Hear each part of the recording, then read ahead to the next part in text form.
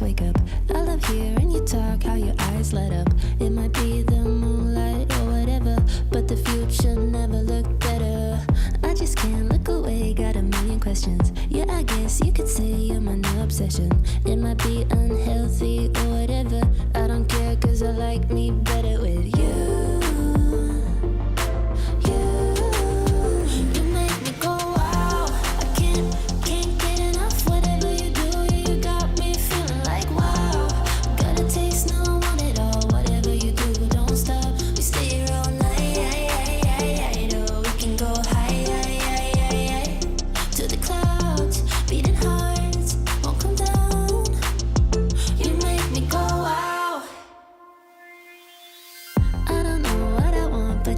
Like it. I'm a day in the sun, you're a cold cider.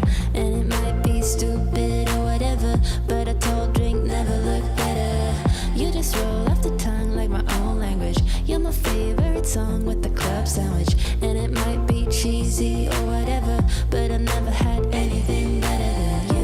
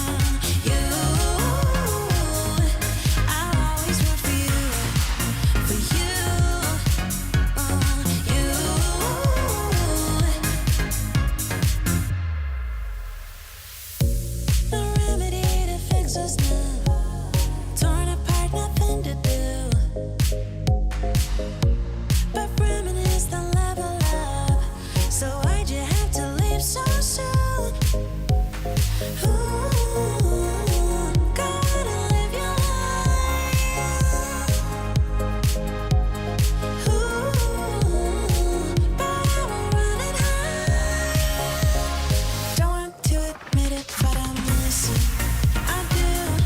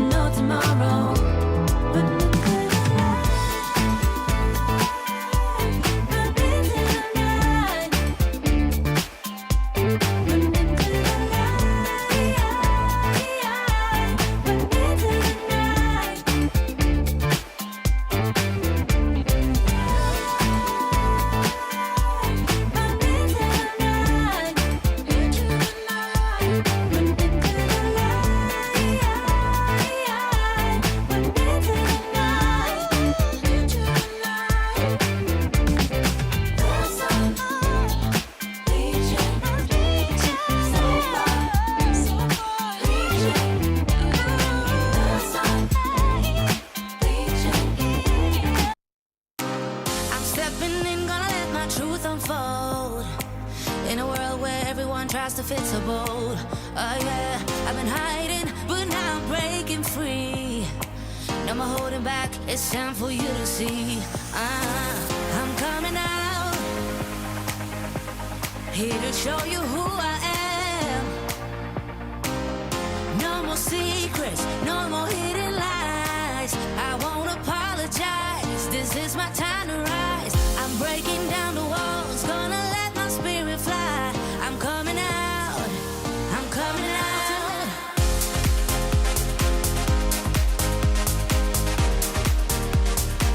I'm coming out tonight.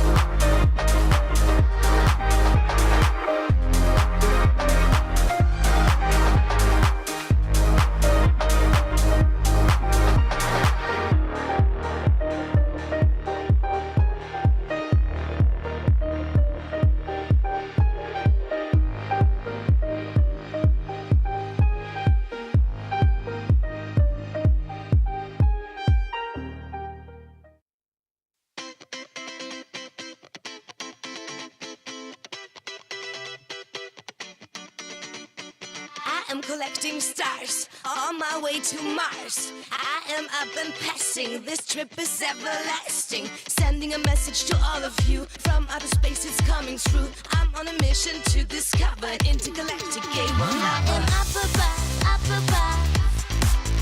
giving all my love, all my love. I am up above, giving all my love, all my love. I am ready to go. Sending hello, hello, come and let me know. Sending hello, hello, I am ready to go. Sending hello, hello, come and let me know. I'm on a mission to discover.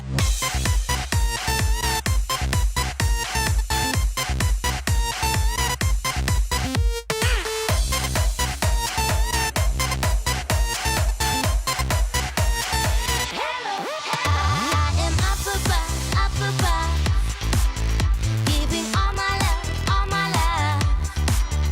I am up above, giving all my love, all my love. I am ready to go. Sending hello, hello, come and let me know.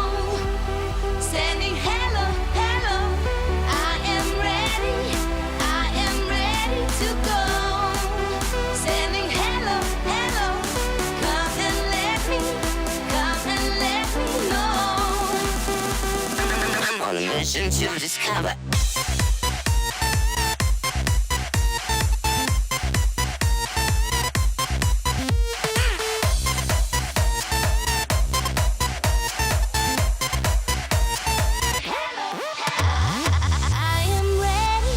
I am ready to go.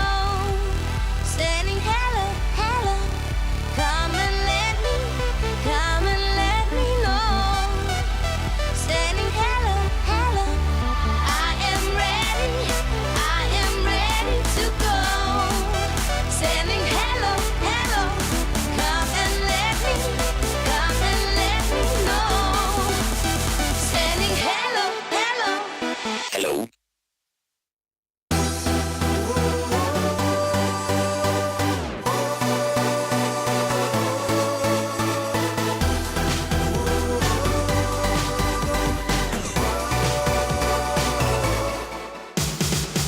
When I met you in the club that night, the moment you arrived, it was more than nice to meet you. I know, baby, that you're one of a kind, with a body perfect and divine. Oh, so come and let the music play, so we can move our bodies. And girl, no matter what you do, just do it hot and naughty. We drink the bar 'cause we don't pay. Tonight nothing brings me down, down, down. Oh, I can tell you now, this is gonna be the best time of your life. I can see it now. This is gonna be the best time of your life, time of your life, yeah, yeah, time of your life, time of your life, yeah, yeah, time of your life, time of your life, yeah, yeah, best time of your life. Finally, baby, we've been up all night. The sun's about to rise, and it's nothing but a feature dancing, moving slowly out of sight. Feeling vibrant and alive. Oh, let's do a thing and celebrate. Cruising a Ferrari, let's live it like it's the last day, and head for the next party. There's nothing they can take away from me. Yeah, 'cause nothing brings me down, down, down. Oh, I can tell you now, this is gonna be the best time of your life. I can see it now. This is gonna be the best time of your life, time of your life,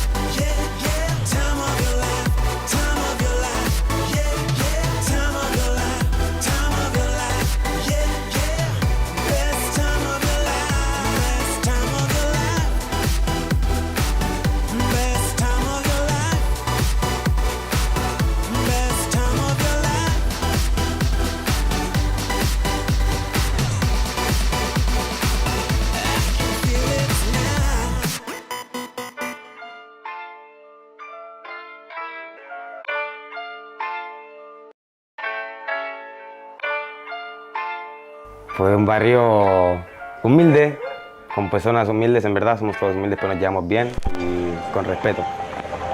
La importancia del fútbol, porque hace olvidarte de todo, tirar para adelante. A la gente a alguno le hace progresar y todo el mundo busca su futuro así.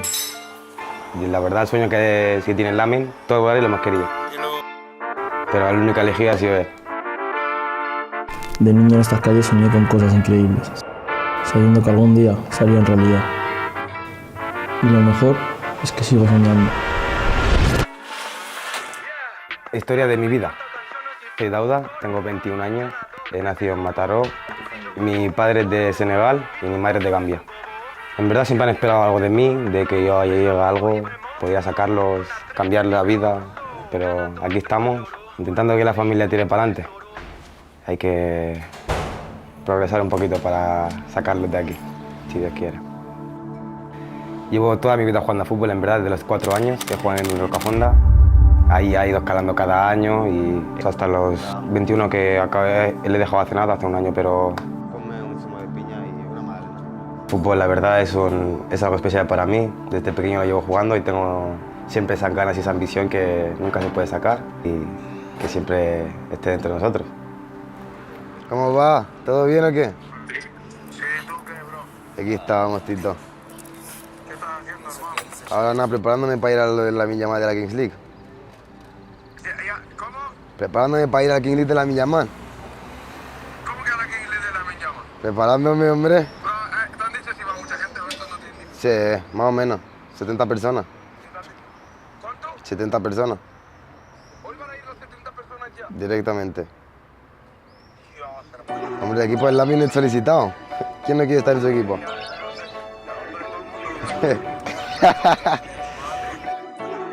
Dale, va, pues luego hablamos entonces. Dale, Tito, hablamos. Que vaya bien, Gel. Dale, hermanito.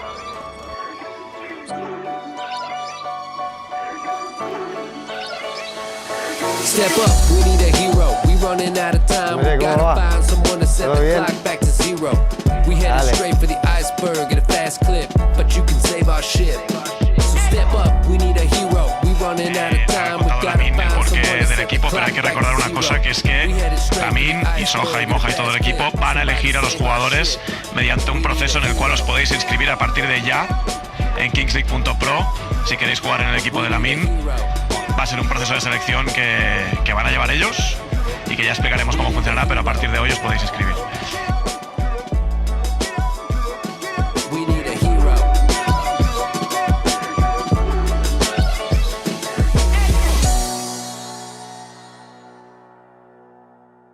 Más de 1.500 inscritos, de los cuales 60 vinieron a competir hoy por el sueño de vestir esta camiseta. 1.500 personas compitiendo para ser seleccionados del gran equipo de la camiseta. Que tenga entusiasmo, carisma, que tenga muchas ganas y nada, eso. Hola, soy Sohype, tengo 22 años. Mi Instagram es... Instagram es Sohype22. Bueno, repetimos.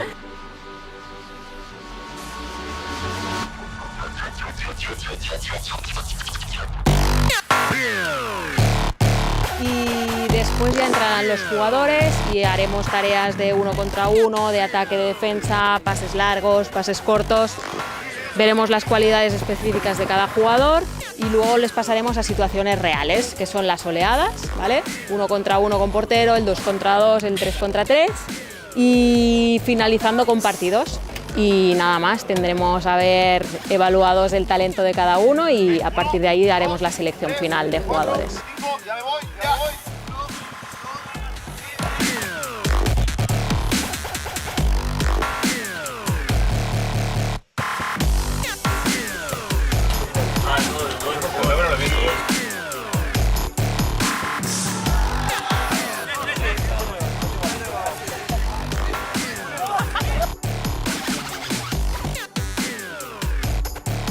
Top 3 de jugadores que hayas visto en los tryouts. El 29, el 42 y el 9. Explícaselo bien porque este es un empanado. Vale, espera. El 49, el 39 y el 15. Entrenador. De lo visto hasta ahora te diría el 29 de blanco, el 2 de negro.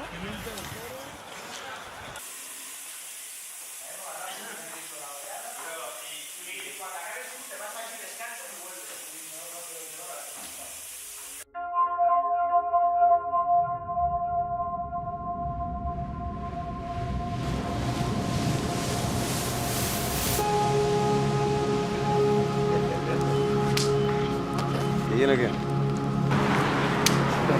Si yo no tengo problema, en verdad.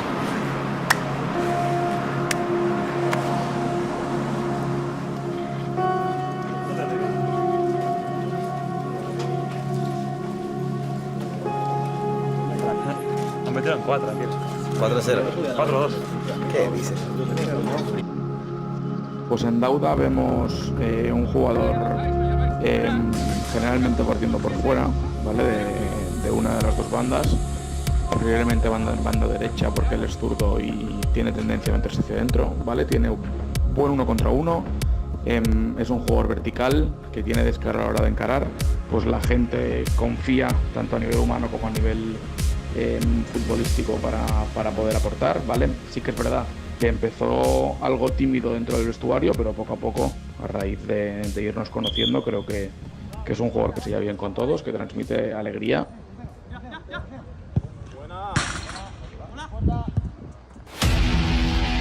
Yo. Okay. Look. Hey. I'm the winner, the finisher, bender, the better, just go and get out of my way. I'ma keep fighting the thunder, the lightning, you frightened, it's best to stay out of my lane. Cause I got the power, I done it for hours to make you a coward, it stinks. Cause I be on top and not gonna drop, ain't never stopping the king, cause I am the... Mira, me ha llegado el correo. ¿Qué dices, tío? Estimado jugador, tu participación en Estrellados te celebraste. Enhorabuena, has sido seleccionado por la capital. Ahí está, tío. ¡Hostia!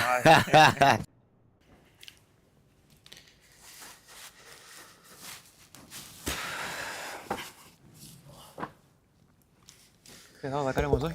Vamos a entrenar un poquito, ¿no? Ya hemos sufrido 2 días de entrenamiento. Ahora vamos a ver qué hay. El entrenamiento. La verdad, mira, el campo está bien, ¿eh? Sí. Muy top. Hay ganas, ¿eh? ¿Quieres traer las botas hoy o qué? El especial no me voy a olvidar. eso esperemos, a ver si es verdad. Vamos a ver, vamos a ver. 1. Bien, chicos, va. Enhorabuena por estar dentro ya, ¿de acuerdo? Y un fuerte aplauso también para vosotros.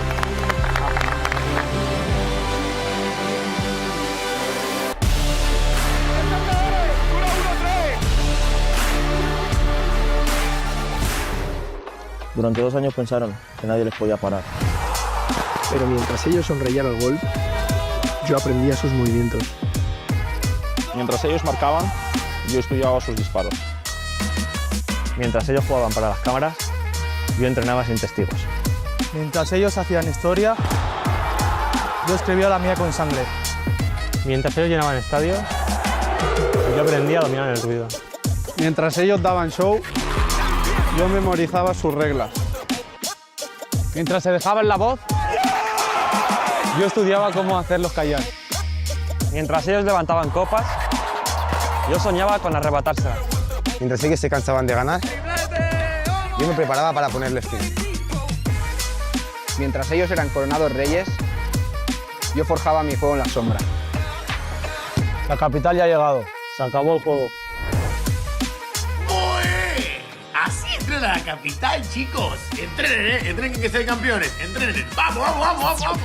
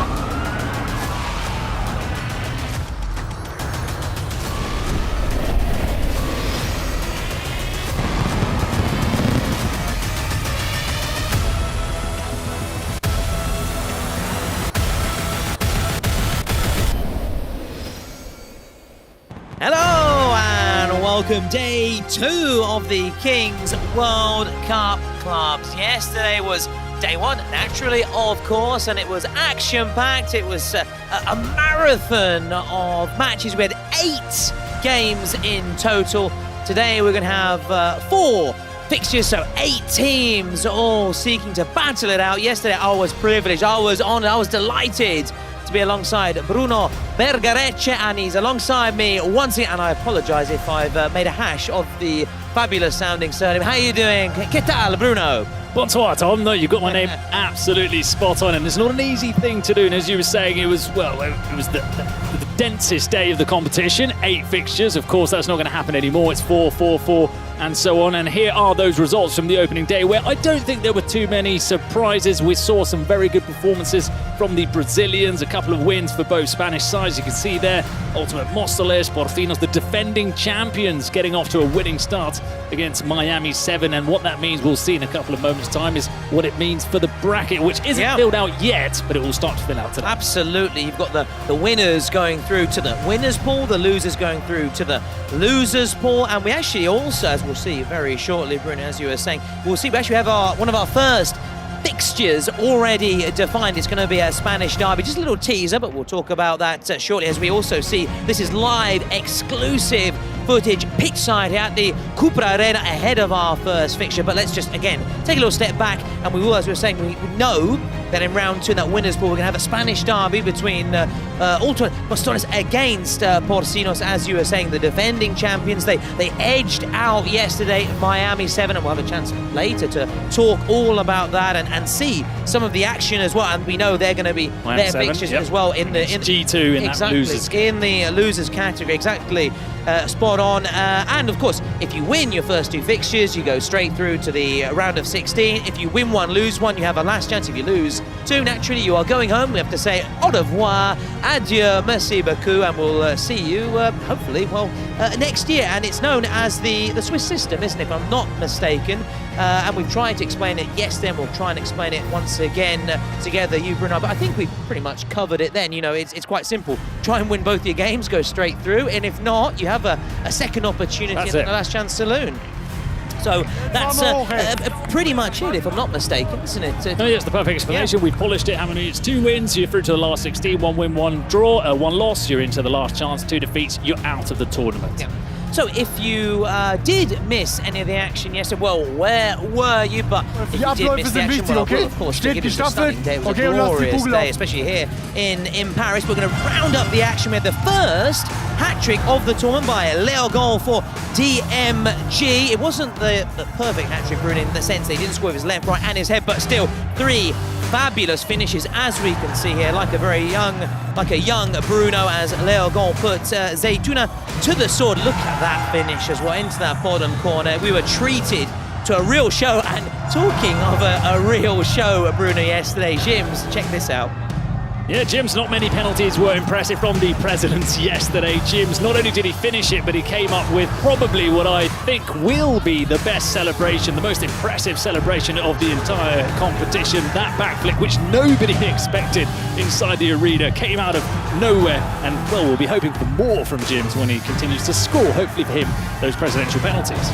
And moving on, we had the Moroccans inside the house yesterday. They brought the colour, they brought the fashion, and they brought the noise. It was deafening. Yes, at times I could barely hear you, Bruno. It's a good thing you probably couldn't hear me with me prattling on. I could see you dancing. Yeah, I could see you dancing. You were getting swept away by the Moroccans. Absolutely, because it is contagious. But unfortunately for them, UC were unable to get the better of Panam All-Stars, the French side, which managed to win 5-4, despite, though, this man here, Ilias, the president, and he's a colourful character, to put it that way. He's certainly full of confidence. Look at this. Well, he did the whole package, didn't he? Went up to the goalkeeper, he sort of taunted him and said, I'm going to put it over here, so make sure you dive that way. And to be fair to him, he did strike it where he said he was going to. It was a bizarre run-up, probably not the most conventional, and also unconventional celebration. Not as impressive as Jim's, but he's also got that sort of wow factor about him. Wow, indeed. And wow, indeed, also because Galacticos del Caribe, a little bit of controversy, a few polemiche, as the Italians say, because the goal that was worked up, which actually the winning goal for GDC in the build-up, the Germans felt they should have had a corner, a goal kick was awarded, GDC naturally playing to the whistle and taking advantage and getting that goal to make it a disappointing start for Era Colonia. Leitner was very disappointed. He didn't really cover himself in He much was heated glory. throughout the whole game, wasn't he? Yeah. And I don't think he was in the right there. The referee dealt with it very well. Galacticos del Caribe played to the whistle, as you say, and ended up winning the game. And for me, this was the game of the day. It was an Argentinian side against a Brazilian squad at Fordia, who have presented their credentials in this tournament. They're going to be very difficult to beat. Lipao and Leletti, what a double-pronged attack they have in those two players with the bleached silver hair. Oh, I love it. It was a sort of Cisco-esque, wasn't it? Eminem-esque, and they were brilliant. This was not so brilliant, unfortunately. It was the first straight red card we had of the tournament. Aitor Vives of Miami 7. And Miami 7 were in control, really, up until this point. This red card turned the tide, allowed Porcinos to capitalise, come back, and the defending champions managed to get off to a winning start in their game one. And then we saw the action earlier. This was an earlier game. Ultra Mostoles, we spoke about this together, didn't we, yesterday, Bruno, in the match itself. They never really got out of third or fourth gear, but that's all they needed to get the victory and get the better over G2, another German side. Yeah, the Spanish champions, and well, I said it yesterday, I didn't say it on the fence. I think they're going to go very deep in this tournament. As you say, they did just about enough to win that game, but we'll probably see plenty more from the side with DJ Mario in the booth. So a new star is going to be shining bright very shortly in this new and important day, might I add, because we're going to shortly bring you all some of the big games and what we feel is going to be the match of the day for us with well, we can already talk about him, even though we won't see him until later this evening, the 10 o'clock, the 2200 kickoff. Lamine Yamal with La Capitale, a new star in this galaxy, this universe that is Kings League action. Bruno, I can't wait. I think someone else needs to explain it a wee bit better, so you at home, Listen to this. Listen to this.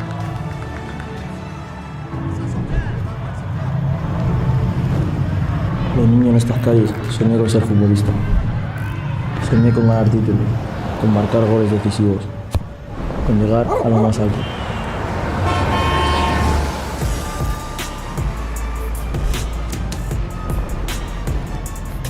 De niño en estas calles soñé cosas increíbles, sabiendo que algún día se harían realidad. Y lo mejor es que sigo soñando.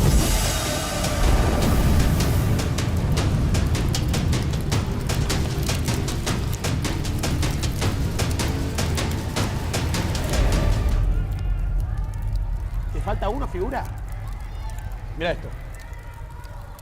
Así era, ¿no? Barcelona's golden boy with La Capitale will be taking on Persas 2200R, fourth and final fixture of this, another action-packed day here as we just go pitch side here and check out the warm-up between what's going to be the first fixture, Fluxo FC against Futbolistas Locos FC, Bruno, but of course it's natural that we're already starting to think about La Capitale later this evening. Of course, because it's the arrival of probably, arguably, the hottest property right now in world football, and we've seen a lot of good big names from former professionals joining the Kings League, but now you've got Lamine Yamal, who's the up-and-coming star, who will be featuring in that game, or his team will be, the 10 o'clock kickoff, which is the blockbuster clash, but you've got 4 games before that, which is interesting. You see the Saudi Arabian side, well, Saudi Arabian president, but there's a bunch of Colombian players in that squad taking on Gigantes, always interesting, from Spain, from Barcelona, Fluxo, the Brazilians, always bringing the flair against the Germans from Futbolistas Locos. The German sides yesterday were solid. Underwhelming, yeah. And Boomers, the Italians, who you were impressed yesterday with Zeta. I was. They made a real statement, so I'm really excited to see Boomers. I'm eager to see whether Germany can get off the first win. Yeah, that's why you're right, they're very solid, but overall I think they were a little bit underwhelmed. We expected a bit more. We saw, of course, their determination, their desire to win, their organisation, but they were unable to get up and running as we get this live exclusive footage here, pitch side ahead of our first fixture between Fluxo FC, a Brazilian side, against Futbolistas Locos FC, which sounds Spanish, sounds maybe Colombian, South American, but it isn't, is it? Yeah, Spanish, it means crazy footballers FC. Jetzt zählt's, Männer. But Das ist der Moment, wir sind seit 3 Tagen hier. Where they hail from, we were speaking about it. They're from Hamburg, if I'm not mistaken. That is correct, yeah. Hamburg, in the north of Germany. So, very far away from the terminology that represents the team, but I suppose they went for something a little bit exotic. Listen, I like that. We'll see whether we'll be liking their football or not, or whether we prefer the Brazilian style. The match is on the way very, very shortly.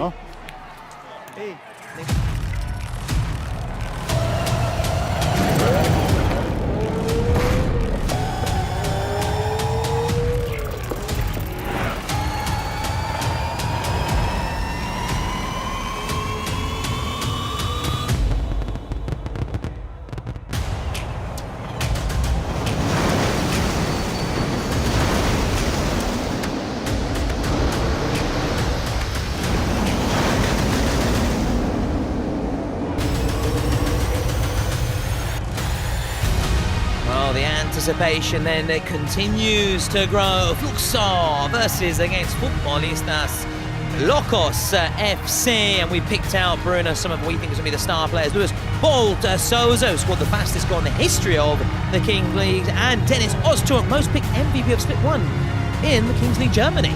Yeah, and we were saying that it's going to be very difficult to beat that record. 2.22 seconds is remarkable. I mean, it's almost the time it takes for the ball to travel from the halfway line into the back of the net. So I don't know how anybody can beat Bolton. It's almost ironic that is his name, the quickest goal scorer. But Dennis Ozturk, as you say, most MVPs in the first split, the only split which we've had from the Kings League in Germany up until now. Their president, someone that you know very well and have followed very closely, Kenan Yildiz, the player from Juventus.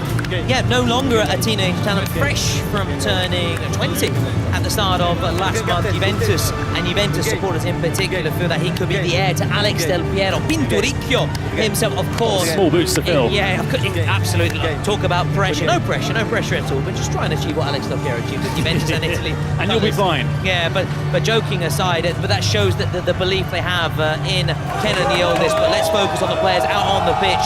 Fluxo FC, Futbolistas Locos.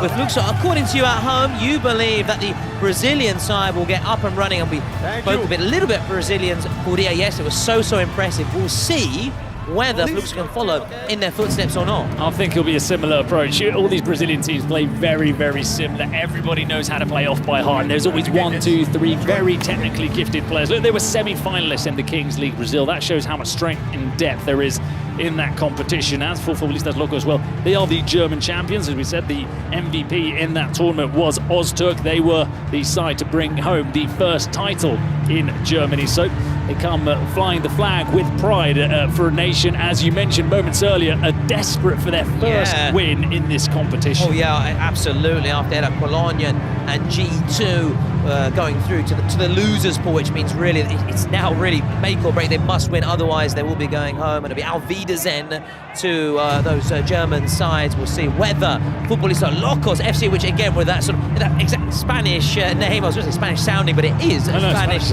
But they representing Germany. They're from Hamburg, which is a very multicultural city as well, so understandably an international name. As the lights continue to go in this city of light, which is Paris, we're about to get underway then.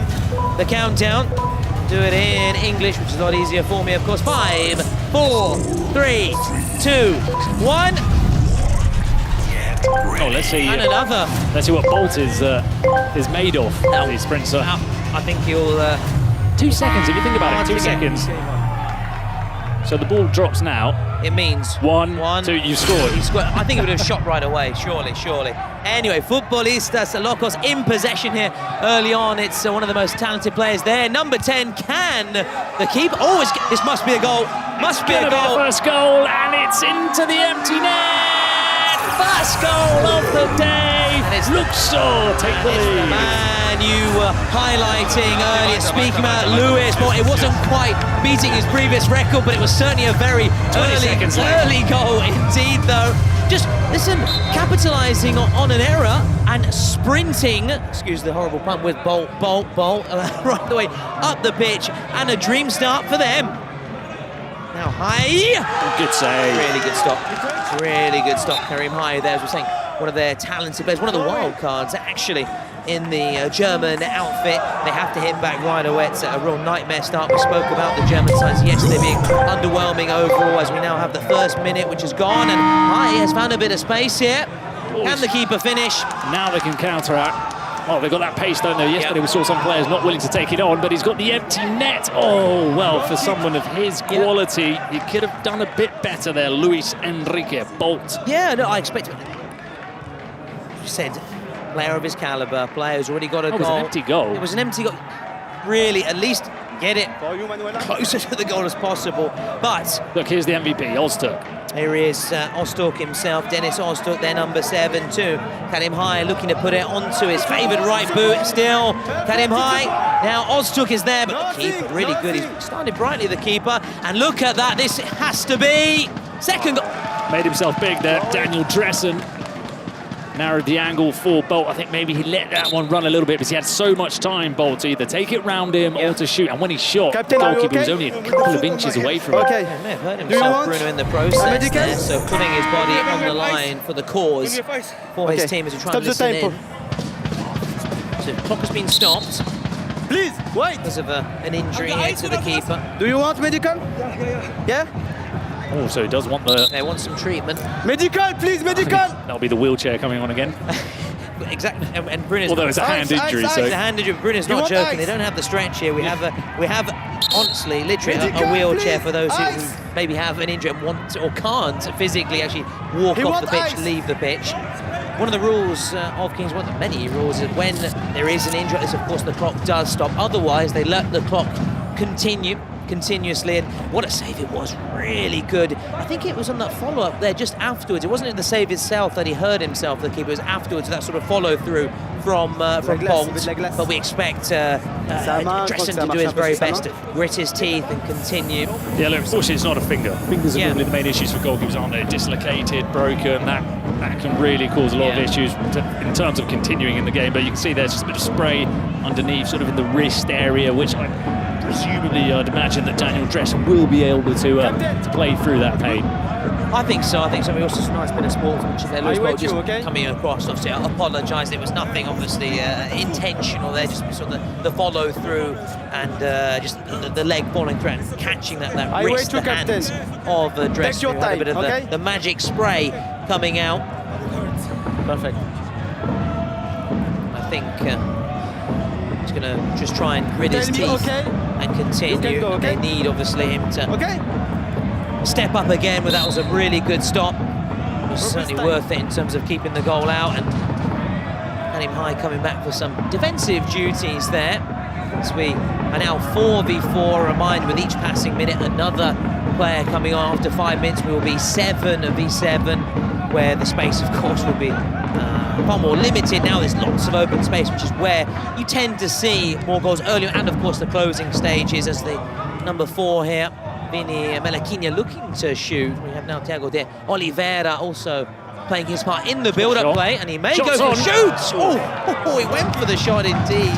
That was impressive. Oh, the shot was on naturally, wasn't it, for the goalkeeper, because they were blocking off any pass and sort of saying, if anybody's going to shoot here, we'd rather it be the goalkeeper than the outfield players. Although from what we've seen in the Kings League yesterday, by no means are the goalkeepers any slouches when it comes to finishing. Oh, absolutely not. He can save as well. Oh, Mr. MVP, Dennis Ozturk, stinging the gloves off Thiago de Oliveira, involved at both ends. And yes, I was a little bit surprised, wasn't I, Bruno, when a goalkeeper scored? But you quite sort of said to me, well, if you have as many viewers watch the Kings League, you know that it's actually quite common for the keepers to get their names on the score sheet and of course play their part at both ends of the pitch. And talking of keepers, Dressen could be called into action here as he went diving to his left, and did he get a touch, or did it take a touch on his way through? No, he made a touch, and I was looking at him to see if there was any sort of grimace on his face after making the save, or if he held his right hand, his wrist, and it seems to be okay, no reaction.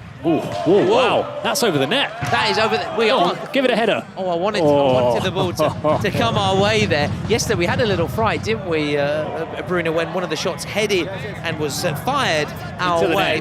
But obviously we were protected by the net, but we just forgot that the netting was there. Well, I never would have imagined that somebody would have been capable of shooting over that net. Over that net and over that little barrier as well above it, which is obviously keeping the lights as well.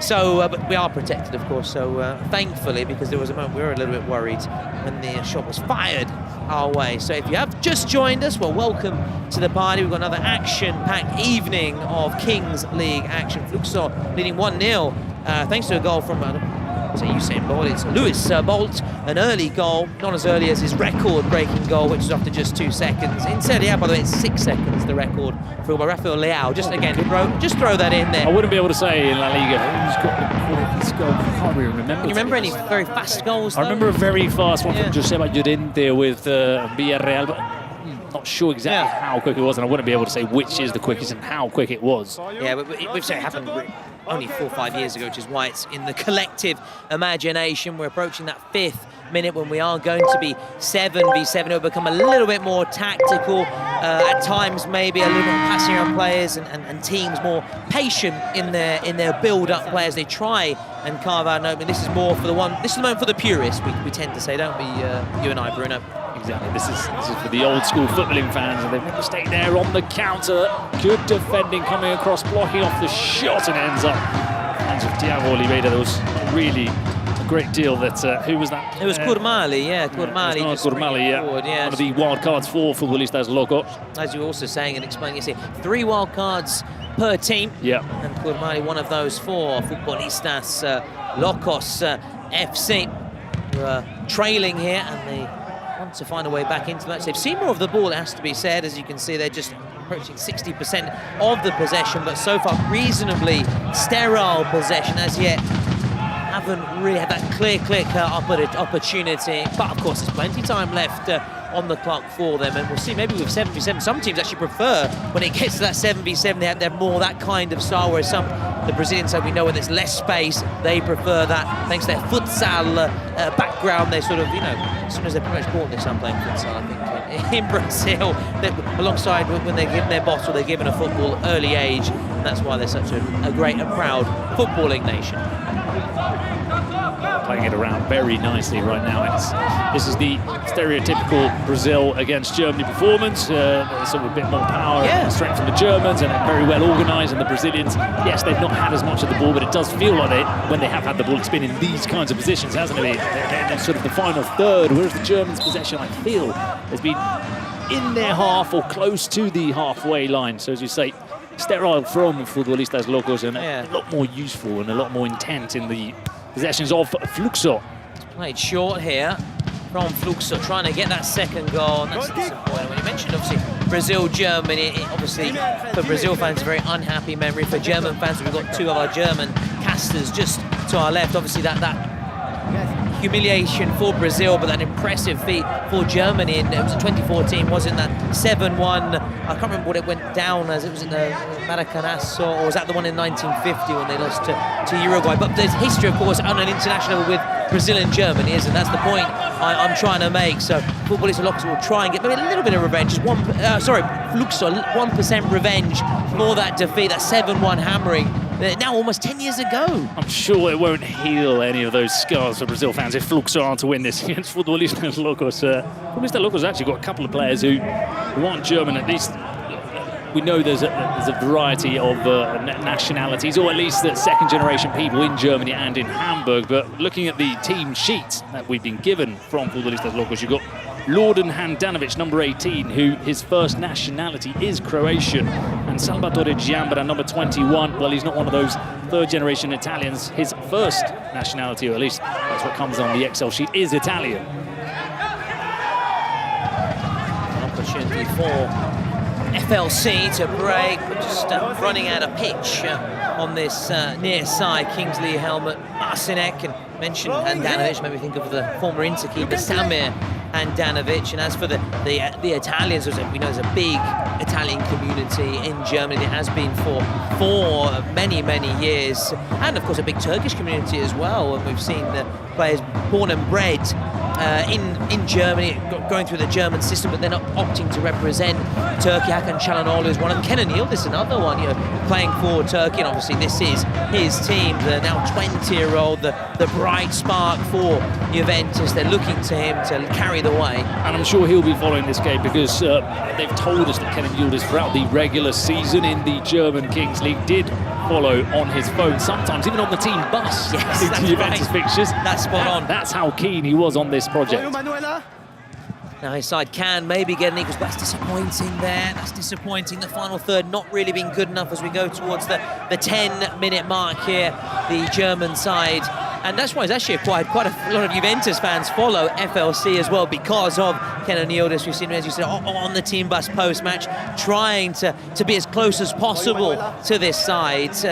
Kenan Yıldız, of course, commitments naturally coming first with Juventus, but now that the season is over, although I have to say that the Club World Cup is on the horizon, so he'll be gearing up for that after his upcoming international commitments, but then, of course, naturally keeping one eye on the Kings League here at the Cupra Arena for the regular stage, for the group stages, right the way through to the semi-finals, as FLC are just trying now to find that equaliser, make it 1-1, make it game on again. They could, of course, play a presidential penalty. Those are and can be used in the first half. This is promising, very promising. Salmin Rebronia, 1-1. We said it was promising, and here is the outcome.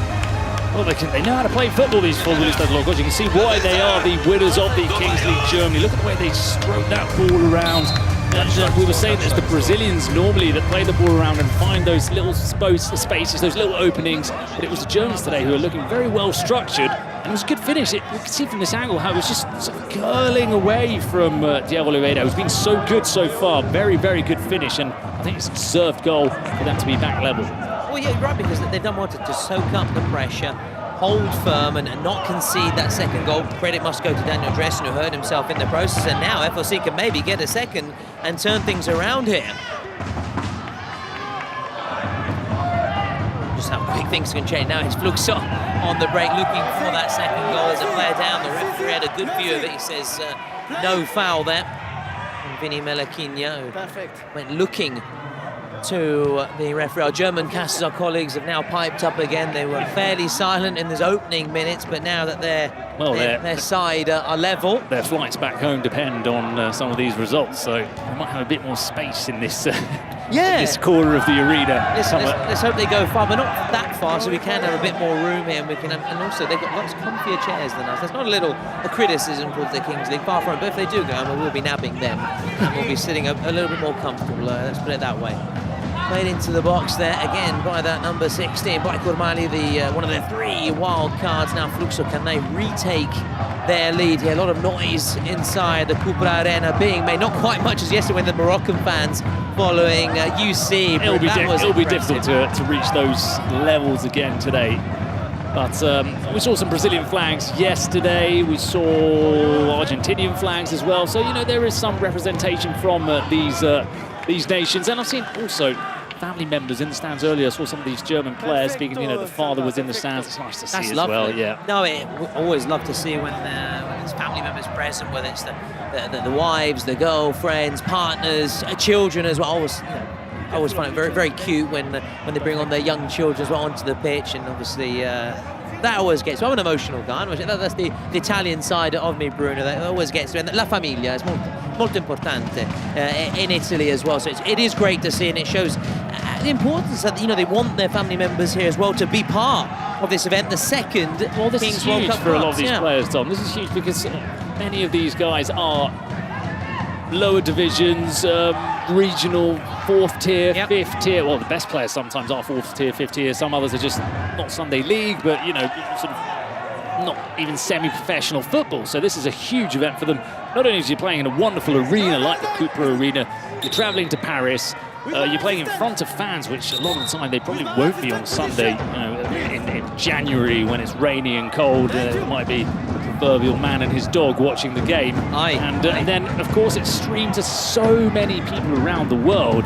It just gives you so much visibility, and opportunities can arise for some of these people. Absolutely. It's a way to put yourself on a real platform, the shop window, as they say, and we've seen that, and players really come to the fore as Fluxo is passing it around nicely. The shot coming in, but as always, rising. Listen, I was chatting earlier to Samba, who works behind the scenes, and one of the staff members of the Kings League, and I was asking, we're chatting about Fluxo, and she was telling me that, if I understood correctly, Fluxo is the sort of the Portuguese word for, or in sort of Brazilian kind of dialect and slang, for like party. It's a street party. That kind. So Fluxo are trying to bring that Samba style here as they try and retake the lead here. So far, you can tell that that's their kind of approach. Did you see them coming into the arena? Oh, that was it. That was them, wasn't it? Music, there you go. go. They came in with the samba music, the good vibes. You see that with the Brazil national side as well, when they're on the bus. Music, good times, good fun. That's how Brazilians approach football. And here they are trying to get that second goal, which they do. Fabulous trying. They retake the lead. They're loving it in the stands. They're loving it in the presidential booth. They are now leading 2-1, and it was a wonderful hit by Thiaguinho. Well, yes, celebrations in that presidential booth. The good news is that both presidents are here today, which means we will get presidential penalties. And in that booth, you've got Nobru, who is one of the two owners or presidents of this team. There are two Free Fire gamers. So that's wow. Games. You know, we're talking about Fortnite. Yeah. Free Fires. Yeah, you're a big battle royale man. Is another game. So he's one of those big names on that scene, and he's here in that booth today, showing his support, and he'll have to step down to take a penalty at some stage in this game as well. Presidential penalties can be played in the first half, but it's more common to see them in the second. That is when the Fortnite secret cards can be played only in the second half, and perhaps to go into the final stages here as they might get an equaliser.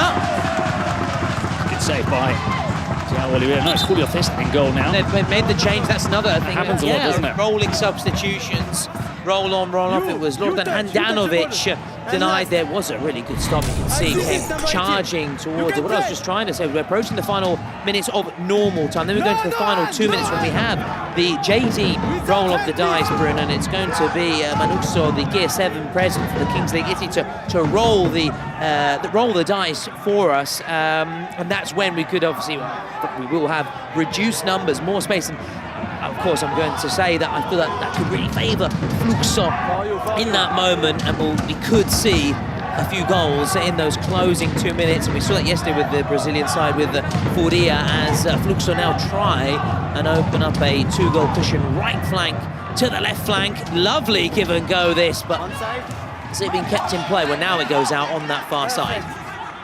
It's good defending, as you say, the 1-2, it's sharp, it's precise, it's quick. They're starting to play themselves into this game, Fluxo. We're starting to see what we were maybe expecting from them prior to kickoff, and they look a lot more comfortable. At 1-1, seemed a little bit flustered. I thought maybe Futbolistas Locos were slightly edging the game, but you can see that the tide is turning. Possession, though, is still very much in favour of the Germans. Absolutely, as they try and get that third goal in the final minutes of normal time. Can they get it on that occasion? They can. Will Futbolistas Locos, will they try and go all out here and get that equaliser, or they just say, okay, we'll keep it at 2-1, just keep it tight, going into the JD roll of the dice, which is coming up shortly. It will be their president. This you can see what he was going for there. Once he nicked that ball, he was looking for the chip, as Daniel Dressen was a long way off the line, and it's Vinny with number 7 on the back of his shirt. That's normally a pretty strong combo. Oh, absolutely. I'm wondering, they're just saying it's easy to say from him. In hindsight, they've had options left and right. He did, but you know. But we want to see that. He nicked the ball, so he earned himself the right to be a little bit selfish. So we're now into those closing stages before the JD roll of the dice, Bruno, and it will be Manuxo, Gear 7, president of the Kings League Italy, the honour, the privilege of rolling the JD dice. It's going to be the first one of this action-packed day. Our official partner of the Kings League World Cup clubs. And as we were saying yesterday, make sure, Bruno, I'm going to keep hammering you about this, you download the app and visit their website, one of their many stores, to check out the new range and all exclusive and only at JD Products. And it is the JD that comes out there, which means it is a 1v1 with goalkeepers. So thank you again to JD, our official partner. And make sure you follow their Instagram as well, like everybody else, because there's a lot of exclusive content on there. I follow them already.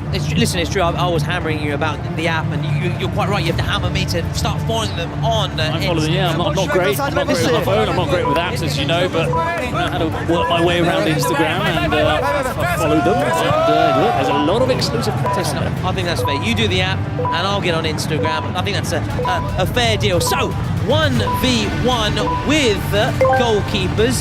We often see both start with a goalkeeper, and then they'll try and take that goalkeeper from two outfield players when they're in possession, but you'll see it in action very shortly with Fuxo on the ball right away with Bolt here. Trying to naturally work himself into a shooting position here and get the first effort on target in these final 2 minutes of the first half. Bolt, can he get the shot away? I didn't think he was going to find the angle or the corner. Dressen didn't get across.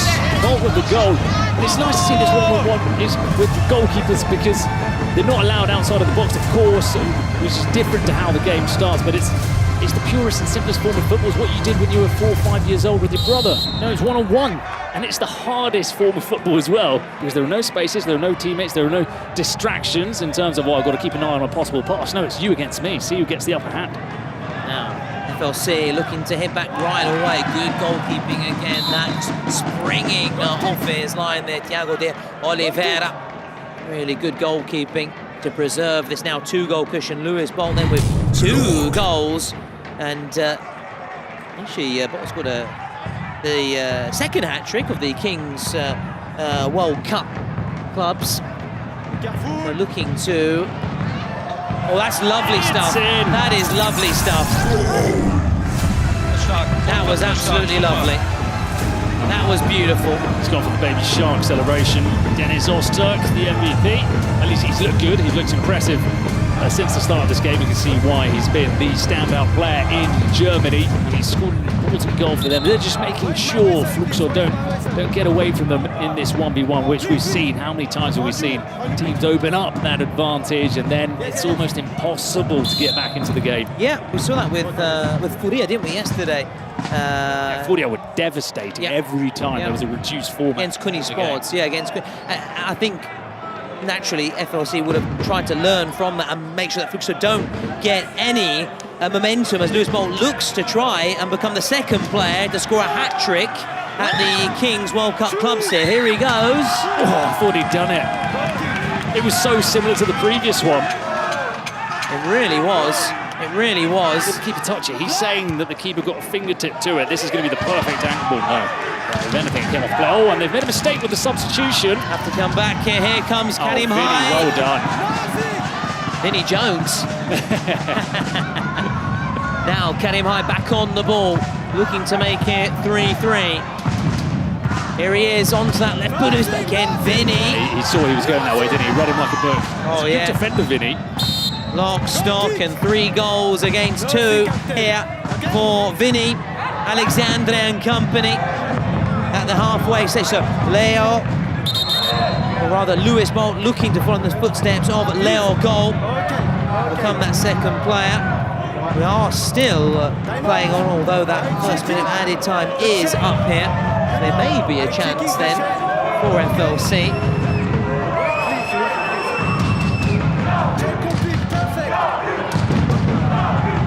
The chance of Brazil just to our right here. Seems like something's being checked. Yeah. Checking in progress. Checking in progress. Let's see. They're going to offer us what is being reviewed. Yes. What is it? Oh, it's to do with the substitution, isn't it? Ah, there you go. Yeah. Did he go through the right channel as well? Did he come on through the right channel? The VR check the change, okay? Check complete is good? Yan. Okay, perfect. Check complete, okay? Goal kick. Yeah, it was fine, wasn't it? You can see, I think they reacted very slowly to the substitution, but they made it, as you say, in that corridor. It's got to be in between those lines, that little channel, and they got it right. I mean, they did it late, but they got it right, and fortunately for them, Vinny was quick to get across and make that challenge. So 3-2 then at the break for Fluxo against Futbolistas Locos. We'll listen in to what's being said out on the touchline. We'll back shortly for the second half. The feet is in the hand, okay? But after the break, and after the play out, okay, the good procedure down, okay? No, but the procedure is good, okay? Yeah, sure, you feel me, okay? No, but the situation is good, but the player ate in the out, And let it throw. after, yeah. That's so Confidence me, please. Confidence me, okay? Okay, Männer, kommt zusammen. Kommt zusammen, ganz kurz. Ein, zwei Dinge. Okay, wir haben die Kontrolle hinten, das passt. Jungs, passt auf. Nicht nur vorne einfach. Ei, o Jeff falou que o pênalti é o Thiaguinho, tá? Se eles chamarem o pênalti, vai o Thiaguinho. Mas você volta no jogo. 1, 2, 3, segue o fluxo! Ei, o Júlio vai, tá? Aí pênalti vai você. Essa carta dele. Nicht die zwei im Zentrum, okay? Weil sonst sind wir hinten komplett offen. Denkt da an die Restverteidigung. Nehmt euch Zeit, es steht 3-2, es ist alles gut, okay? Wir sind drin. Mit Überzeugung, okay? I think you took away the same as me from that, didn't you? Alles good. That was the only thing unfortunate. I wanted Bruno to say, oh yeah, all the tactical nuances of that speech understood, but Alice Good was Alice Good, I'm guessing he's saying, look, we're losing, but don't worry, guys. It's okay. Keep it cool. It's okay, we're Keep still it in cool. this. Whereas as for the Portuguese, obviously spoken by Flukes, I love the sounds of it, just the way it was flowing, and the there, the down, the there, the jab. It's just beautiful. I wish I could understand Portuguese. I know a little bit, obviously being Spanish, Bruno, you can understand a bit of it, or rather you read it well. Yeah, look, you can understand most of it, but they've got such thick accents that even for us, it's tricky at times to know exactly what they're saying. But it's a beautiful sounding language, and so far it's a beautiful scoreline for them. They're leading 3-2, but they're looking to defend this very narrow advantage. This is where the secret cards and the presidential penalties are going to be key. I'm going to say this now. I think Futbolistas Locos can take this. Oh, wow. I think they can. Wow. So you think that the first German side to get up and running? Yeah, and it's not that they've been a poor team, but it's the worst Brazilian team I feel we've seen. Not that they've been bad. The Brazilians yesterday were so good. Not the level of Furia. I feel like they're a step below them. They're a step below them, and Futbolistas Locos, you can see they're a bit better as well than the German sides we saw yesterday. So they're quite evenly matched, and I don't know, I've just got the sense that the way that the game is going, they're in this. Melequinha, decisive player, 2 MVPs along the way for him. We'll see whether he can leave his mark here, and there he is. We're just focusing it on for you, Vinny Melequinha, trying to obviously get you lots of tidbits, lots of little stats and facts along the way. Bruno and I, for those who are new to the Kings League, and if you already know it, then you can say, well, I want more, and we'll try and get you more, and talking of more, Brooks want more and more goals, and they may get that here. As Bolt tries to turn, a tame effort in the end, didn't really get much power, was boot through it. That was a good turn, it was really quick, but Nikos Chichi, the defender, that's a name for you, Chichi, and I won't tell you what that means in Spanish. He met him and turned very well and made a very good defensive effort to make sure that shot didn't have too much venom behind it. Again, they're always looking for Bolt, really. They're playing quite a lot through him, whereas we saw Furia yesterday had Lipao, Leletti, Mateus dos Santos, so they had more players that could actually get on the ball and create. Here you feel I'm not saying they're a one-man team, but they're looking to Lewis Bolt to really be the inspiration. You sense that, and that's probably why you feel they're maybe a little bit lower down on the rung. Yeah, there are fewer options, aren't they? Whereas against Furia, it was like you had to choose your manner of death. Like, am I going to dive through strangulation or I'm going to die through. Well, I'm not going to go into details into ways of dying, but you know, there were multiple ways that they could harm you. Whereas here, as you say, if it's not Bolt, Vinny, I'm more impressed with him defensively, his energy, more so than his sort of one-on-one capabilities. But you don't really feel there are that many players in this team that take on somebody that makes something happen, that score a goal out of nowhere. Yeah, no, in FLC, they continue to pass it around nicely. They're all very comfortable on the ball. It has to be said, that's a really good ball. Is this going to be the equaliser? That must have been a foul. No, we're playing on. It will be checked, of course. Long range strike, and it's trickled in. Vinny Alexandre opens up a 2-goal cushion. They're enjoying some tasty treats behind the scenes. It wasn't the tastiest of goals, but it took a big deflection. It's a very sweet, sweet feeling. Well, it just happens time and time again in the Kings League. You need to shoot, just shoot, because there are so many bodies in the way. It's very rarely do you see somebody shoot and it's a clean path to goal. That doesn't really happen here. So how many goals have we already seen in these last couple of days? They've taken a deflection and the goalkeeper was absolutely helpless and couldn't do anything. You're spot on, Bruno, and it's why we keep saying, have a go. If you haven't got the pass on, have a go. There's lots of bodies out there, can come off any player and take it, as we saw there, big deflection and wrong foot the keeper, basically, wrong foot the keeper. Now we've got Julio Carvalho, not to be confused with Ricardo Carvalho. He's now back on, taking it from Thiago de Oliveira, and I believe a presidential penalty has been called, Bruno. Oh, and it's for the Brazilians, it's for Fluxo. I like that when they take them early, when they've just taken the lead, and it's sort of like try and keep that momentum going, trying to extend your lead. So good timing from them. Yeah, build up a bit of steam. I think that's the right tactic as the shot goes in. It was a good save in the end. It wasn't easy, and it did not just to palm it away as well. Unfortunately, it didn't go to a Fluxo play. It was Helbert Jr. With the strike. As we've got now Vinny Alexandre just trying to create something here before the presidential penalty. If they could get a 5th goal, that would be impressive, and then the presidential penalty. But you speak about momentum, that's important because it's a confidence game, the Kings League as well. While you're on top, you have to try and capitalise, make the most of it. It's just floated in there. Just before the presidential penalty, it could be a double blow for Futbolistas Locos, and look, I take back my words. So Futbolistas Locos, we're going to take this. Well, listen, Bruno, made to look quite the fool. Listen, Bruno, I don't need to say anything.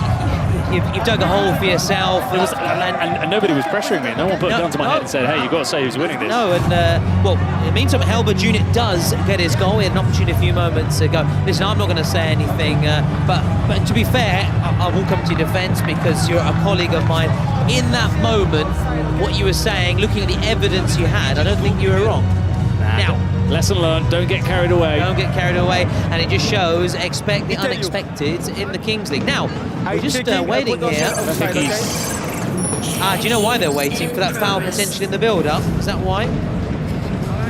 Oh, offside. They're checking if it's offside. No. There's that right foot there. Yeah, you can see. He's clearly on, Bruno. Yeah, he's playing it on. Okay, check complete, okay? It's a good. No offside. Penalty of president. He's going to have to come down now, is the President Nobru. And penalty of president. And this could be 6-2. 6-2. 4 goals they'd have to try and pull back then. Warm embrace and a nice sealed with a kiss. See if it brings him luck or not as he heads down here to take the first presidential penalty of day 2. And we were speaking about this off air. We haven't been that impressed by the presidential penalty so far. We've seen some interesting ones. That's a diplomatic term to say not great. No. Nobody's struck the ball as if they play football, have played football on a regular basis. Yeah, and I've been impressed by a couple of the celebrations, though. Jim's that Jim celebration was incredible. And Ilyas, the UC, the Moroccan president, I like that. That was it was different. It's a little ballet, a little dance. We'll see. Should the president here convert, how he'll celebrate will be something conventional or unconventional. Now listen, you put your money where your mouth was early by saying you believed FLC were going to go on and win this. Well, there was no money there. There was no money involved. Maybe a sweet. Maybe I wouldn't have stuck my neck out as much. So I'm going to put my, not money, but sweets where they are and say he's going to score. He's going to score. Yeah, I think he's going to score. I think we're going to have 6-2. I'm going to put my neck on the line. Here we go. Let's see. Oh, calm. can't finish from Serol, the president, one of the two presidents. I was saying Nobru earlier, but there's two presidents in Flugsort, both of them. Nobru and Serol. In this case, it was Serol that scored the goal, 6-2. Starting to slip away from Futbolistas Logo. Yeah, he's mentioned those two, Nobru and Serol. Nobru is wearing the co-president Serol shirt as a homage to him because he couldn't come as you were sort of trying to get that message across and remind everybody that's the reason why he's wearing well, there you go. That shirt. It's a nice little trick for commentators, isn't it? Absolutely, absolutely. It was one that I have to say I was taken by surprise as well there, but we've got to the bottom of it, and that's good journalism. That's good journalism, getting to the bottom of it. So this is an interesting one. Hitting back right away, and they need something. They need to get a foothold into the match here, don't they, Bruno? So Chef Strobel. Chef Strobel, and I hope it is Chef Strobel, and he's wearing it as a homage to Chef Strobel. I hope it's not Kenan Yildiz wearing it. And if it is Kenan Yildiz, he's putting a bit of timber. Let's put it that way. He's going to score. He's going to score. He's not going to score. He's not going to score. How unfortunate. That was a well-struck penalty. That was going in the right direction. It's the first penalty that's... Oh, look. I mean, that could have gone anywhere after it hit the post. Fortunately for the goalkeeper, it hit his hand and then went the other way. But that's probably the best struck penalty from a president so far. Bruno, you read my mind. I was actually going to say, that's why I was saying he's got to score because he hit it really well. He's actually one of the few that actually taken a proper penalty.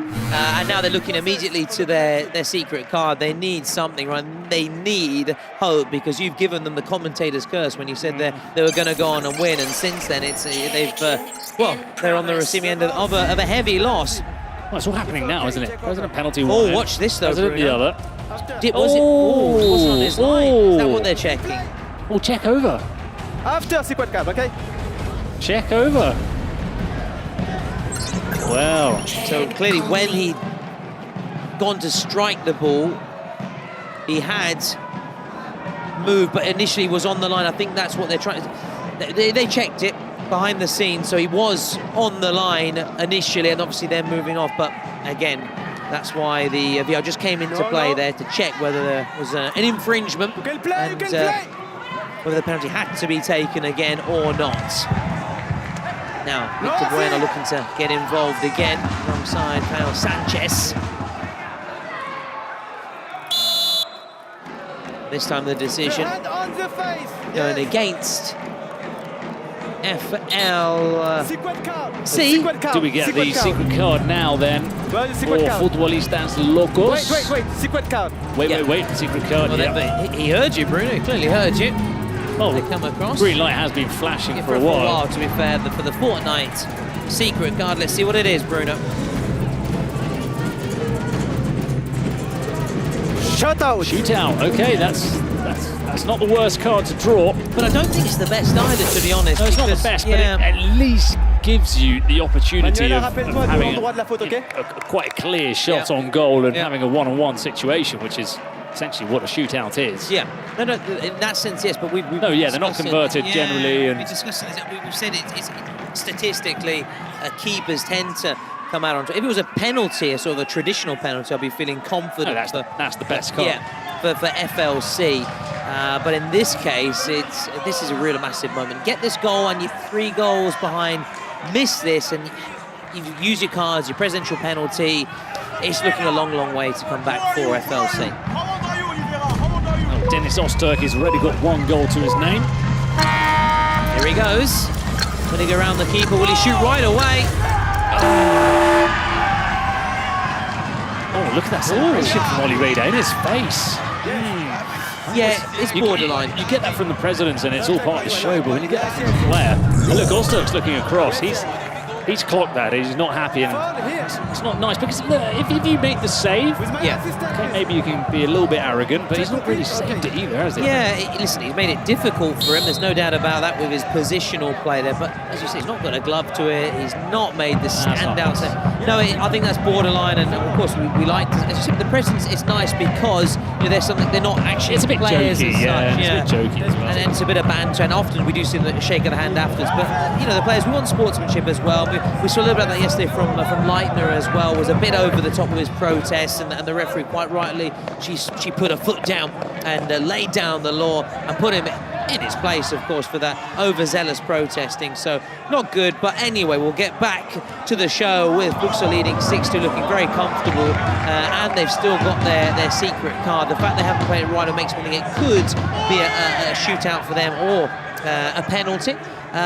Potentially, though, goal's worth double because that's 4 minutes and there's plenty of time left on the clock. We know it can't be a star player because that has to be played at half-time, which we discovered yesterday.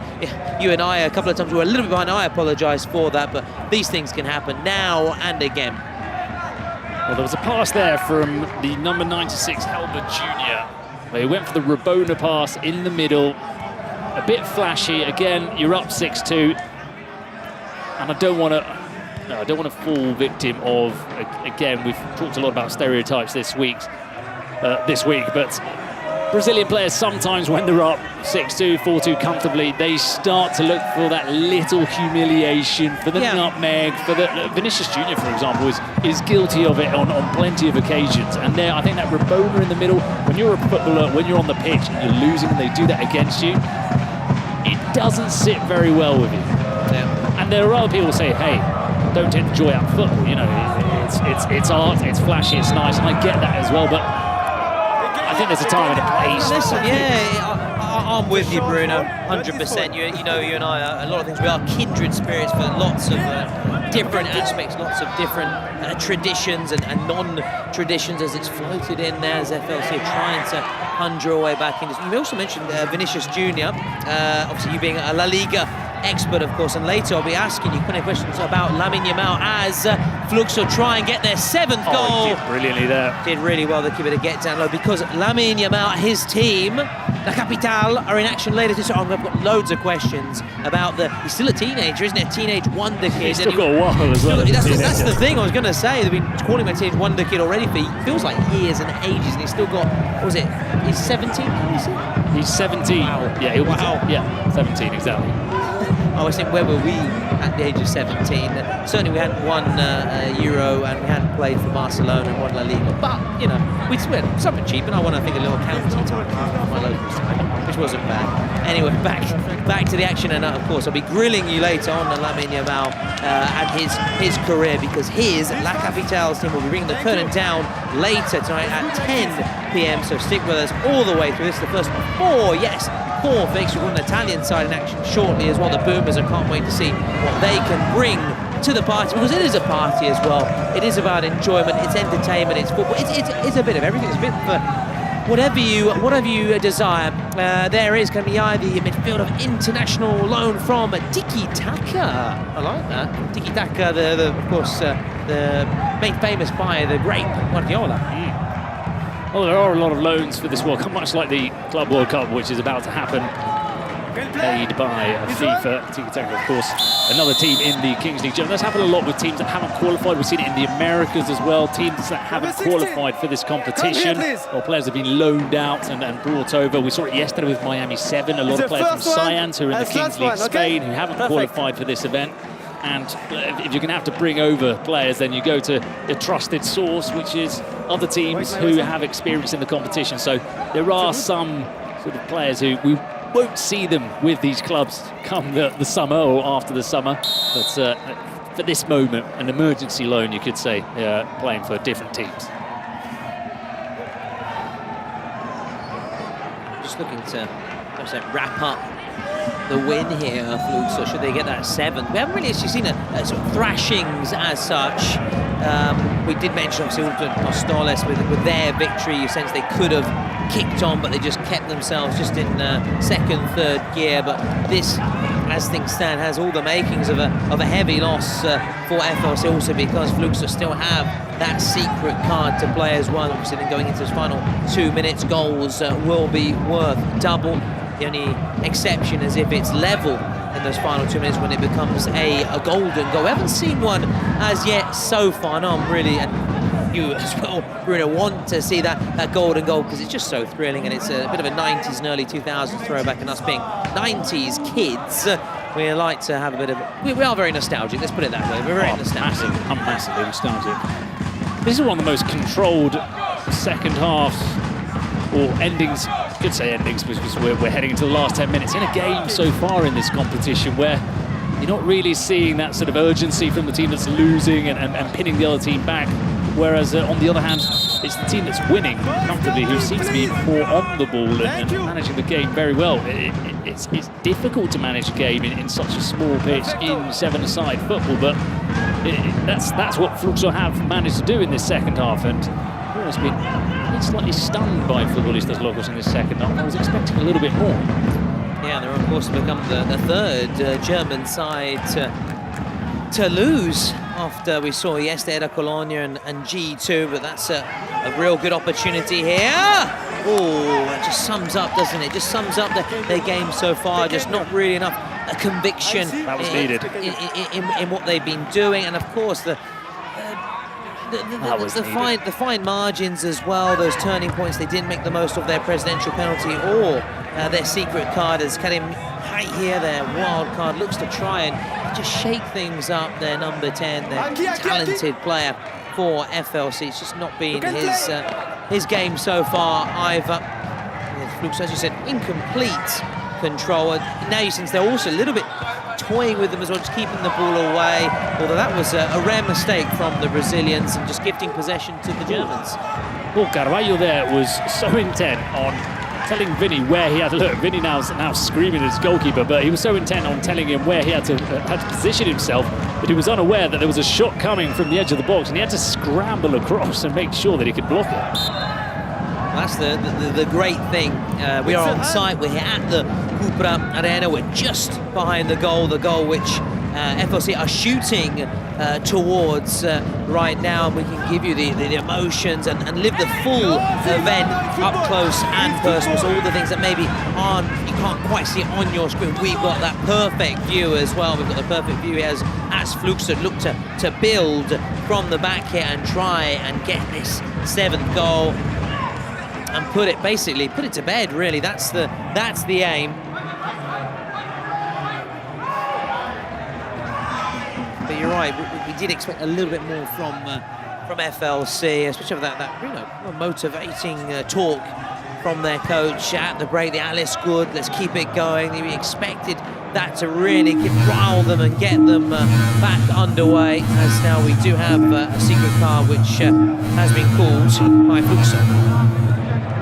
It was just that window, wasn't it? That goal and then the presidential penalty. It was that little window there that really sort of knocked them out. They haven't reacted from it. The goal came a little bit against the run of play, and then, as we said, it was a very intelligent timing, double whammy, and it really harmed them. And now it's a secret card which could just inflict further pain on them. Let's see what it is together, Bruno. The Fortnite secret card. Double goal. Oh, goals worth double. Now, they played it just about in the nick of time because it's only worth 4 minutes, this card, but they've just managed to hit just in the nick of time in the 34th minute, because obviously from the 38th minute, that's when obviously the cards can't be no longer played, don't apply anymore. So they've got there just in the nick of time. They've got 4 minutes, and should they score now, goals will be worth double. It's very simple, very, very simple. Could be in that corner there. Okay, perfect. Vinny Alexander, if there's anyone who can play in those close spaces, it is the Brazilians. But you're right, it's those turning points, those sliding doors moments, the FLC not really making the most of their presidential penalty and their secret card, whereas Fluxo getting that double whammy, that goal, and then immediately after their presidential penalty. Unless FLC can throw this contest wide open again as we go into the final 4 minutes of this normal time in the second period, they've got a chance from a corner here. Well, Dennis Ozturk on the ball, who missed that shootout, and then palmed away after Ebronio, who got the first goal for FLC. Can't overemphasize the importance of, I know I'm very annoying with this, but you're not at all. Don't be silly. Presidential penalties. Oh, hang on, far post.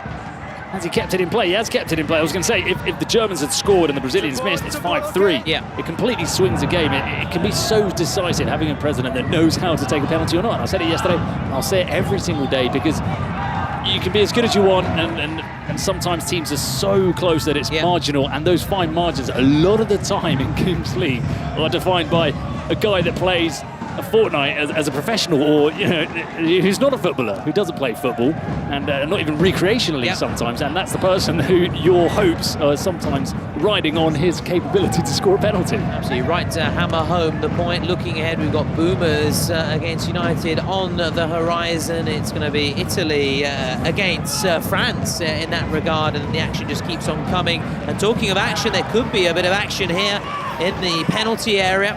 The FLX, the Fluxo penalty area, FLC trying to get a goal back and set up a nervy finale. Obviously that goal won't stand because the referee is saying it's a throw-in instead of a corner, I think he's saying. That's what he's trying to say. Always right to say play. Yeah, exactly that, and also play to the whistle with Giambra di Italiano in the multinational FLC side, which is trying to go, at least with their heads held high, get a goal back and make the score at least look just a bit more respectable. Still no goal though for Fluxo in this goals worth double phase for them in the final 4 minutes. As FLC, they have passed around, they're very good on the ball. I think they'll learn from this first game, that's for sure, Bruno. They're going into that losers pool though, kind of the Swiss system. It depends who you play though. Sometimes you say, look, you learn and you can move on, but in the Swiss system, you get 2 chances, which maybe is more than in a regular knockout competition, but you get a terrible draw, you get one of the stronger teams who have lost their first game, then it's the end of the road. And you don't really have that room for improvement sometimes in this tournament. The draw is very important as well, always, in any tournament. Quick thinking, is it going to be a quick goal? It's not. It's not. It's good defensive work now. Bolt, can he get that hat-trick? So unselfish. This is Vinny. Oh, what a clearance. Wow. That was Chichi again. Oh, that was a bit of acrobatic brilliance, Bruno. Yeah, it was Chichi doing the cha-cha-cha. I like that. You have to explain to me maybe off air what Chichi means. No. Yeah, off air. It will most definitely have to be off air. No problems. Now, Bolt stayed there in support. Into the final 20 seconds. Can FLC, inspired by Ozturk, get that goal? Oh, they can. Rebonja. It's Rebonja. Ozturk with the assist. Rebonja with his second of the encounter. Bruno makes it 6-3. And now as we go into this final 2 minutes, goals worth double. Should they score twice, they'd go ahead. Well, just like that, when nobody could expect it, just before the whistle goes. So that 2x2 card that I'll say it in the end, that Fluxo had, they've not managed to make the most of it. That clearance from Chichi, that was pivotal, because that would be 8 goals for Fluxo. So let's hear from the manager. I'm sure his team talks to be very different from what it would have been about 30 seconds. Ganz eng! Jungs, komm enger, komm länger, komm. Silêncio! Rapaziada, presta atenção. Não tem nada ganho. 2 gols, eles viram o jogo. Pessoal, preciso de vocês 2 minutos intensos. É 2 minutos pra gente garantir essa primeira vitória. Pera.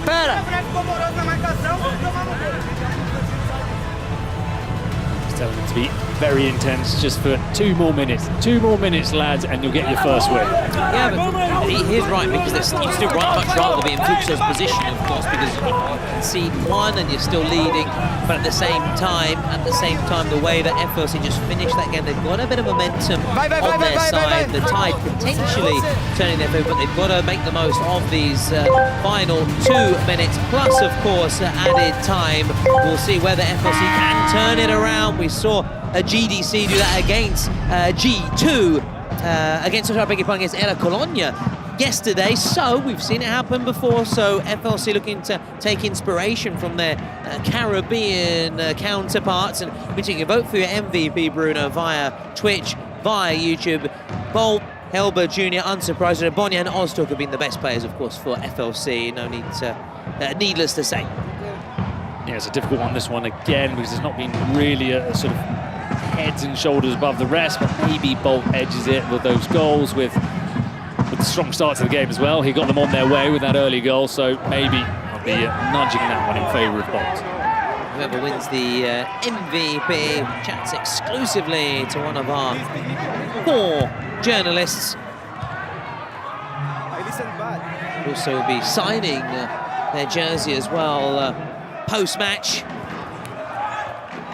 was clearly a foul, but the referee, quite rightly, good play, giving the advantage. Bolt, who's a candidate for MVP, and we'll be hearing from him post-match and his thoughts on a potential win for Fluxo. We'll find out. We're a minute away plus added time for Fluxo, potentially celebrating and making it a winning start to the competition for them, unless FLC can spring a surprise, and we've got a very late twist in the plot. The keeper's off his line. It's Daniel Dressen who made that save very early on, hurt himself in the process, clearly recovered, looking to play it right into the box.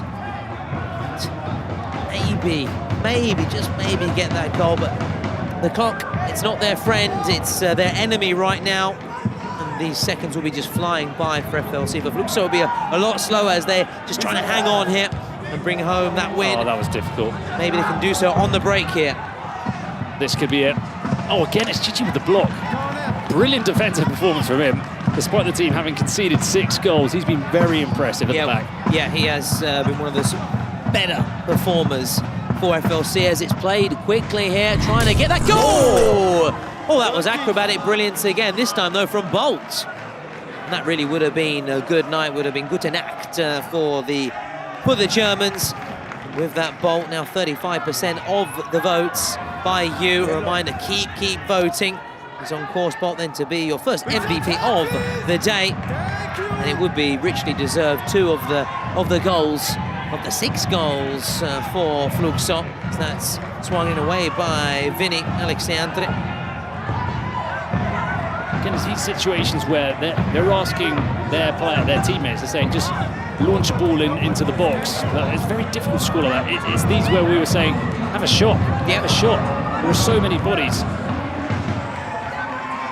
Exactly, and we saw from Fluxo earlier in the game that it just takes that deflection, can go anywhere, can spiral. Also now that everyone's so deep, yeah, and the goalkeeper's out of, he's not sighted, he's unsighted by the shot, so it's worth a go. That's nice play. That's good defensive work as Vinny celebrates just to our right. He's right in front of us. We spoke about defenders and goalkeepers sort of celebrating as if they score goals at times, quite rightly. Now, it really is now or never for FLC. It looks like it is going to be never, with the clock ticking down, and it went just wide. No, I didn't see it on the screen. I saw it here. I saw it just from the angle, the way that he struck it. It looked like it was flying into the top corner. So I don't know how wide it was. Let's see, get a better view. Oh, exactly. No, I was telling you, my angle here, it looked like it was flying into the top corner. I've always said you've got impeccable sight, Bruno. That's another reason why it's delightful to have you alongside me in the commentary booth here in the commentary gantry. Just beside, we've got a chat where... Oh, wow. Out of the arena. Well, that is the full-time whistle, Tom. We've got our first winners of the day. It's Fluxo. Again, the Brazilians. Nobody has stopped them yet. Any of the teams so far. It's the complete opposite for the Germans, isn't it? There's a work to do there. 3 from 3 for them. 3 losses in a row for Futbolistas Locos FC, joining Era Colonia in G2, and maybe our German casters will be joining them on the plane home very shortly as well. Fluxo FC winning 6-3. It deserves a little scare towards the very end, but we felt they were in control, and Bolt, quite rightly, your MVP, and it'll be shortly coming across here for our MVP, sponsored by Bazaar, and having a chat, and with one of our jerseys also signing that jersey, the Fluxo jersey. So congratulations to Luis Bolt and his teammates. They go through to that winners pool, which means if they win their second game, they go directly through to the round of 6. And also quickly just saying, Bruno, to my right there's a chap with a Zlatan Ibrahimovic jersey. He was the president of the Kings League Italia, obviously former Milan man, Inter man, Juventus man, and we have an Italian side in action very shortly. Boomers, taking on United, a French side.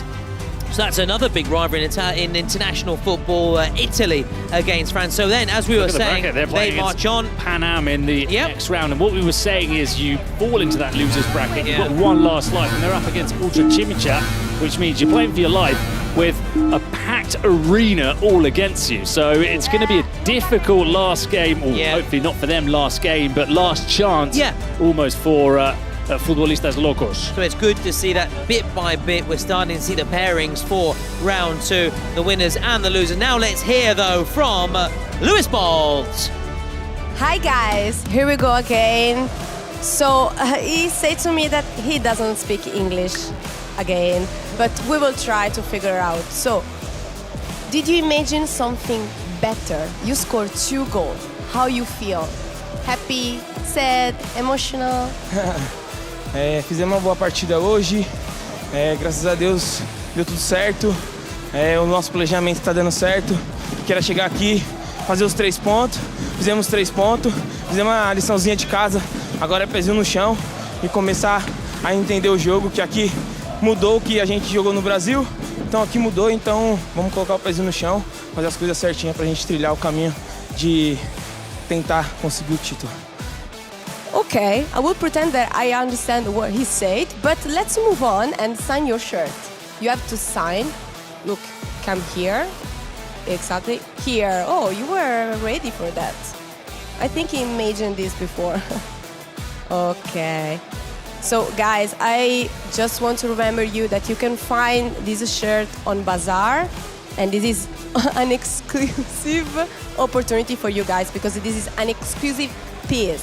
So download the app, get ready, and see you later.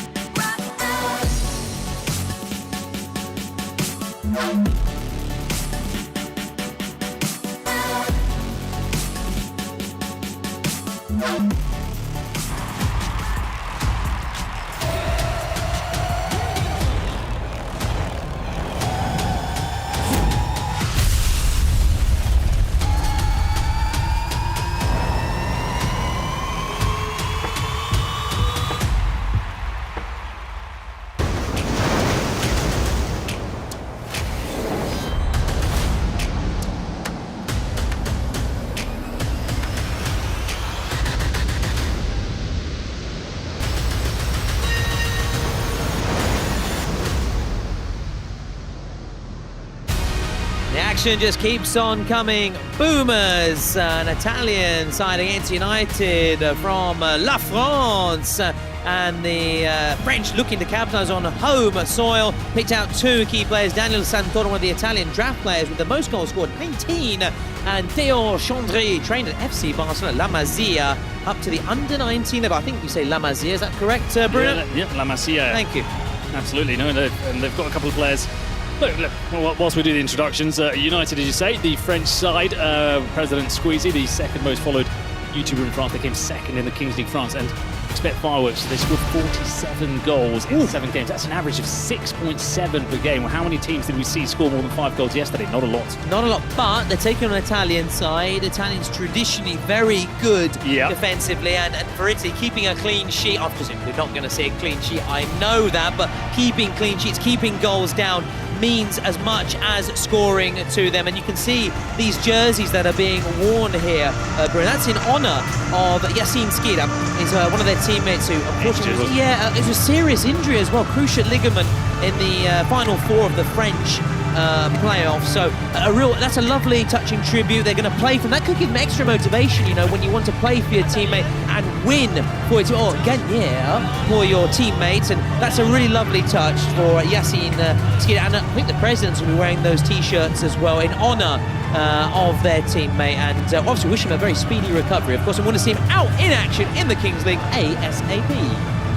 Oh yeah, there are big players in this side. We obviously mentioned Chandry early, but Ruiz, another player that's come through a big academy in Olympique Marseille. He was the #1 picked player in the draft, so He's got a big pedigree. You've got Anthony Scaramozzino, who's been at Nice, at Lens, and do you know where else he's been? I'm not sure if there'll be some fans at home that remember this, but he was actually on loan at Gillingham. Didn't play a single game. Didn't play a single game, but he did make a move to Gillingham. And as for the Boomers, well, you might know one of their players. A couple of them have been Serie C, but you've got Simone Lofaso. Palermo. He's from Palermo.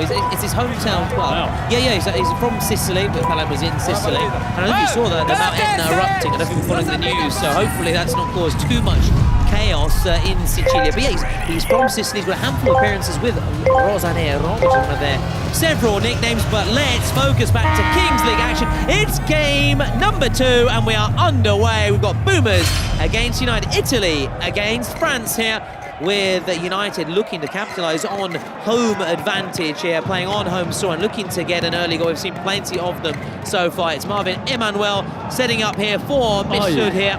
Just not the best of touches, but he very nearly put it away. Almost made up for it. Emmanuel Mifsud, the goalkeeper. He's one of the wild cards also for United. They've gone for him and Malikos as the two outfield players. And man, we were talking about earlier, Simone Lofaso, who's actually scored 16 goals in the Kings League. And he's got pretty impressive numbers also. I was looking at his numbers earlier in Italy. It's a career that's gone downhill somewhat, but look at those 2 step-overs, and he's almost put it into the empty net. But you can see he's in playing Nick, and 27 years old, so he's looking sharp. Bruno, again, you read my mind. We're becoming telepathetic over the course of this couple of days. But you're right, he could still be playing. He would be in his peak right now, where he's still playing. I think he's in Serie D now. Yeah, so the lower bit of a tiers. shame at 27, having been in Serie A. Yeah, but he's got an empty net here. Can he score? Can he score? Yes, he can! Boomers take the lead, and that is the quality of Simone Lofaso. Bellissimo from Lofaso. Look at that. And Fedez, the Boomers president, who's very famous in Italy, might I add, a rapper, an artist, influencer, liking what he sees. And Lofaso lashing it home. Boomers 1, United 0, but they can hit back right away here. Oh, that's a good stop. That's a good stop. That was struck with real power there. Good stop indeed from Capriano in goal for the Boomers. And you know what United have brought the first team to do in this competition? They've brought the mascot that's on the other side. So on the side where the camera is, below, if anybody spots him, they've got their mascot very close to the action. Oh, very nice. I think he's a pirate, isn't he? Yeah, he's a pirate. Oh, very nice indeed. Well, hopefully we can try and pick up. We can see him here, but that's, again, the beauty of being live inside the stadium, on site here at the Cupra Arena with United currently training. I like the name United. I should say more United, as the French would say, as Diliberto here looks to play a teammate. And he's continued his run. Keep an eye on Diliberto. And he very nearly got to that rebounded effort then. He might take the corner quickly here. The Boomers and their counterparts in the booths watching on here. He's played short. Now Diliberto once again looking to get on the ball. He's confident on the ball, out for Emmanuel Mifsud, who had that chance. He just trickled wide for him. Now Scaramozzino. Keeping an eye again on Diliberto this far side. Oh, no. He may get there, and he did get there. Did he get that last touch though? Lofaso reacted just about in time as it sort of ran away from him. He controlled it. There you can see, oh no, it's the keeper in fact that makes the save. So quite rightly awarding the corner. Diliberto once again. Just looking for options. He may have a crack here, you know. Is he going to have a crack? Oh, lovely play, and an equally lovely save. Great work again. It's that boy there, isn't it? It's Mirko Dario. Yeah. They've also got Vlad Capriano as their backup goalkeeper on the bench. Yeah. Mazzino getting that effort again. Diliberto, plenty of the play passing through him. Just check out to our right here the noise being made by the United supporters here. Diliberto. Quite a nice kit this as well from United. I like it. Quite clean, quite pure, white and blue. Right, it's classic, isn't it? It's classic. In comes the shot! Oh, is it in? It's gone over the line. Crossbar down, crossbar down, crossbar down. Boom, boom, boom, boom, boom. And it's in. And now you're going to see the mascot celebrating. There he is. Oh, look at that. Look at that as he celebrates here. It's the pirate. It's the pirate of the United being, not of the Caribbean. It's the pirate of the Cooper Arena. How about that? Finally got there. Finally got there. That's gorgeous from Clement Gogui. I know sometimes it's cleaner to see the ball go straight into the back of the net, but there's something quite satisfying about the ball hitting the crossbar, going down. It had gone in actually the first time, although, you know, Frank Lampard didn't stand in quite similar circumstances against Germany. But no, but it was one of the turning points though, wasn't it? Getting that discussion out there and bringing in that goal line technology to the highest levels, making the most of technology. Is it going to just be checked here, Bruno? I think it is. It's going to... Whether it's crossed the line, I think it crossed the line twice, not once. No, there you go, there you go. So, goal stands, we are back underway, and of course we're next to a couple of German casters that they've got horrible memories, of course, of the '66 World Cup. Not that they were born, of course, but still, in their folklore, in their footballing history, they're on the wrong end of a decision where the ball clearly, as we now know, didn't really cross the line. I think it was one of Geoff Hurst's 3 goals that day in that 4-2 against what was actually West Germany, 66. They think it's all over. It is now. That was the great Kenneth and the late Kenneth Walton home. Some people on the pitch, they think it's all over. Shot, goal, it is now.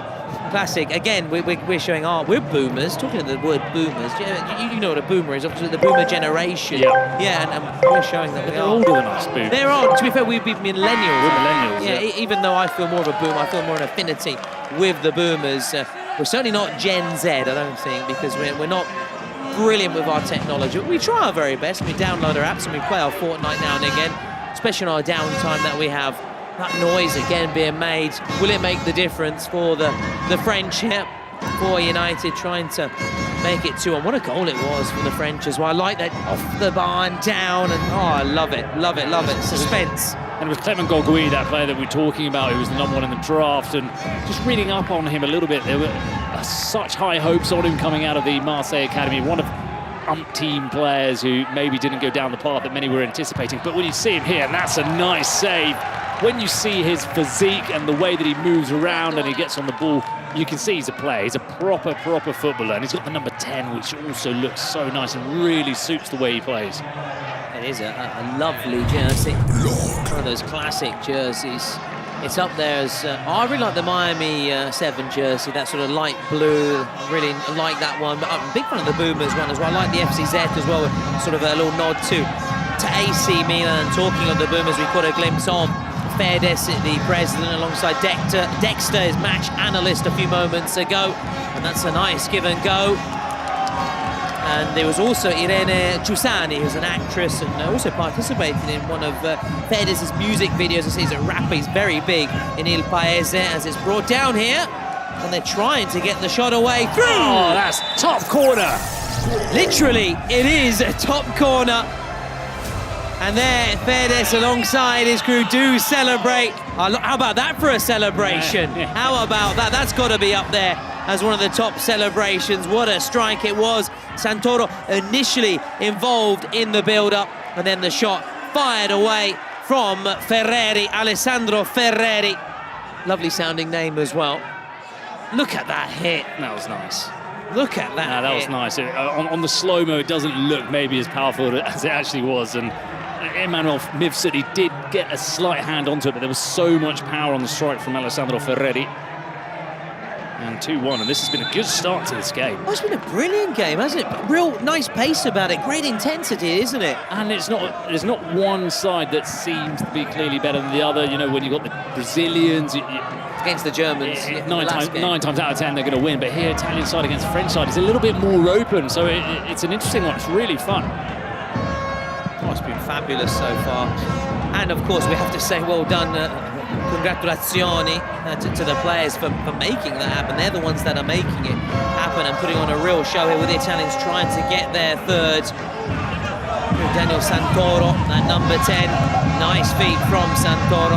Lots of experience in the Kings League for him. That's why he's been given that prestigious number 10 jersey, which is a famous number in all footballing nations, Bruno. So for me, it makes me think of the great Robbie Baggio, maybe for you, maybe Francesco Totti, because I know you're a big Francesco Totti fan. Maybe some would say Alex Del Piero. It depends on your footballing creed, I suppose, and your allegiances to the game. And this is wonderful. And he finished. I thought he was going to finish. It would have been one of the goals of the tournament. There were shades of Baggio there now.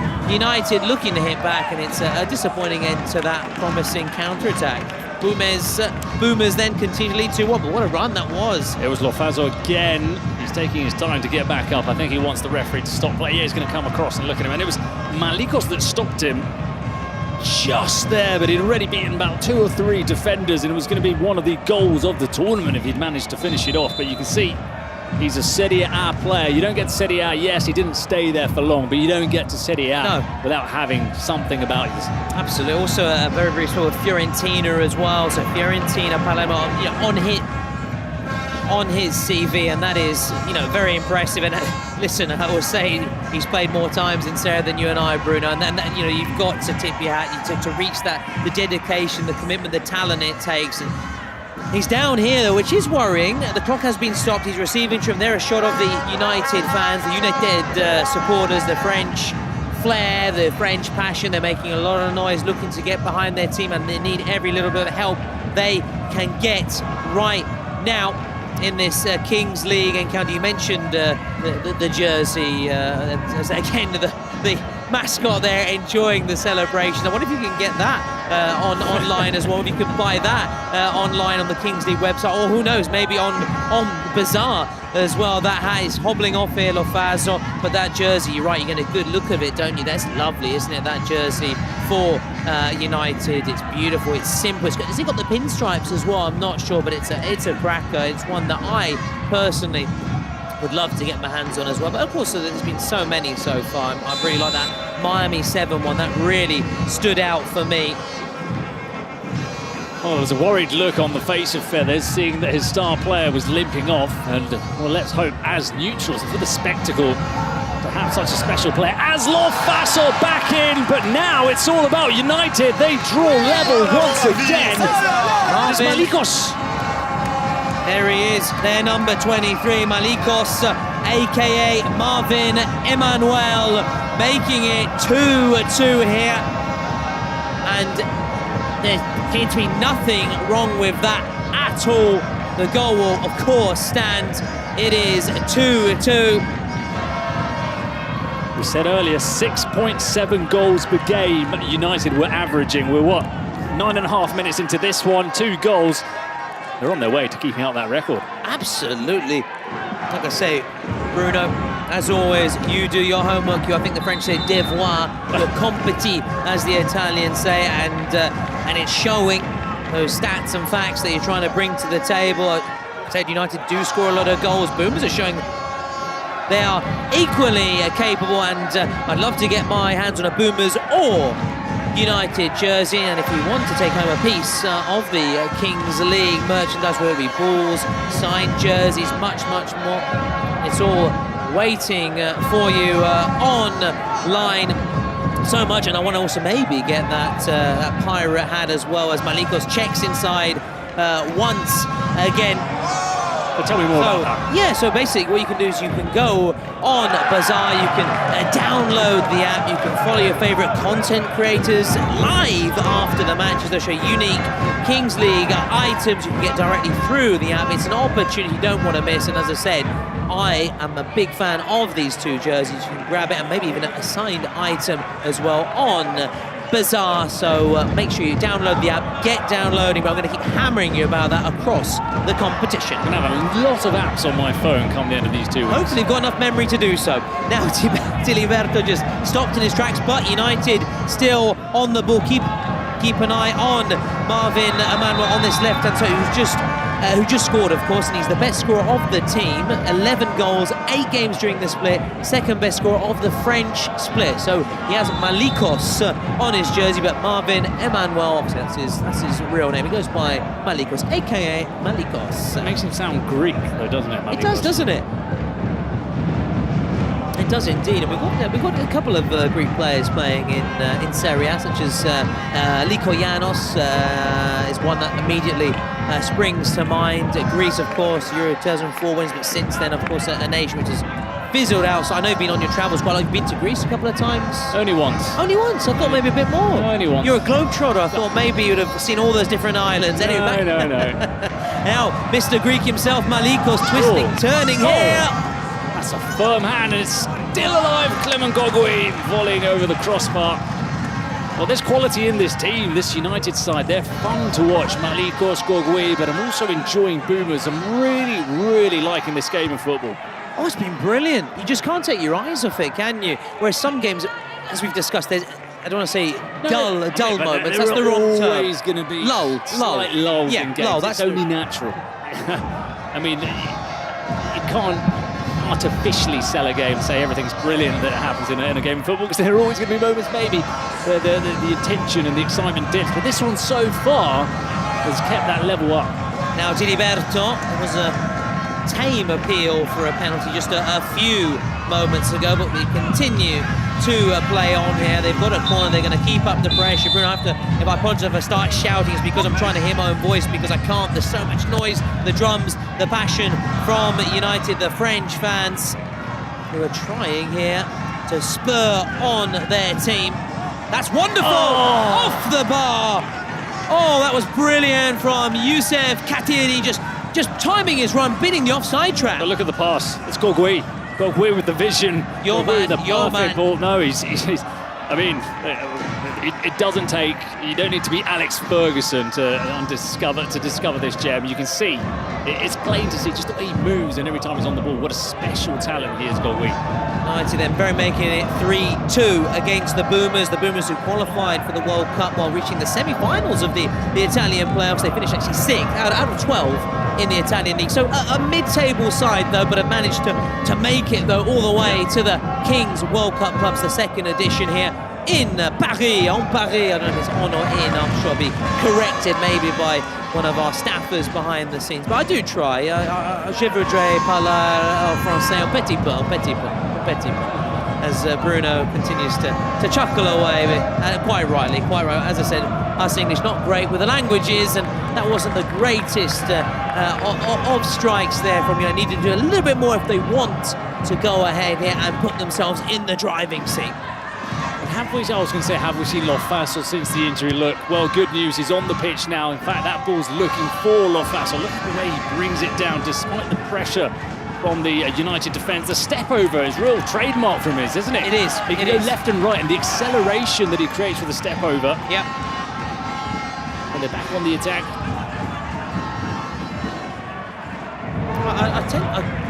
I mean, there's no sort of traditional, stereotypical Italian player, but he does try and bring a little bit of flair, a little bit of sort of Spanish style, a Brazilian style to his game, Lofaso. It's not just about playing more for that, keeping it, tight and playing on the break, far from it, and you can see that. Very capable with the ball. Italians would probably say something like a fantasista. And for years, they have actually struggled to make a breakthrough, fantasistas, because, as we said, Italy traditionally quite tactically, very rigid in their way. Academies as well now. Yes. The creativity and the freedom is being taken away out of kids. You got it. You got it. You know. It's the street footballer, really, isn't it? That's a bit of a dying breed. It's a shame. You don't see as many kids playing on the streets nowadays. That's a Boomer comment, but it's effect cause. Oh, they're trying to do what United did a few moments ago. Oh, that's very nearly a mix-up. That's put Malikos into real trouble, but he's dealt with that really well. Didn't clear it too well there, Mifsud. It almost got caught in his hand. Back with Malikos, who dealt well with that a few moments ago. He was surrounded by a host of players, but he managed to get that pass away. Now, their number 10, Gogui, still rides that challenge. And very nearly capped it off in style. He's clearly confident, isn't he? If he's trying to score from that angle. Clement Gogui, he's been the standout player for me, but him and Lofaso have been two of the best players. If we take into account yesterday as well, they've been two of the best players I've seen on the pitch in this tournament. I mean, look at the way he brings it down again, Lofaso. He's got Sano all over him, but he still manages a way to it. And he's not the biggest player either, Lofaso.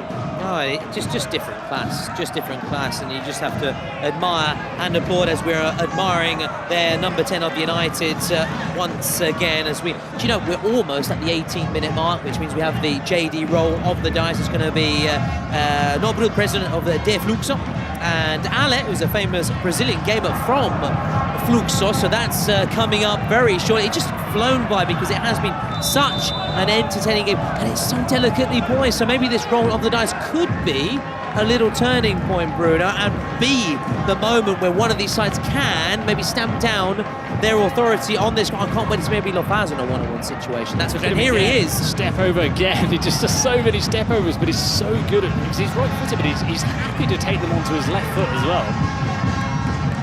Oh, he's a fabulous player. And you can see why, as we were saying, he's played in, so we mentioned Bazaar earlier, but you can also get some gear on Kings League Pro. All the kit, hats, balls, jerseys, jumpers, socks, all of it. You can find it online.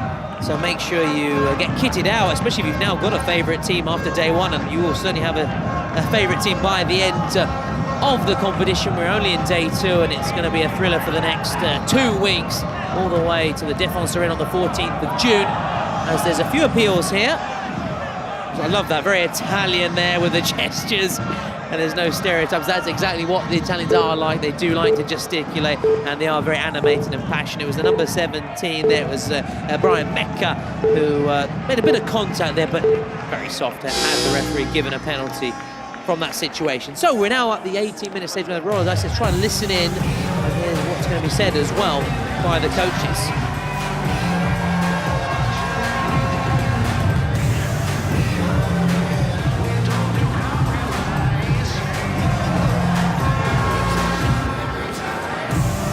Again, it's the JD.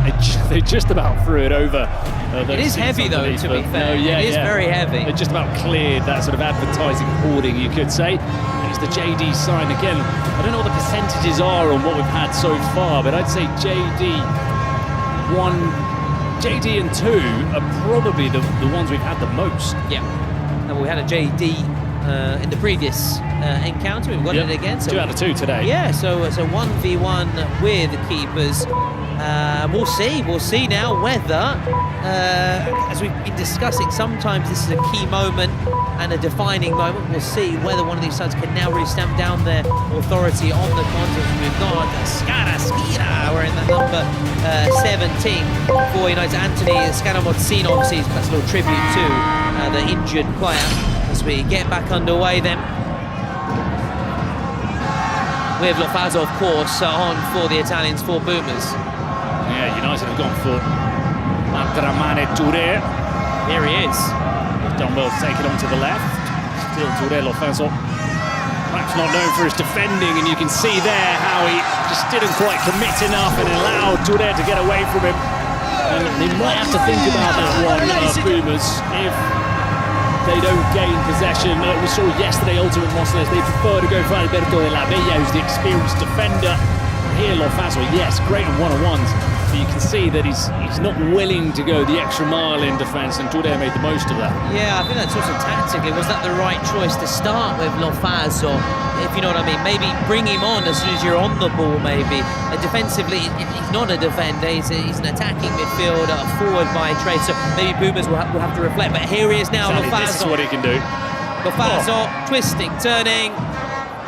Momentum gone. Can he put himself into another shooting position? Oh, he can, but he couldn't finish it off. Now, look, he's given up the chase. He's given up the chase, and this could be another goal. Well, he's been let off the hook by some brilliant goalkeeping from Capriano. Now Lofazo after Scaramozzino. Can Lofazo now score? Ooh.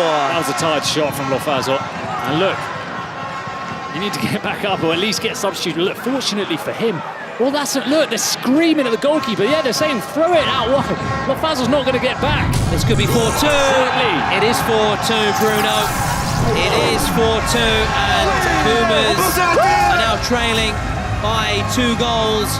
United have capitalised. They have been superior in this final 2 minutes. They've been spot on tactically, and they've been clinical. It's that man again, Marvin Emmanuel, aka Malikos.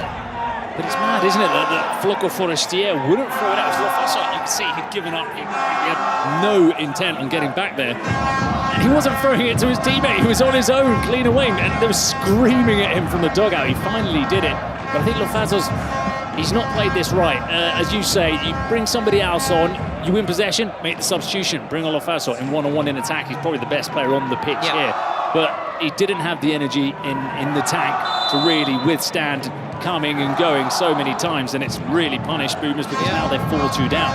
Yeah, listen, I think that they'll learn from that, Boomers, as Santoro tries to get a goal back, and he does!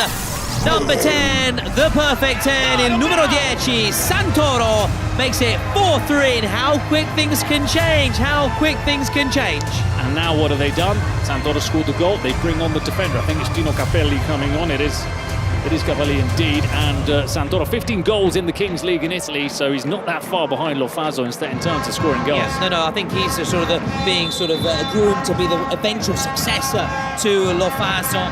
The number 10, Santoro, makes it 4-3, and they have to get back here, Boomers, because this could be 5, and it is Sang, and it's Ale United. Raheem, well done to you, boy.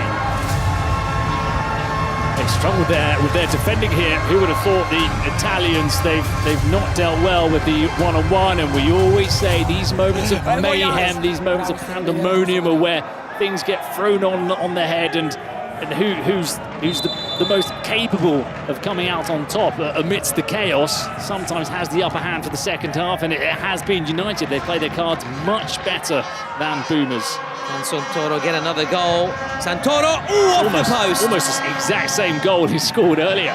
The referee looking at his watch, we're playing on, the minute is up.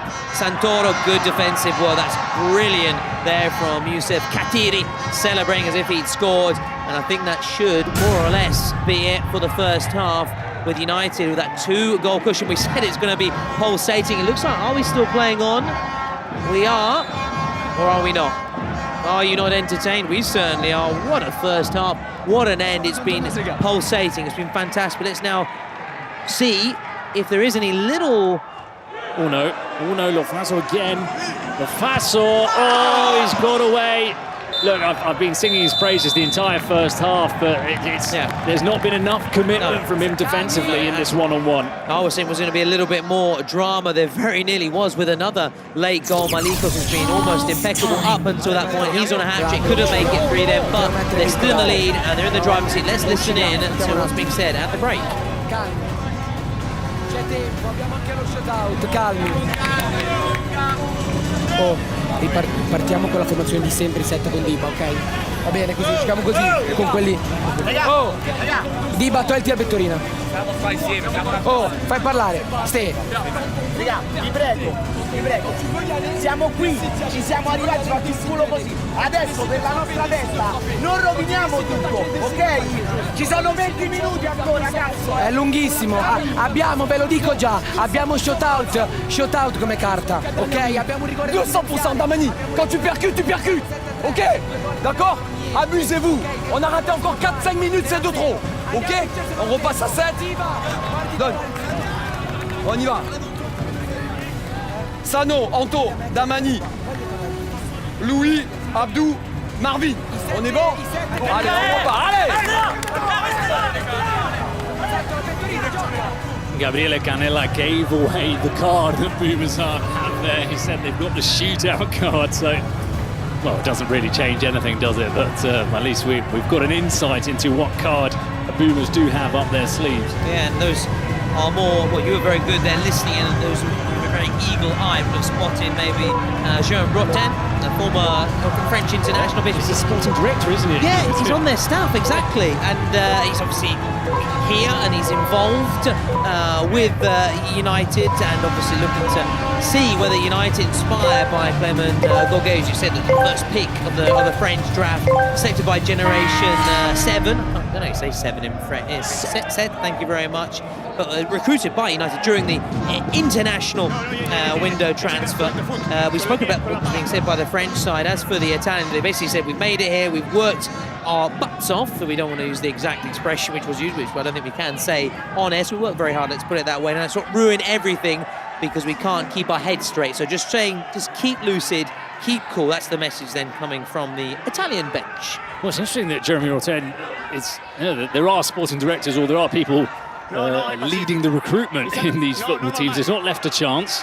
You go into a draft, that's how you bring in a player like Clement Goguet, and that's the role that Jeremy Roten has had. He was a very good winger, remember, at Monaco, that Monaco side that reached the Champions League final. Right, Roten on the left, Ludovic Giuli on the right, Fernando Morientes up front. That's right, Morientes, yeah. He was on loan, wasn't he? Knocked out Real Madrid, yeah. Scored a goal. Remember that header he scored in the Bernabeu. Of course. It's a good sign. He was a good winger, Jeremy Roten. Yeah. Obviously talking about France and the national side, I have spotted in the United fans, so I'm wearing a 1998 France shirt when they lifted the World Cup, so we're going to be talking a lot about jerseys and shirts because we're big fans of the classic ones, as now United look to get that 6th goal. This is very promising. Options left, right and centre. Comes here to Raheem!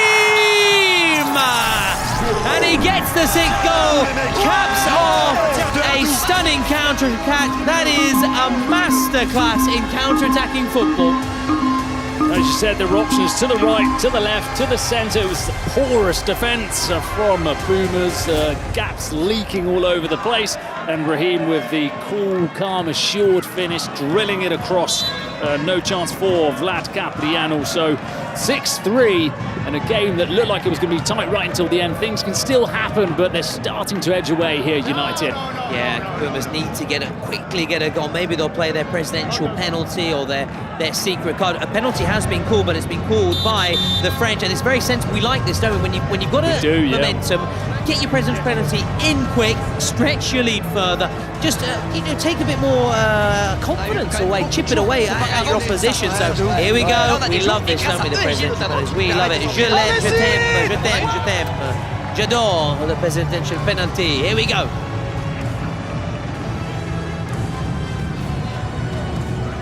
Well, the thing that it also does is it's scoreboard pressure. You don't play the same, do you, when you're 1 goal down or when you're level than when you're 2-3 goals down, where you start getting a bit more desperate, where things are a little bit more urgent, which means you're rushing your decisions. A lot of the time you're not making the right decision. If you can score here, you make it 7-3, and you're going to force Boomers to play that kind of football instead of thinking we've got plenty of time, we can move it around and all that.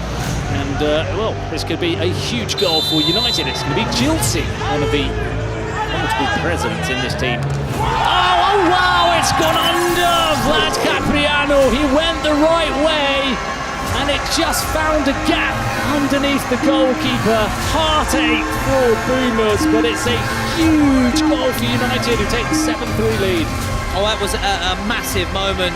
You were quite rightly saying it was a big, big moment, and it is a big moment. 7-3, 4-goal lead, and the Boomers hitting back right away by playing their secret card. They need something right now. They're desperate now. The Italians are desperate. They're unlike FC Zeta, who were so dominant against Olimpo United and marched the way through. Boomers looking like they're going to start this competition on the wrong foot, the piede sbagliato. And a reminder, you can follow all the matches live on the various platforms. And obviously for French, if you want it in French, or in Italian, if you want it in Italian. That's a good ball, really smart ball. Or, of course, you're listening to us on Anglais. And we hope you're enjoying the show. Here's a chance. Need a goal. They need a goal. Here is Lofaso. You know, I still think I don't want to be too harsh on him because I've really enjoyed seeing him, but I think those minutes from Lofaso in the 1v1 have tainted it slightly, a little tarnished. Kind of decided the game. Yeah, but listen, the Boomers also, they got their approach wrong as well. They should have played it in a different manner. Shootout, will Lofaso take it? You expect him to take it, or Santoro. And this again, this is another big moment. You get this goal and you just bring a little bit of belief, and maybe the tide starts to turn a little bit in your favour. What do you reckon? He's going to go for the step over, the Ronaldo step over against Lazio. We've seen him do it plenty of times. He's got 5 seconds, but he's looked very comfortable with the step over Lofaso. I think maybe a chip, sort of Totti style or Pirlo style. Something special, yeah. No, I'm going for that. But hey, we're about to find out. It's the beauty of the Kings League. It's so unpredictable. 5 seconds then. Can he score, Mr. Simone Lofaso, and make it 7-4? Here we go. There it is. There it is. is. There it is. Bruno, let me shake your hand because you were spot on. You said it. Was it going to be a Ronaldo 1998 UEFA Cup final? It's that trademark move of El Phenomenal, just going round the keeper, and he did exactly that. It was Ronaldo. Look at that. He's brilliant step overs. He just accelerates so well when he does them. Always onto his left foot. Look, if I was the goalkeeper there, I would have gone for that. I would have maybe thought, he's going to try and go on his left, try and force him to do the step over onto his right, where we haven't seen him do it, so it might not be as natural. But look, I guess the goalkeeper's only got a split second to make his mind up. Yeah, and they've still got that presidential penalty as well. Score that, 7-5. And of course, they've still got plenty of time left on the clock. So only 23 minutes gone. You were saying the French said they have a shootout, did they? No, it was the Italians. Oh, Italians, oh, Yeah, sorry, yeah, the Italians are, gave away that they had to choose yeah, out, okay, that's it, I beg your pardon. So we still need to see what the French have up their sleeve as we go towards the 24th minute here. It's game on against Santoro. Lovely touch from him there, number 10. Just crowded out though. Really good work. Is it going to be another fabulous counter-attack from the French? Is he going to get the shot away here? Twisting, turning! Oh! C'est magnifique! Touré! C'est magnifique from Touré! And they are now 8-4, and the dance was brilliant as well. We're dancing here in the stands as well. It's contagious. Another fabulous celebration as well. What a powerful run from Touré. He was powerful in that previous goal from Raheem as well. He's the one that made the run and then set him up to the right. He's got that capability to go from box to box. Nobody can stop him. Pure power, pure pace, and he can also finish. So that's 2 goals now for Abdraman Touré. Couple of players on, 3 players on a brace, in fact, for United. Just, as you said, the complete player. Earlier, so unselfish. And the goals. Remember, we said 6.7 per game. They're on 8. Bruno, they've done it. Bruno, you rarely get it wrong. Oh, no. Those are the stats provided to me. I didn't get.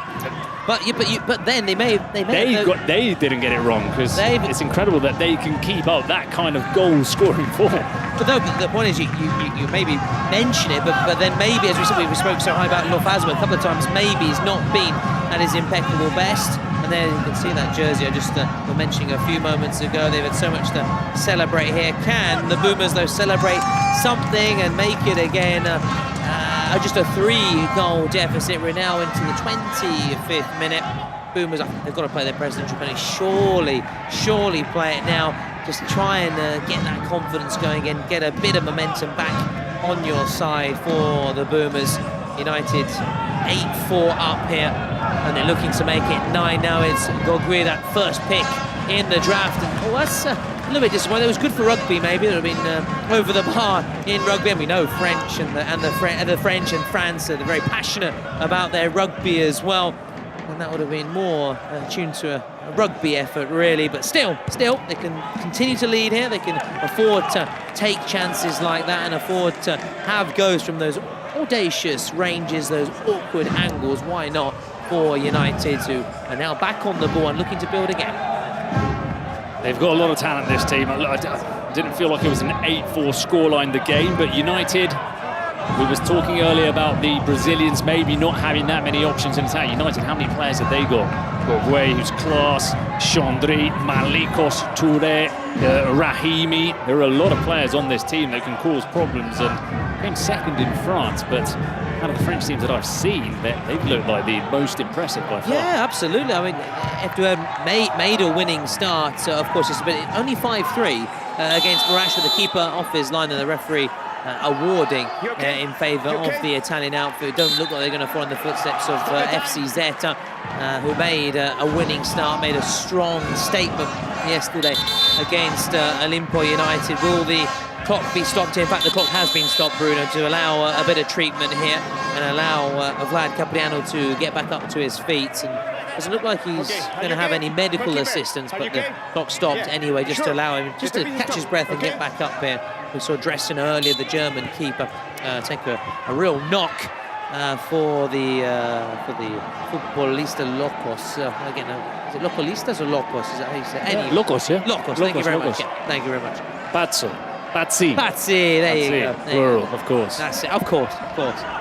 Oh, here we go. Don't know how to say it in French. Maybe crazy, but that's just saying it in a French accent doesn't make it French. I know, but one can try. One can try. No, play. Play on, says the referee. He has done really well, the referee, keeping that game flow. Oh, just about salvaged the situation there for Reddy. Just in the nick of time. Now, Lofaso, can he produce a bit of magic? He always can. Oh, look at that control. One too many, but just the way he sends defenders sprawling is so entertaining to watch. For you, has he been the most entertaining player so far? I think so. I think so. I mean, yeah, he may have got some things wrong, I think, which have been quite costly, but in terms of entertainment value, he's definitely been up there, probably my number one. Now, Kukui, the number 10 for United, off the post and out. That's a huge sigh of relief there. Looking ahead, of course, we've got 2 more games, including Lamine Yamal's capital. I know we continue to talk about, but there's naturally so much excitement about this wonder kid, this incredible talent. The president of the team we're going to see at 2,200, but of course we've still got this game to wrap up with the French in complete control here and looking to march on. Join F2R as winners of the French sides going through into the winners pool for round 2 here. And Boomers just, I'm not understanding, I don't understand why they haven't played their presidential penalty. I think there's a strategy game as well. They need something, they need a lifeline. Why not play it right now? As early as possible, you need it really, because there's no point really waiting until the end.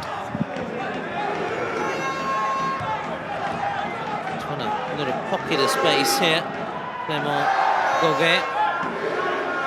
So much noise being made by the United supporters, the drums, the vuvuzelas from the 2010 World Cup. Who can forget? Of course, it's horrific. Oh yeah, of course, for me it was a great World Cup, but I didn't enjoy the vuvuzelas. Now Lofaso, still Lofaso, just snatched at it, didn't he? Yeah, he always, the thing is, he's so good at going onto his left foot, but it means he's got to finish on his weaker foot. But he gets into such good positions that one of those is going to go in. And look, they've looked at the secret card before Boomers are playing their presidential penalty. So interesting one. We mentioned players. Great to see. We have seen some fabulous individual performances so far. Leo Gol, the first man to net a hat-trick. I like seeing Lipao and Leletti of Furia. They were really impressive for me, but I've really enjoyed the performance of United, who are looking to make it 9 and take themselves to cloud 9, as we now will find out what their secret card is here. The Fortnite secret card, and it could really maybe be the turning point and make it game, set, and match. Suspension, I believe. Suspension, so will that be Lofaso? You'd expect. Or Santoro. Or do they want to take out a defender? Good point. But you'd think Lofaso, he's the X factor. He's the one that can get a goal almost out of nothing. Let's see who the referee's coming across to take off. Another little nod to Skira, the injured player. It is Lofaso, and they're playing also for him as well. We mentioned that can also rally a team when you're missing one of your star players. And it's going to be their number 10. Okay, to just whip this in. They have a numerical advantage. Can they make it count right away? Oh, it's over the net again. Wow. And it's gone into the crowd here. It's not hit us, unfortunately, I was going to say. I would love it if it came. I would love to head the ball. I can imagine you volleying it back. You're that. So another bite of the cherry, another opportunity here. We're actually just in front of, you can see us waving. We're just in front of the corner being played in. Flicked on. Kept in play. Yeah, it's kept in play. And then held by the keeper.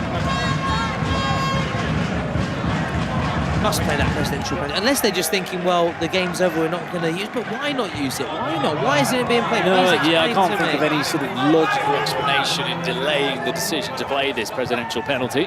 Especially as they're, a man down right now. It's 7 against 6. If you play it now, maybe you can make it just again run down that clock as well. Keep running down that clock. That's audacious. That's just overcooked.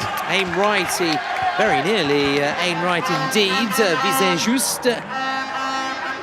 Keeper very nearly caught off his line. I like those goals from long range, Beckham-esque kind of finishes. We've seen them plenty of occasions, also in more modern times as well. The first one, though, that comes to mind, isn't it? Yeah, it is. Selhurst Park. That's right.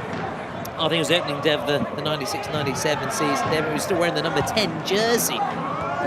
Eric Cantona still with United. Eric Cantona, French, I can't really say a France great, but certainly a great of the Premier League era to hail from France. Let's put it that way, because obviously didn't really leave his mark with Les Bleus as the shot comes in. It's blocked, comes to Goguet. Still with their number 10. Lovely feet. Is it a lovely shot? It's wonderful. It is a lovely shot. It's wonderful from Goguet again.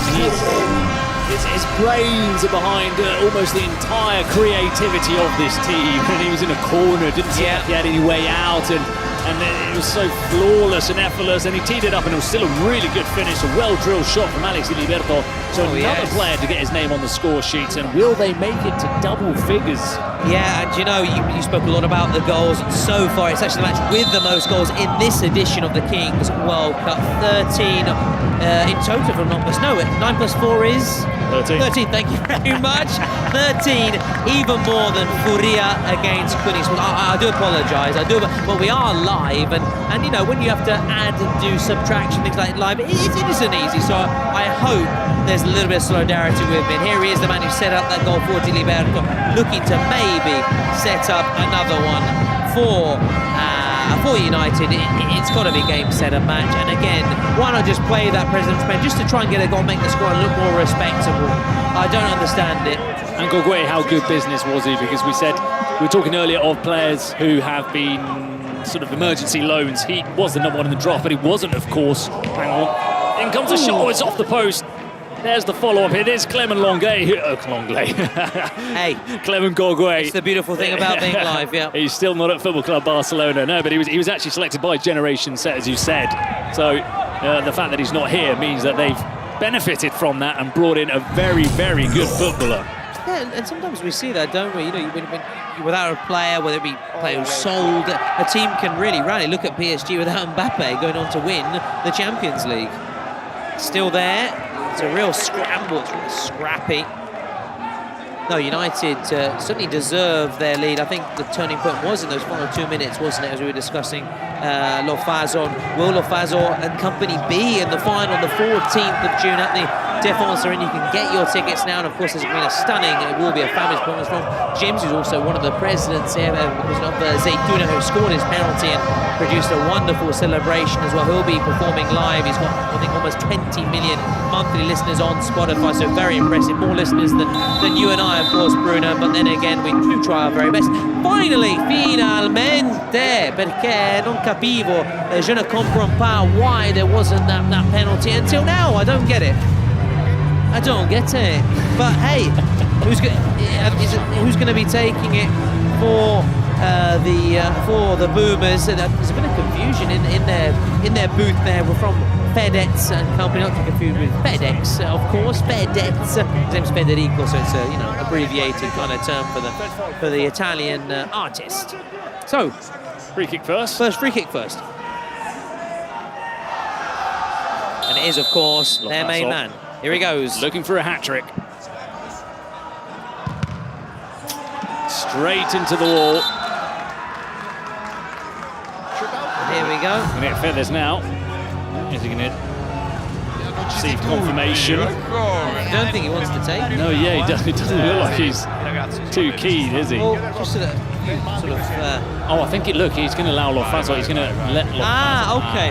Well, you know, Feathers, even though he is a performer, he actually doesn't like performing on live television seriously. Even when he had to perform at Sanremo, which is a very famous Italian music festival, he gets really nervous when he performs on live TV. So I don't know whether that's probably doesn't. Yeah, a factor why he doesn't want to step up live here on, of course, TV streaming. And well, I suppose he saw Lofazon take his shoot out, and he thought it maybe more chance of him scoring. So Ronaldo Totti, what do you think? Another Ronaldo-esque? Can't do it again, can he?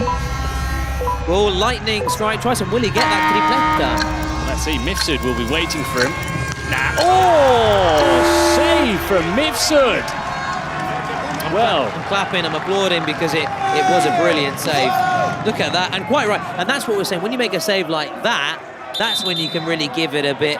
Whereas we saw the earlier, the keeper for Fluxo giving it a bit when he didn't actually really make a save and he went a bit over the top with his celebration. So it stays 9-4 as we go towards the closing stages of this fixture. Can the Italians at least make a go of it and at least set up a bit of a nervy finale, a grandstand finale? That's a nice turn of pace. You know, the World Cup Nations, Bruno, was a little bit disappointed by Italy with home nations as the shot comes in. Chance on the rebound. We'll talk about Italy shortly now. Lo Faso just swept away. Still with the Italians, with the Boomers. Must be. Mifsud again. Mifsud again to the rescue. Oh, no, the top. Gorgui. Oh, it almost controlled it into his path as Capelli came across. But I just wanted to quickly say about the Kings World Cup nations. Italy went out early. They were very disappointed. They had the likes of Bonucci, Viviano, former Fiorentina, Kiba Caputo, former Sassuolo, and we expected more. And also when you're on home soil, you want, I'm not saying you have to go on and win it, but at least do yourselves proud. It was really disappointing from the Italians, and Boomers looked like they could be one of those sides maybe heading for an early exit. Certainly they've got the pressure on them because it looks like they're going to lose and they could concede a 10th goal here. So they're struggling to clear their lines. Oh, Capelli was on the border of, on the fringes of committing a penalty there on Raheem. He just let him ghost ahead of him. Talking of penalties, it's the first time in this Kings World Cup we've seen a president choosing not to kick the penalty himself, but delegate one of his players to do so. Are we going to have a card here? Oh, it's a yellow. It's yellow. Clear yellow. Yeah. One of those that you catalogue as a professional foul from Clement Gorgui. He was making sure that there was no counter-attack, but he really caught him there. Yeah, and that means obviously he's in the sin bin for 2 minutes. Can maybe the Boomers now get a goal, knowing they've got a little bit more space, maybe for the likes of Santoro and Lo Faso to run into that space and capitalise here with their trickery. They are very talented players. It really is. If they can't score now, when can they score, the Boomers? And it is Santoro. It was a similar mould to Lo Faso, isn't it? The way he plays, a low centre of gravity, looking to check inside and maybe get that shot over. It's good defensive work, still a chance for the shot, and it's sliced wide. It's a disappointing effort.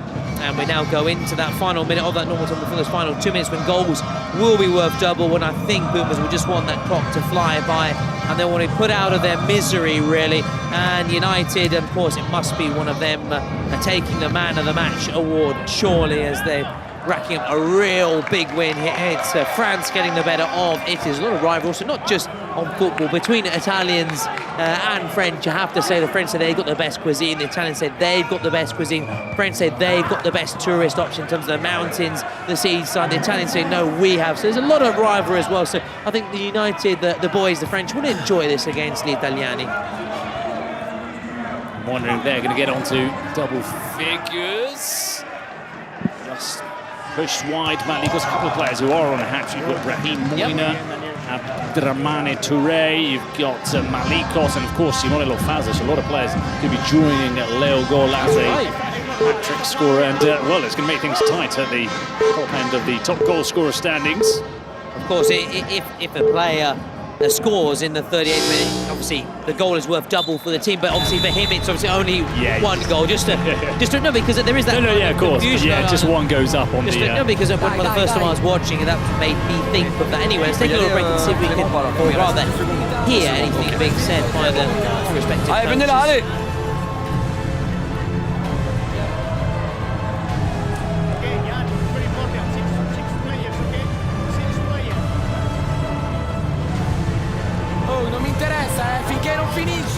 Finché non finisce dovete dare tutto. Ça va Anto? Ok. C'è il per due, dovete dare tutto. Dans 10 secondes, il y a Clem pour ok. Vu qu'on double, ils sont deux derrière, de 3 buts. Ils vont faire quoi? Qu'est-ce qu'on fait? Si on dégage, elle va revenir direct. Ce qu'on a travaillé, vous le savez, patience, ils viennent, on les démonte. On les transperce direct. Allez, go. Allez. Bruno, I understood certainly the word passion. Of course, I heard that they were reminding the players that the goals are worth double. Obviously, the Italians would need to score how many? 6, 8, 9, so 3 goals, if I'm not mistaken, to even get anywhere near 3 to win. Yeah, 3 to win, exactly. So they've got that cushion, but to keep focus. As for the Italians, I heard that the message was basically just keep playing, go out with your heads held high, even though we are obviously very much in a very difficult position, but just keep playing, give our very all to the very end. It's a goal a minute, essentially, a goal a minute. Yeah. Depending on what added time is. MVP, this is a tight MVP, a lot of very good performances. Yeah. Oh, and I'm surprised Gorgay, he's only got 1 goal, but he's not managed to get onto that shortlist.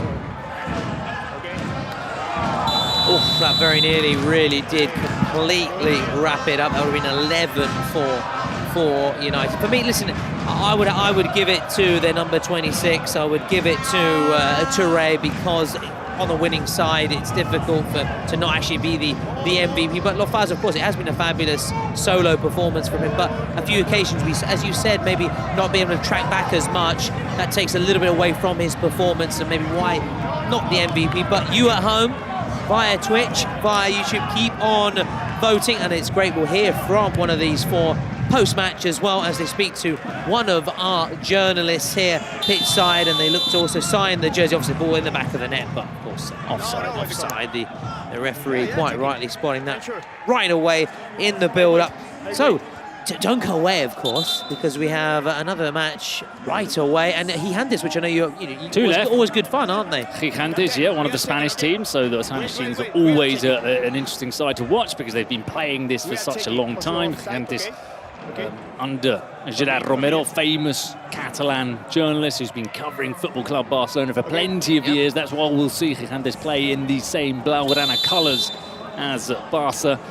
But you've also got the Saudi Arabian outfit with one of the most followed YouTubers and streamers in the world. Absolutely ridiculous stats every time he does a live stream. It's millions of people following him. Millions of people tuning in to follow how the Saudi Arabian side will fare. Let's see, because they were fun to watch in Mexico. A very different looking team today. We'll go through their squads in a couple of minutes time. But just to give you a little appetizer of what's to come for the 3rd of 4 games this evening, with the Boomers here just trying to at least maybe get a consolation goal and make that scoreline look just a little bit more respectable. Maybe put a little bit of fear into the French outfit. United do very comfortable right now, leading 9-4. We're into added time.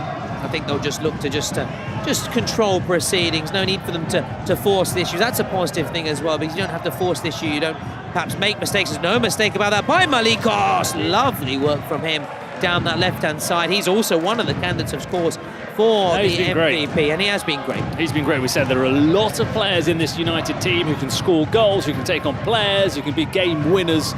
So, look, will they go the whole way? I don't know, but it's going to take a good performance from a very good team, and they're going to be an uncomfortable opponent, whoever plays them. And it's played short as they look to just keep the Boomers pinned back here deep in their own half in the final minute now of added time. They're just moments away, United, from the victory. So close that they can taste it, ready for their supporters to begin their part. And of course their mascot as well, the Pirates, as Lofazo looks to turn away here. He's the Pirate of United, the Pirate of the Cupra Arena, playing his part. And it's nice to see the mascots. I enjoy it. I haven't seen a mascot in a long time. It's nice to see. And I don't know if you remember, Bruno, they used to have the old mascot hurdle race many years ago. The different mascots of the different clubs were in a sprint race over the. it was great fun. Anyway, let's get back to the action. Get back to what's going on the pitch, not our nostalgic nuisances. Not many mascots I remember Gunnosaurus Rex, of course. Of Arsenal, yeah. Yeah. Herbie the Hammer. Herbie the Hammer. That was the other one I was going to say, but I don't remember too many. Fred the Red of Manchester United. It's hard to remember him. And talking of United, it is United taking the victory there, winning comfortably, and the mascot leading the celebrations for the French outfit. And there is, of course, also your MVP. We've got just a few moments ago, which of course naturally will go to United player inspiring his team to victory. So Boomers, it's a losing start for the Italian outfit, and they are unable to follow the footsteps of their fellow countrymen FCZ, who washed away Olimpo United. Lots of celebrations going on out there in the stands as well. There's been lots of noise from them. They've been the 12th man, the supporters, and they've done a real service to Skira, missing out, of course, because of that serious knee injury. So they've done their teammate proud. They're looking to go all the way without one of their star players, and of course there's plenty of players obviously looking to step up in the absence of Yassine Skira.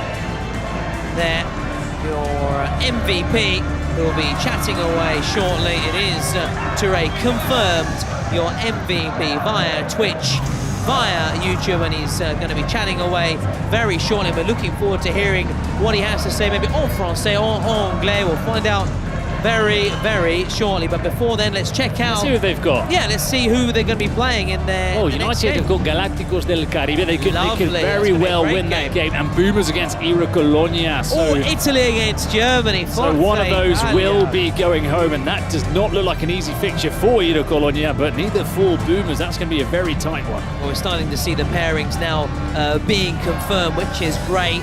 Of course, for the round two, the winners versus the winners, the losers versus the losers. If the losers lose their second game, they go home. Otherwise, they go through to a last chance saloon. Again, continue to celebrate. It's plenty of party time for them. A winning start for them in front of their supporters, just behind the goal. And we've got the mascot as well, also part of those celebrations. The pirate, Le Pirate, I don't know if you say that, to be honest, Il Pirata.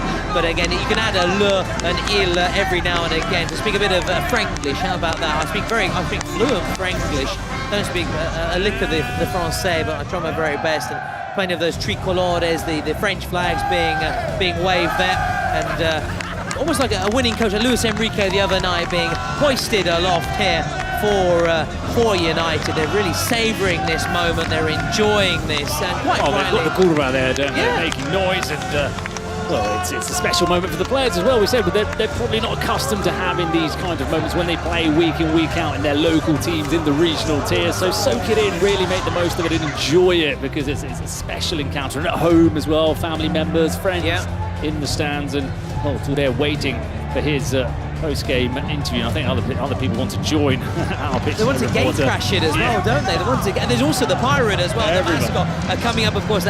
The match week we were mentioning, SXB, Gigantes, two different styles. But let's now go and listen to the man of the moment who's been grabbing the line, and he's not alone. He is not alone. Let's go and listen in right now. Congratulations, you are the MVP tonight. How are you feeling? He's not speaking really well English, so we have a translator here.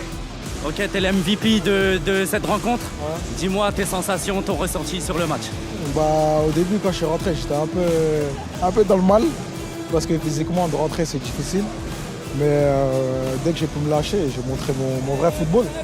Sign your jersey, please. Remember, guys, you can... Remember, you can only find these jerseys on Bazaar, so hurry up or you'll miss it. But don't worry, if you miss it, many others are coming really, really soon. Thank you so much. Thank you. Get the app and get ready, guys.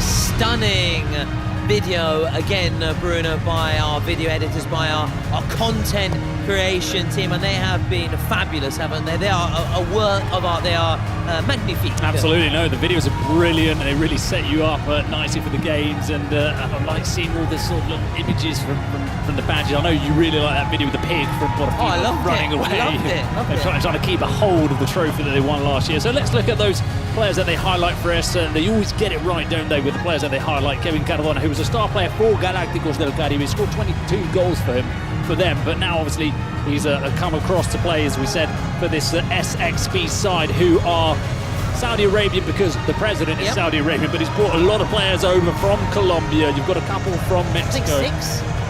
Yeah, there are 1, 2, 3, 4, 5, 6, 7, 8, 9, 10, 11 Colombian players. Wow. You've got one Saudi Arabian player who is the captain, Farhan Al-Asmri. Number 14, Diego Martinez, is the Mexican player who we've seen with Muchachos, with Wes Santos playing in the Kings League America. So that's one of the players that was highlighted. On the other hand, Paul Ortega, look out for him in Gigantes. 22 goals in the last split in the Kings League Spain. One of the standout players in the competition in Spain, and one of the 3 wildcards who have come here for Gerard Romero's side. Very impressive indeed, and we'll see whether he can light up the Cupra Arena as the lights begin to be lit up here as we go towards the countdown and the beginning of this, another highly anticipated fixture. It's the 3rd match of 4 fixtures today on day 2 of the Kings World Cup. It was an 8th game yesterday, 4 today. The action just keeps on coming for the first 13 days. We're here at the Cupra Arena, and then of course to the final at the Defense Arena on the 14th of June. Will one of these sides, either SXP or Gigantes, be there? Well, we'll get an early indication whether or not, because we know the first game, of course, it isn't crucial. Of course, you can lose your first game and still go all the way to the final, but you want to get up to winning, start confidence and build that belief, as the Fortnite secret cards have been drawn here by the 2 respective sides, SXP to your left and Gigantes to your right. So SXP, they featured in the last World Cup, as I was saying. They won 1 of their games, lost 2, which meant they lost in that last chance. They didn't advance to the last 16. One of those defeats came on penalties after having won their first game, so they could very well have been in the last 16. That dropped them into the last chance. They were knocked out by Olimpo United, who we saw yesterday, a very different looking Olimpo United, but that experience was cut short for them. As for Gigantes, well, they won the 4th split of the Kings League Spain, and in that World Cup last year, they also didn't go very deep in the tournament. They lost in the last 16 against Expire team. Okay, so the lights are out, which means we are underway with the sprint and the drop of the ball from the cage, and immediately looking to make a strong start here, and the keeper's already off his line. Bruno, keep an eye on him. To your right here, Camilo Mena, if I'm not mistaken. Oh, no. The Cuchara. Oh, it bounces over the crossbar. It was Camilo Gaviria who'd come out to help Diego Martinez in that 2-on-1, and it was almost a gorgeous goal. It was fabulous, wasn't it? I admire the audacity, and now we'll see at the other end the keeper here, Victor Vidal, round the keeper. So unselfish. Oh no, just wide. You can see him trying to curl it into the top corner. Paul Ortega looking to continue that rich goal-scoring form, as there we can see Gerard Romero, the president of Gigantes. Well, it's been an action-packed start. Really good opportunities at both ends. And now Camilo Mena again playing in support. This time at the second time of asking, can he score? The answer is no. Victor Vidal looking to waste no time here. He's a very good goalkeeper, Victor Vidal. Yeah. Oh, look at that. Look how comfortable he is on ball. Oh, he'd done the hard part, which was stepping aside and getting past Camilo Gaviria. Just skipped past him, but then he couldn't score into the empty net. Of course, there was still a very long way to go. 3v3, Camilo Mena again in support on that left-hand side. Here he is. This is very important to get that early goal, in my opinion, and just give yourself a little bit of boost. But we haven't had an early goal. Normally we're quite accustomed so far in the tournament to seeing early goals.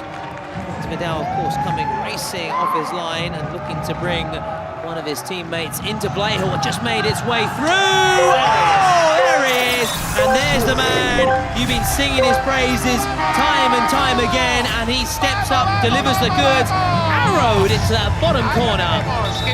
First of how many, who knows, from Pol Ortega. He came agonisingly close about a minute ago when he curled that one, just brushing the outside of the post. This time, a brilliant finish from Ortega. Gigantes into the lead, but it's end-to-end stuff. Both goalkeepers getting heavily involved in it. It's a frantic and exciting start to the game. Oof. Talk of excitement, is very nearly an equaliser there. Victor Vidal, as you said, another one you've been quite rightly singling up for a lot of praise as well.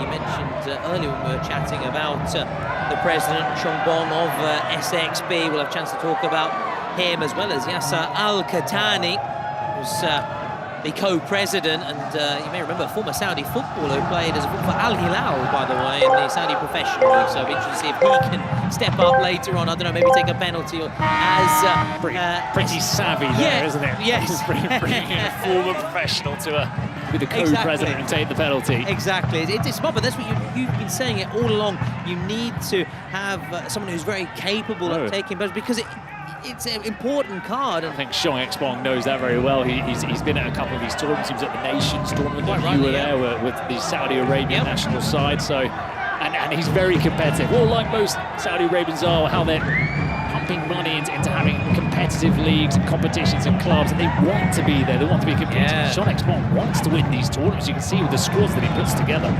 He's currently, or rather, his team is currently trailing, and speaking about those in that presidential booth for SXB, who are trying to find that equaliser here, which doesn't quite come on that occasion. And you know, Camilo Mena, the first time I actually saw him was at the Kings World Cup Nations. He really impressed me for Colombia went all the way actually to the final, and to lose to Brazil. They were such an electrifying team, Colombia. They actually lost their first game in that tournament, and they still went on all the way. So it's what we were saying a few moments ago when it comes to the Swiss system. It gives you that opportunity regardless. And if you lose that first game, it's not all doom and gloom, but you know you have to play more games though to get to the round of 16. Shot floating over. That was from Dani Martí. There's another player with a lot of experience in the Kings League Americas who's come on it, and look out for him. The number 10, Angelo Caro up front. Remember him with Atlético Barcelos, Colombian team. The president was James Rodriguez. He's played in a couple of futsal World Cups. The James Rodriguez. He's the president of Barcelos, who play in the Kings League Americas, and he's very involved. But Angelo Caro, the centre forward, he's played 2 futsal World Cups with Colombia, so he really, really knows how to handle the ball. Now a chance on the break here. Really expect that there he is. Hernandez. Just talk of the Carro, and there he is. And he may have been clipped there in the process. I mean, he's somebody who's played in the top flight of Spanish futsal. The Spanish futsal league is... Oh, I'm sorry to interrupt you. Yeah, maybe the VR could be called into play. I'm sorry to interrupt. For a red? Yeah, I don't want to... I apologise, we'll talk about him shortly, but just for that, but just the way it was caught on that replay. Similar to... Aitor Vives, yes. Yesterday. But for me, it's on the ground, open foot.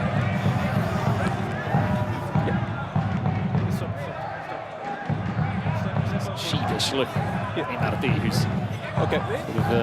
No, we check yellow. We could have our second straight reds of the competition. Check complete. here. Check complete. Yellow card. Check complete. Okay, so there you have it. So it's only a foul.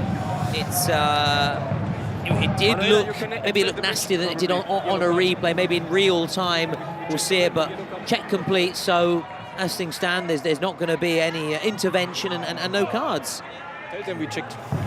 See if we get another angle of it. Yeah. Sometimes I see 2 or 3 replays to gauge a bit more. Yeah, again, for me, that's one of those ways he's looking to play the ball. Thank you, guys.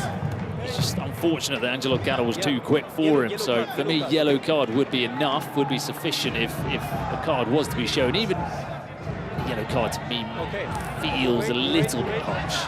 But hey, 2 minutes sin bin, so Gigantes now momentarily 6 against 7. There you have it. You mentioned obviously Gigantes. We saw a few months ago Arnaud Tenas, the Catalan goalkeeper and European champion with PSG, is actually with Gerard Romero, the president of Gigantes. Just wanted to quickly get them, because obviously our focus was on that foul. But we missed it there. We were focusing actually on what's going on in the pitch. Olympic gold medalist in this city as well last year. Spain beat France in the final. Bruno, again, the brilliance of Bruno.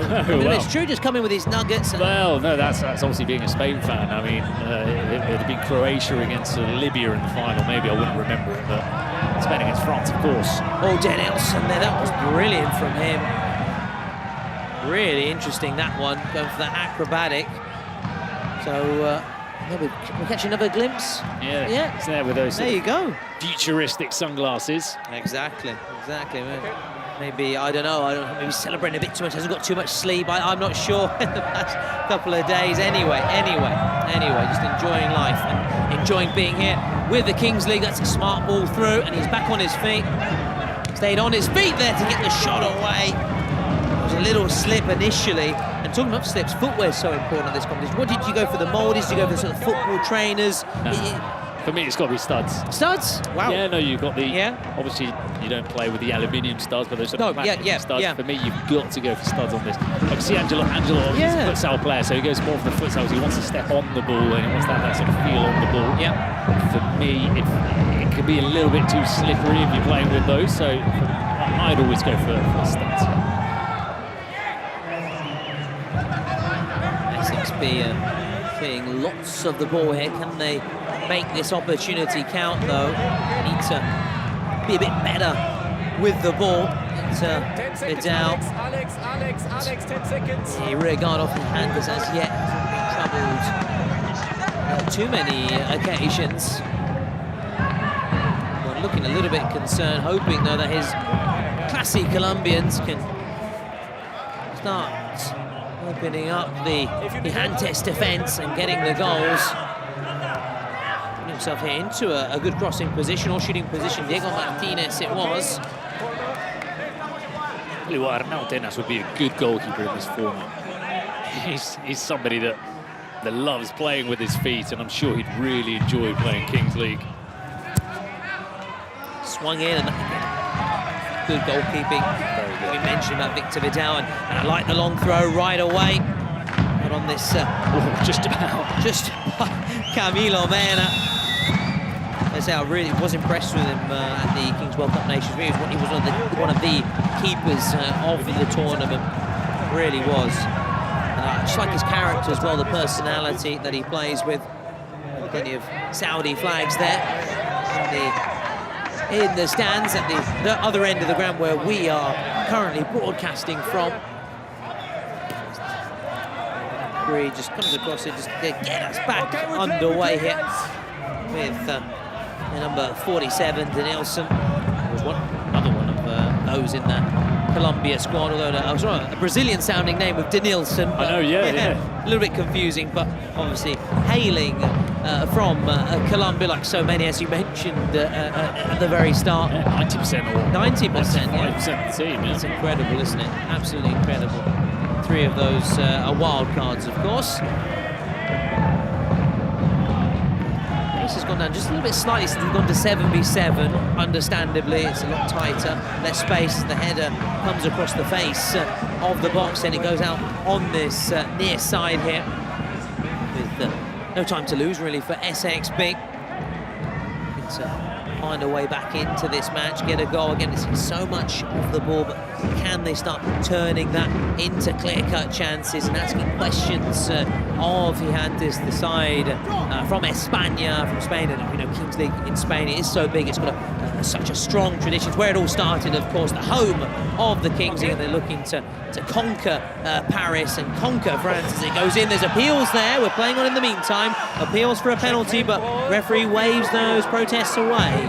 Well struck as well, that shot. It was Maro Ortega, one of the various Colombian players in this side. You can see he was travelling into the top corner. So of course it will be checked, but unless there was anything of note, the referee naturally will just keep on playing. If there is anything, of course he will get a message into his earpiece, but it doesn't look like, initially it didn't seem to be a blatant handball, far from it, and Gigantes continue to lead 1-0, now starting to get back on the ball. We haven't seen too much of them play their possession play, more playing on the break, and now it could be SXB coming forward on the break.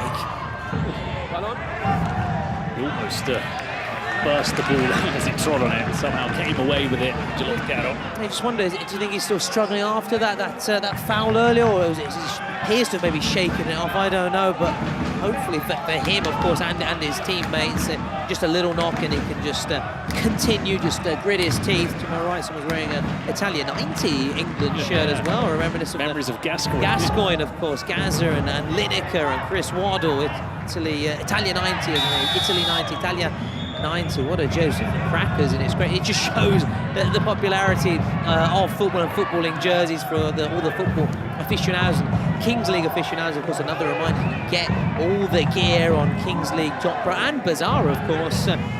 So again, get online, download those apps. Bruno, come on, get download, and I'll get on Instagram as well. We need to be more social. Come on, we need to be more technologically embracing technology far more. We're too fearful. Wonderful. Let's get on our phones a lot more, Bruno. After this game, of course, not right now.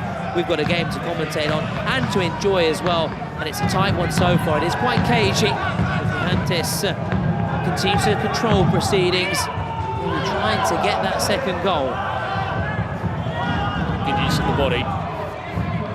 Not too many options available, though. No, he's have to do. He's going to try and do it all alone, as you said. He was crowded out on that far side. There's no way out. It was a cul-de-sac.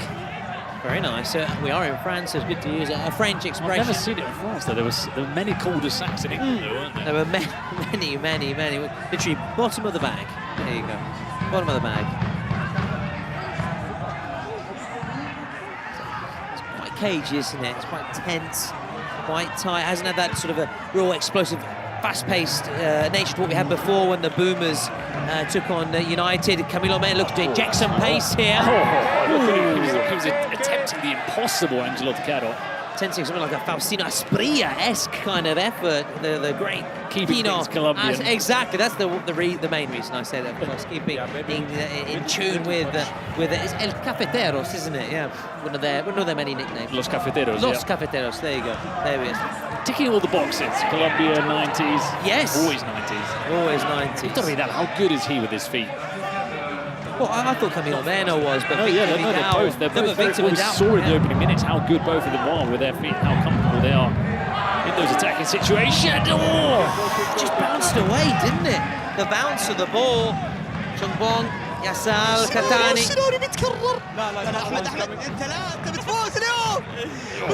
Come on, please. Can only really maybe guess what he's saying. He was excited though, wasn't he? He was excited. He maybe something like, mightily close.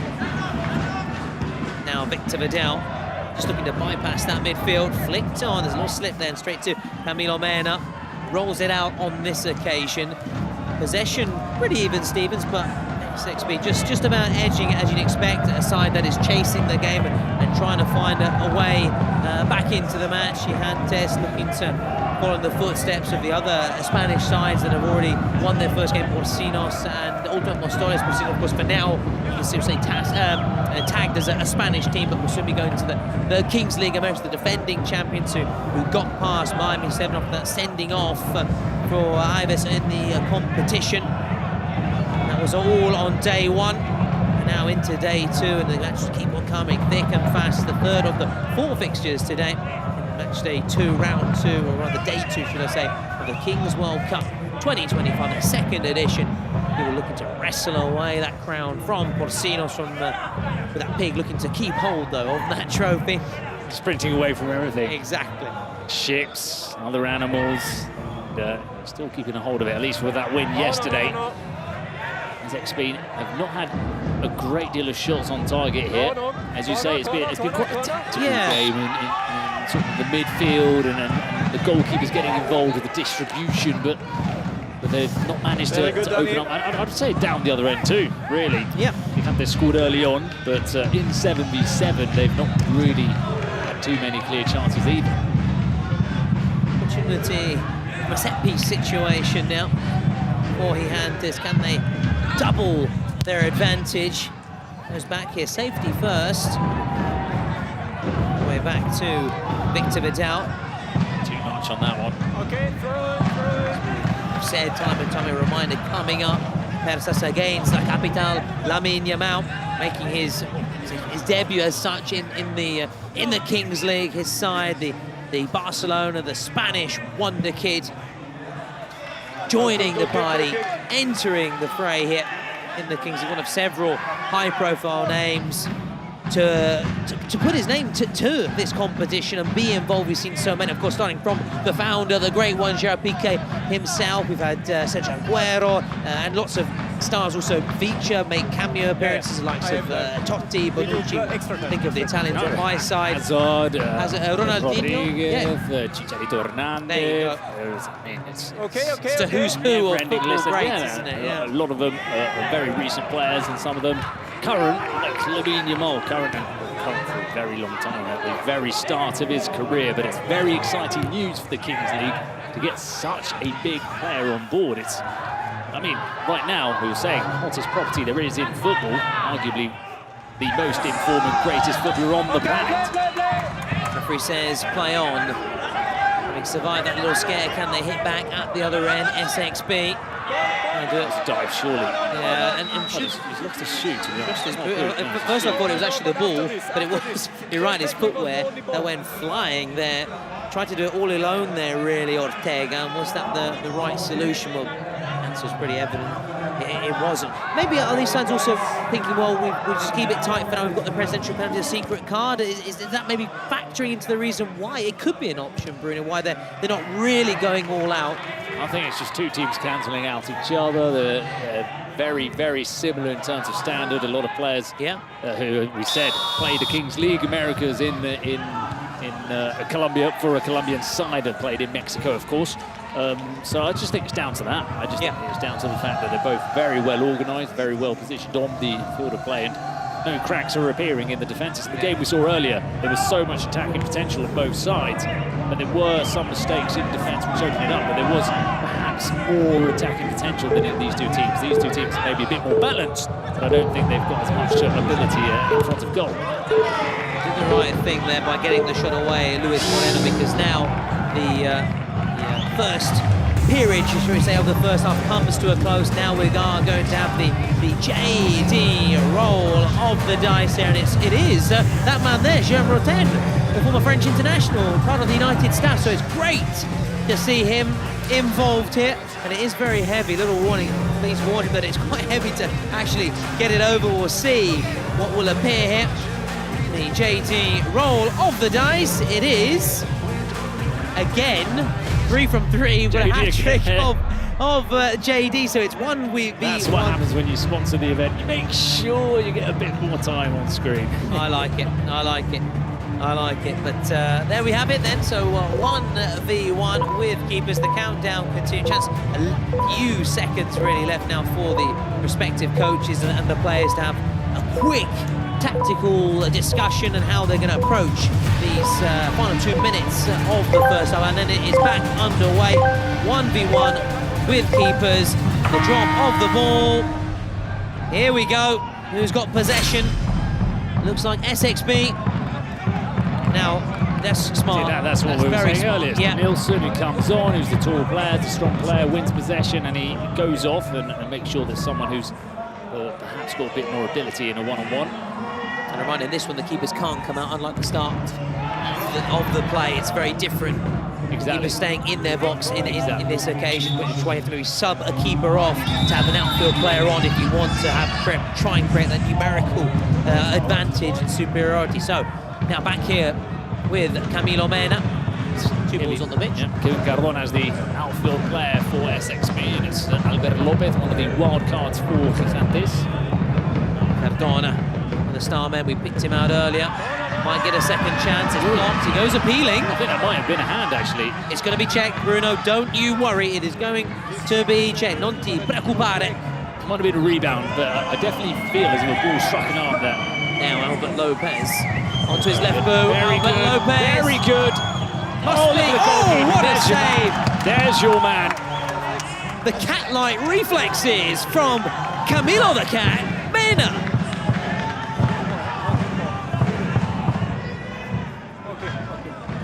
Now SXP, can they go level? They're desperate for an equaliser. Diego Martinez. Yes! No mistake. The Mexican centre forward, and it seems to be the sort of Salt Bay-ish celebration, sprinkling the salt after scoring the goal, which was emulated also by Xiong Expong as he celebrates in that booth. SXP are back into this tight contest. Oh, it's a 1-1. And now Gigantes, can they immediately retake the lead at the other end? No, he's fishing for it, and now, well, that's the problem with going down easily. That's the problem with diving. 1v1, chance to turn things around, and they do exactly that, and it is that man there, David Loaiza, who makes it 2-1. They've turned it around here in these final 2 minutes. We said these are big moments and potential turning points. It's certainly proving the case, Bruno. Well, Lofaso in the previous game was a little bit blasé with his defending, and here it's Ortega who's gone for the dive. We always say you need to finish off the move, like this from Ortega. Yes, it didn't go in, but you finish the move. There's no counter-attack. You can go off and sub yourself, or you can get back in defence. You've got to make sure the shot goes off the pitch or in the goal. Yeah, don't leave it in open play, basically. Exactly. Yeah, as we just saw there, creating a one-on-one situation, and there could be another opportunity. Look at that strength. Look at the power. Ortega, it took a deflection on a block on its way through. But I love that, combine that physicality and the technique. He's going to be blowing now in defence, though. True. Now Carlos Martinez. He was tired as well, because that was a bit of a fatigued finish from him. Now the minute of added time is up. Oh, that was a good 1v1, wasn't it? Oh, this has been a brilliant because it was quite a tactical first 18 minutes. You said the sides cancelling each other out. That's the beauty of the Kings. This thing just gets the excitement going again, gives the opportunity, and it's just burst into life in these closing stages. We've had the 2 goals from SXP, and now they could be leading. And in fact, they are leading at half-time here against Gigantes.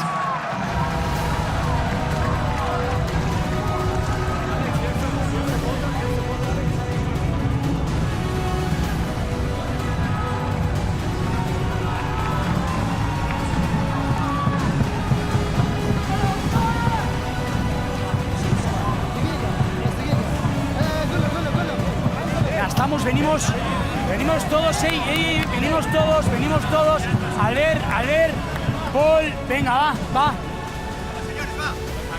El partido acaba de empezar, ¿vale? Sabemos quién tenemos adelante, lo sabemos perfectamente. Ahora nos van a dar el balón, vamos a tener, va a ser una parte completamente distinta. Nos van a dar el balón, posesiones sobre todo largas, ¿vale? Ya generaremos y golpear, Carlos, sobre todo a las entradas de segunda línea, ¿vale? Si puedo, me salto un jugador y le doy ritmo. Acaba de empezar el partido. لا يستعجل, tranquilo. Don't go, just... Yeah. Okay. No los apretemos. Espere, está el que patea los penales, está.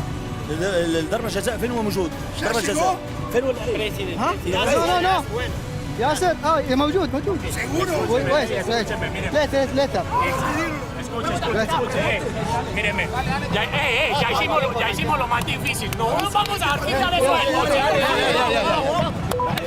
An interesting dynamic on the bench for SXB because obviously the head main coach is Abdullah El Al-Sheri, but all of the players are Spanish speaking, so they've got either the manager, the assistant coach, or part of the coaching staff who's bringing out his instructions in Spanish. They're being translated to Arabic, and they're trying to make a decision as to how to play the card and what to do in the second half. So it's an interesting sort of eclectic bunch on the bench there. Look, well, they've obviously come to an agreement because they've locked in that presidential penalty. Absolutely. So we've got an early bit of drama then in the very beginning of this second period. 2 20-minute halves. A reminder, the game's lasting 40 minutes. And of course, there is always a winner. No draws in the Kings League, and SXB are currently in the driving seat to bring home the win. Currently leading 2-1, having overturned that 1-0 deficit in those final 2 minutes after that JD roll of the dice, reducing those numbers 1v1 with goalkeepers, of course, and Nantes could be, and they are potentially on course to be trailing 3-1, should, of course, SXB convert that presidential penalty, which is incoming as soon as we have that break in play. So they'll be hoping that their keeper, Victor Vidal, can step up to the mark and really deliver the goods for them and keep it tight, keep it at 2-1. Messians, of course, they were in possession now. They could even score, make it 2-2, and that would really put the pressure on the SXB as it's floated into the box right deep and a teasing ball in. SXB through their number 10, Angelo Carro, certainly recovered after that crunching and very tough foul in the first half. And now, there we have it, that break in play. And at the moment, we always enjoy these presidential penalties, which, as we said, they haven't always been brilliant, but we're hoping... I think this one might be better. Yeah, I think this is going to be... for obvious reasons. Yeah, for obvious reasons we mentioned. Yasser Al-Khatani, the former Saudi footballer, also the captain of the Saudi Arabian national team as well. So if it's going to be him taking it as the sort of co-president, then it's a 99% chance of scoring. Maybe 99.999. Yeah. Let's see who it is taking the penalty. As you can see, Xiong Xpong is coming out of the booth. So it may be him. Oh no, no, look, maybe not. No, okay. Yeah. Wow, listen to the reception. Well, obviously, popular former player in Saudi Arabia. And a very smart call, you know, you're coming here. He'll be thinking, Xiong Xpong, yeah, I want to have fun, but he's coming here to win a tournament. So he's made sure he's flanked by the best possible allies, and presidential penalty in this case, which is one of the few teams, is not going to be a weakness for SXB. Look, he's not even got proper boots on, but that's because, of course, he is a former pro, and former pros can play even in ciabatte, as they say in Italian, just with the flip-flops on as well. So we'll see whether he can make it 3-1 here. I've said 99.9%. We'll wait and see whether I'm right or wrong.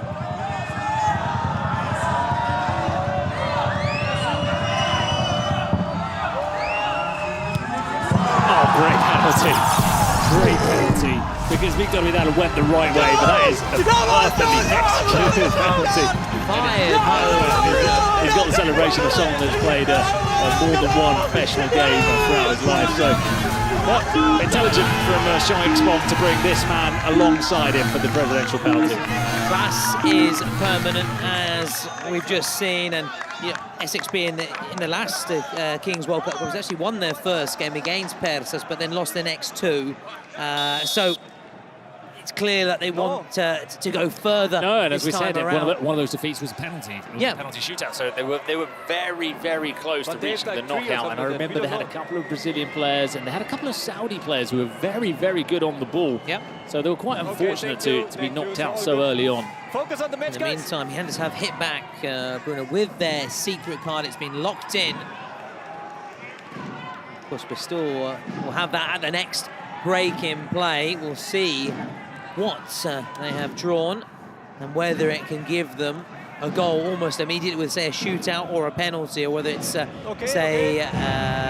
goal's worth double for example. That's another interesting one, which would be really important. They'd have 4 minutes to score as many goals as possible, which would be worth double for that time frame. But they trail currently 3-1. They need a lifeline, which they've gone straight away then to that secret card. We're about to find out what it's going to be. But they may have been, yeah, it's come across the referee.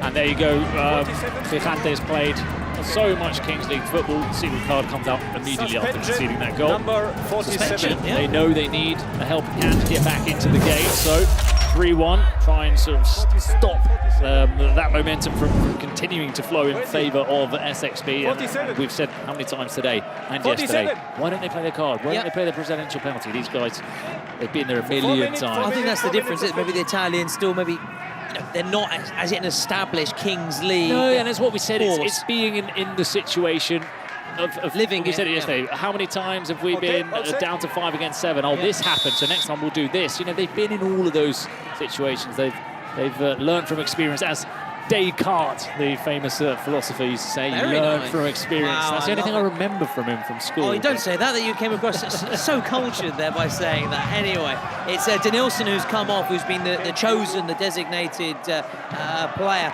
Will be suspended for 4 minutes, although they've already had 20 seconds of that suspension, and that's a real tribute and a homage to Denilson, that they fear him, that he's come off, but can he has capitalised? It's 7 against 6. They need to make the most of this numerical superiority, this advantage they have here, because they have a disadvantage in terms of the goals. They trail 3-1 here as we go towards the 24th minute. There's still plenty of time left on the clock, but worrying also for SXB have their secret card still to play. Patiently building up left to right, and now straight into touch. Yeah, it's disappointing from Paul Ortega, who obviously netted that goal for Gigantes. It seems like a long time ago since an SXB have hit back with 3 goals. They've come from behind, and they now are in a good position. They want to weather the storm, though, for now just under 3 minutes time, and then we're back to 7v7. Maybe then I think that perhaps will be the time when they maybe play their secret card, depending on what it is, of course, Bruno, because if they soak up this pressure and they still lead 3-1, then it can hit them again. Who knows? They can see the importance of having a goalkeeper like Victor Vidal. They've got the extra man. He comes out very deep into the pitch, and that means that you've got the overload on the flanks, because he's attracting some of those players. They can then play it out wide. So the significance and importance of Victor Vidal now in this 2 minutes and 20 seconds is going to be very, very, very important. Absolutely, just to help them get that goal back, and there could be a goal here from that man, number 18, Paul Ortega, in that position. Again, we saw that back space, finding that space here on this near side towards us. It's just in front of us here to take the corner, and it's gone backwards, back to Victor Vidal. Now wearing that captain's armband, Ortega! Oh! Wow. Great strike. Thought that might have been swerving into the top corner. Yeah, it's a couple now from Ortega. A couple of seconds ago again. They're the man that they're trying to find in that space on the wing. As Angelo, I was going to say, I think that ball came off. So 1 minute 30 to hold on here for SXB. So far, so good. And then they've still got their card. Well, there's a presidential penalty for Gigantes. True. Again, is another one of those okay-ish penalty takers. But not to the level of what we saw. No. No one's going to be at that level. And I said, not even in proper footwear in terms of, they were standard trainers, but they weren't studs, they weren't football trainers. Perfect down to the corner though, wasn't it? Oh, brilliant. He just fired it home, as he showed by that celebration. Now, played across. Plenty to aim for, but they continue to hang on here, SXB. A minute away. Can they get that job done? They'll be feeling confident. They're almost there. They're almost over the line. SXB naturally seeing all of the ball in these past 4 minutes with that extra man, and now Victor Vidal off his line once again. Ortega's ball in, and it comes towards us there. Again, I apologize. I can't get my head around. We do have a net, so I don't have to jump up every time. I don't have to try and push Bruno in front of the way, as it's taken quickly. Quick thinking. Again, Victor Vidal. Final 30 seconds of this secret card for Gigantes. As yet, they've not been able to capitalise on it. Nice drop of the shoulder. Good block, good defensive work. Can they break here? I don't think he should be taking on the player on there, because there was no real way out, and you've got the extra man. Just go back again, be patient, move it around until you really have an opening you can exploit. Oh, that's a comfortable save, Camilo. That's going to be a foul, surely, and it is. It's Carlos Martinez. Yeah, just running in there on Camilo Mena. Did well picking up there. He clearly was fouled. No doubt about it. It's a bit okay to continue, but it's a little bit of a knock. Quite right, just taking a little breather, and we are now back to 7v7. So full marks indeed, SXB, for hanging on there. Hey, goalie, come on. Free kick, put the ball. Free kick, of course, to SXB. It's getting hot in that presidential booth. The tension continues to rise as we get closer and closer to the finishing line. SXB want to make that winning start, go into that winner's pool, win your first 2 games, you go straight through to the round of 16. That is the Swiss system, and we're starting to have, I've got quite a few pairings already it's almost for the round 2, haven't we, Bruno? Almost defined, yeah. Almost defined indeed, for both the winners and the losers. That next round is fun, but the last chance is the fun. Wow. It's the real, like, this is it. Nerve-wracking. It's it. It's win or go home. It's not fun for the players involved, but in terms of entertainment, watching it from home, the neutral it's as the well. funnest round, I'd almost say. Nice little back. No one on the edge of the box. Looking to still keep it alive here. Gigantes will continue to see all of the ball, but this will suit SXB. They will play this kind of game all afternoon long, or rather all evening long, as we are now approaching 10 p.m. as the shot comes in. Opportunity on the rebound. Ortega blocked again. Look, SXB will be comfortable with this. Yes, there will be times when they can be opened up, but if they are able to intercept a pass, Victor Vidal is taking the risk, the necessary risk of being 3-1 up. If they're able to intercept a pass, they've got a shot on goal, empty goal. They can make it 4-1. That's what happens when you're slightly desperately 3-1 down. You take those gambles, you take those chances, they take the risk of bringing out a goalkeeper like Victor Vidal. Any loose ball, and it could be 4-1. Come to me. Two times now with the goalkeeper here and this situation. There will be no 3 time, okay? No 3 time. Certain aspects of this game, but you're spot on what you're saying, especially as you go towards the very end, you're chasing the. Have a go from distance. So many bodies in front of you. Go anywhere, spin into the back of the net. Spin and fall kindly for a teammate. Maybe even come off the arm of a player, and you could get a free kick or a penalty in a promising position. So you have to go for it. And Gigantes right now, that's exactly what they need. Something like that, a little spark, or someone just to grab this game by the scruff of the neck and just get them back into the contest, because as things stand, it's not enough. They need to do more, take a few more chances, maybe even get Victor Vidal even more off his line, more involved in that build-up play, because they're really struggling. Here is Victor Vidal under a bit of pressure of his own at the other end. It's been a bit of a hospital pass there. Yeah, it's quite a rugby. Yeah, friendly fire in that throw-in, really, but he did well to get rid of the ball. Well, one back by Gigantes, that far side. So cool and calm and confident the ball. We're not denying that, but to offer more in that final third. Need to be more clinical, start to be more dangerous, and that was certainly dangerous, could have gone anywhere. And they've got to settle for a corner. They may take it quickly, they're waiting for options. Almost a header.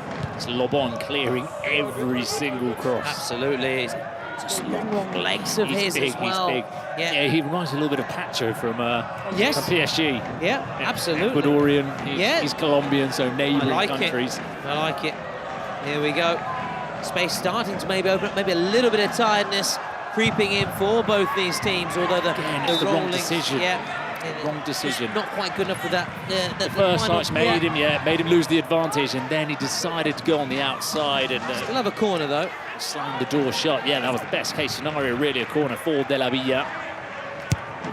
By De La Villa, there's the header. It's flipped well wide in the end from Carlos Martinez. Yeah, just in that final third, the final ball, the final shot, they've just not been precise enough for Gigantes. Camilo Mena will look for his options here. Goes long. just hugging that touchline there. Thumbs up. They like the idea. It's almost, it says, Colombia national team, really, isn't it? Playing for SXV. It's, with a few, obviously, as it mentioned, a Mexican player mentioned. Well, it's one Mexican and one Saudi Arabian player. Well, there you go. Yeah. We've not seen the Saudi Arabian player come on to. Oh, actually, here he is. Yeah. Well, there you go. Number 14. Yeah. Now. Captain's armband. Into the fray. Coming across now to defend De La Villa. A bit too much pace on it. The mascot, they're getting involved. I like seeing the mascot.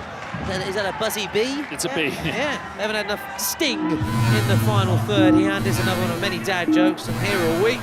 Now, secret card has been played by SXB. Could it be something like a penalty, which could really put them out of sight? Gigantes swung in, brought down. De La Villa, again, just under lots of pressure there. Now, referee comes across for the secret card. Let's see what it is.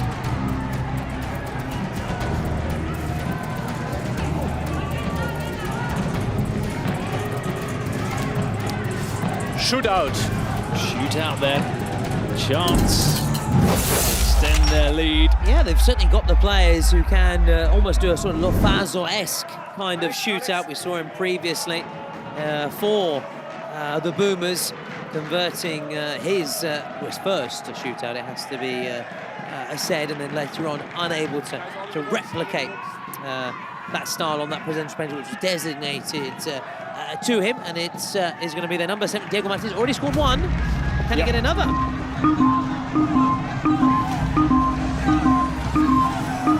Well, the countdown begins. He has 5 seconds to get his shot away. 3, 2, 1. Will he score? We'll find out. Oh, it's rolled away from him. It's rolled away from him. And, he was slightly unfortunate because he wanted to roll the ball with the underside of his boot, but it just came away from him and he tried to react. But yeah. Do you know what Quijante did there? Again, that's experience, a little bit of gamesmanship maybe. They clocked it and then they pressed the button for their presidential penalty just about when that penalty shootout was going to be taken. So there was a light flashing inside the arena, and there was that alarm bell going off, and it threw off Martinez ever so slightly. Yeah, going back to what we were saying about Gigantes, that experience at this level and knowing how, a bit of gamesmanship they call it, don't they? Gamesmanship. So it still is hanging in the balance. It ain't over, and they've called their presidential penalty. Good time to call it, having sort of survived that scare and staying just with that 2-goal limit. So just trained still by the 2 goals. So this goes to 3-2. And he's got the baseball cap on. He's got the jersey on. What footwear though? I'm always interested in the footwear. Casual trainers. See him walking across here to the goal in front of us. Nice to see. Sportsmanship this time. No banter, no upping the ante.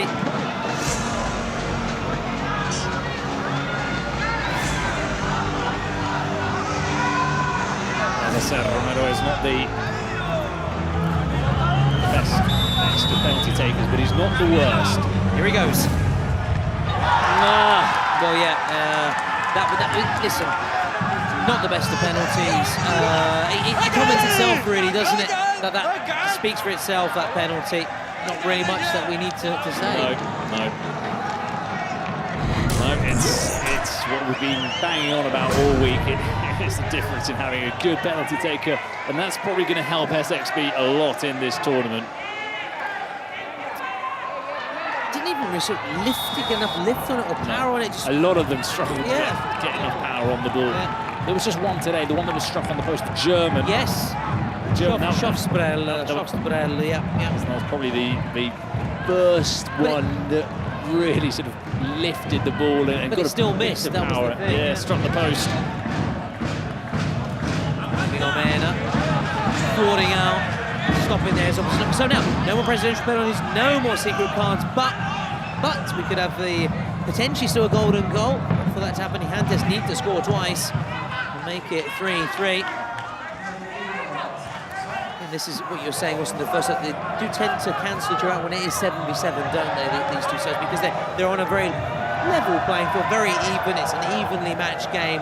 Very little really between the sides.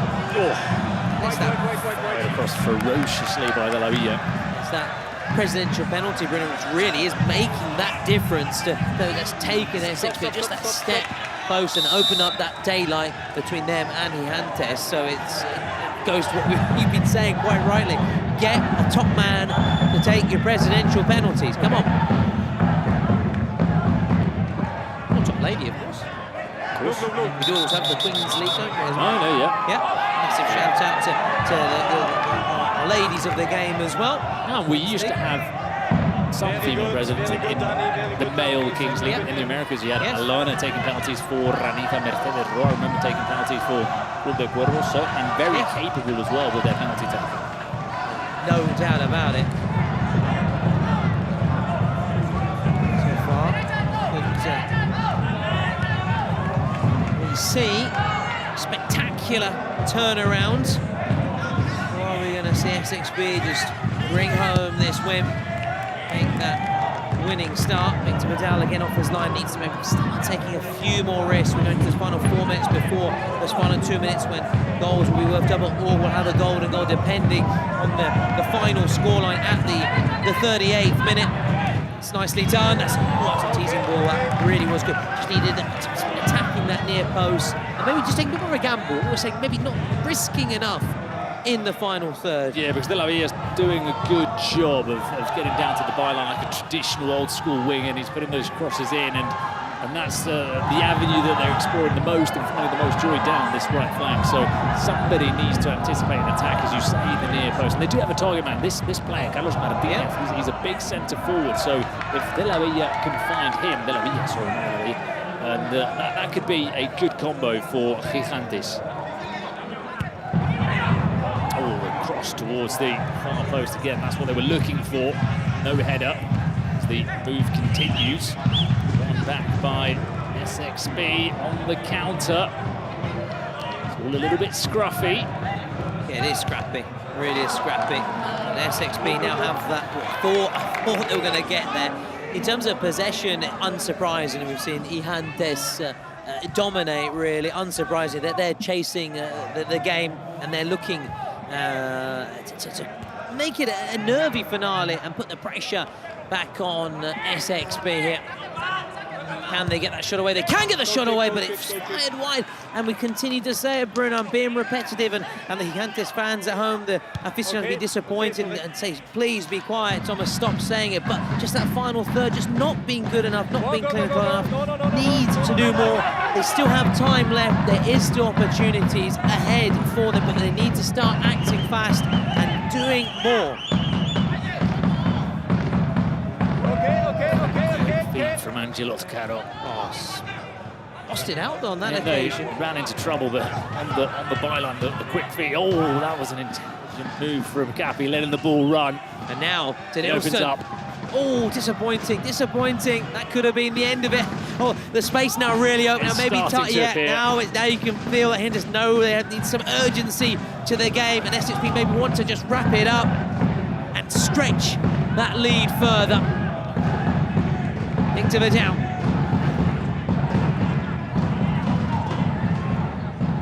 Rides that challenge really well on that far side.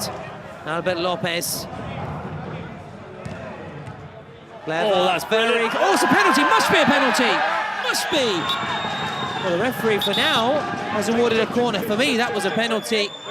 Do you know what? Linares isn't really complaining. That's the only thing that... That's the only thing that might make you feel like it's not a penalty, but Linares it looks like there might be contact when you look at the replay. But he's not. My gut instinct. He's not saying anything to the referee. It's surprising. But it has been checked, of course, so there wasn't that contact that maybe we felt there was initially. So well done to the officials. Now Ortega towards that byline. Certainly there, star man, Paul Ortega. So now these final 30 seconds. Victor Vidal, get that shot away. Go on, son, still. And now the race. Open net. That's it. It's in. It's in, it's 4-1 to SXB. Well, it was the risk they had to take, and we said if one of these passes is played short, it's anticipated, it's intercepted, then you're going to be susceptible to conceding that goal. And 4-1 just before the 38th minute, and it means, of course, that now they go into the last 2 minutes knowing that a goal from Gigantes is still not enough. It's such a strong position. It's a great position to be in for them. Well done to Luis Moreno for the accuracy. Perfectly weighted, wasn't it? But listen, I can't fault Victor Vidal completely because he was trying to try and force something, but at the same time, had to do it. But at the same time, you know, it comes with the territory, doesn't it? It's going to happen, exactly. Yeah. You know that if you do You've read the terms and conditions. Well said, well said. So now Gigantes really have a mountain to climb. They 1 goal, 1 threat, as you said. They have also 6 beer and save or by them. Should they score, they would make it 6 for them as well. They're looking to get over the finishing line here. You sense after that, into final 2 minutes, that will be feeling extremely confident. Remind they came from a goal down, and they now lead 4-1 here. As the countdown begins, the final 10 seconds for the coaches to get those instructions across, and then the lights will come on, the drop of the ball from the cage. Here we go, 5, 4, 3, 2, 1. They've got to get into their positions quickly, and the ball has been dropped. And we're back underway then, with Gigantes really now, just having to just go for it, get that shot away, pull a goal back. Oh, this could be it. This could be it. It is in for 3. It's Ortega, their talisman, their go-to guy. The dream start for them, nightmare start for SXB. 4-3, get a goal, and Gigantes now lead. It's the excitement, the pure brilliance of this competition, of this game, that it is never over right until the very end. What a strike. Well, they had to strike immediately. We said they needed 2 goals in these last couple of minutes. It's a goal a minute. Well, they've got the first one 20 seconds into it, and now some doubts could be creeping into SXB. Oh, the complexion just changed of the game just like that. That's why it's such a great rule that goals are worth double. It's brilliant, just keeps us guessing, keeps it going, and that's potentially a great ball, but it's also a very good stop by Victor Vidal. And it could change who's going to be man of the match or not, you know. Who gets maybe the potential winner for Gigantes, or the goal that just takes SXB over the finishing line. Brilliant, just brilliant. They're full of confidence with their star man, their go-to guy, Ortega. Now, final 30 seconds of the 40 minutes. Oh, good stop. Stinging the gloves. Throw in. How on earth did he find that angle from there? It's a hit, and what a stop as well. How much added time? That's what Gigantes want to know as well. How much time have they got left to really turn this game on its head?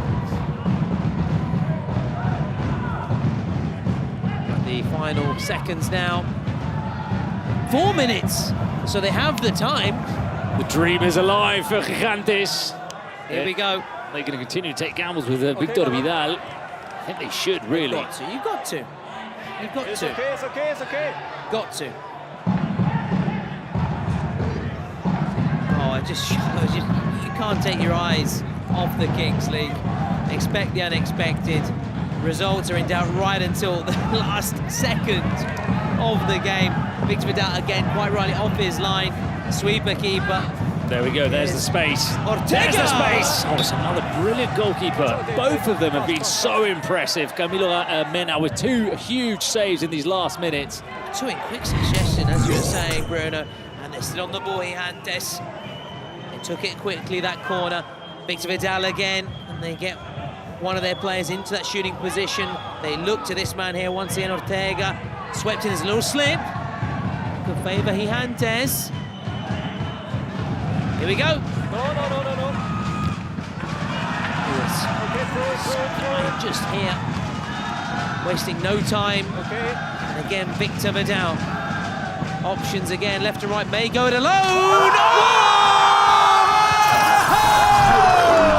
He does go it alone, Bruno. He does go it alone, Bruno. Can you believe it? Victor Vidal, we said he had to take some risks to come forward, but we never would have imagined that he'd rifle it into the top corner in added time. And they now lead. He made that error which we all thought had compromised the chances of Gigantes. And talk about redemption, talk about redeeming yourself. He has stepped up and produced an absolute blockbuster. And they now lead 5-4, 2 goals in these final 2 minutes to turn it around. And why is he now not in that MVP? Put him in. Put him in. Change the rules. Change it, please. Wow. Oh, well, breathless stuff. And the thing is, Bruno, what an exciting end, a climax to this game. But for the bulk of the game, it was very tight, cagey. Very, when it was 7v7.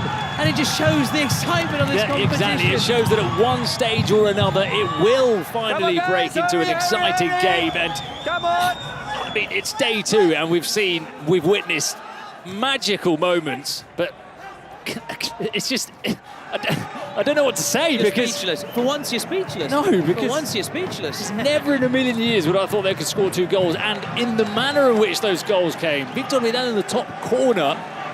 He's a goalkeeper. He's a goalkeeper for me. But so far, that's the moment of the so far. There's been plenty more, I'm sure. But so far, that has been the ultimate moment. It's not over, of course. It is not over yet. There's still a minute to go. SXP, should they score, they would then retake the lead and make it 6-5. Look at Sean Expong. He's seen this one too many times. It was heartache for them in Mexico. They were so unfortunate, and he's probably thinking, not again. Not again. History repeating. How have we not won this game? And hang on! They've almost nicked it again. Oh, wow. Is there going to be another twist in the plot? You can't rule it out, seeing the way this game has gone. But you just feel the Victor Vidal strike, it is worthy of winning a game. Come on. So, in that sense, you think that is the perfect way to cap it off? It's a beautiful way to see a game end. A fight back in added time, 2 goals, and a goalkeeper curling and rifling a shot into the top corner to win it. I need information at 4:30. Ortega on course to be man of the match. Of course, he did give them hope with that goal, the first goal right away in those final 2 minutes. And they're almost there. Referee looks at his watch. We're still playing on 4 minutes of added time. Keepers drops it. Fouled, surely, the keeper there. And there it is, Bruno. There it is. The game of the tournament, the moment of the tournament so far.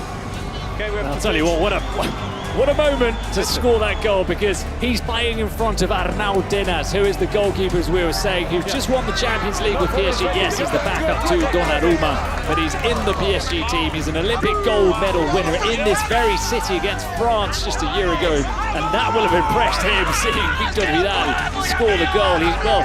All throughout the game, he's been comfortable with the ball at his feet. We saw him in the one-on-ones, the 2-on-2s, how comfortable he was and how important he was to the way that Gigantes play their football, but he's come up trumps. He's the hero for them. I mean, the power with that shot is struck. It's power and placement. It's a remarkable strike from Victor Vidal. A very special moment, which I'm sure we'll remember in years to come when we look back at these Kings at the World Cup. And, well, it's day 2, and we've already been given this by this tournament. And just to think that there's so much that's still going to happen throughout the event. As Pol Ortega has been confirmed as the MVP, he scored a couple of goals to his name, continuing in his goal-scoring vein of form. So everybody has played their part in this win for Gigantes, as Pol Ortega celebrates with the fans, making his way across to the touchline with our pitchside reporter. We're going to hear from him. I'm sure he's going to struggle to find the words to explain what happened out there on the field of play. Continues to receive the embrace from his teammates, but yes, we are going to step over now and hear from Pol Ortega.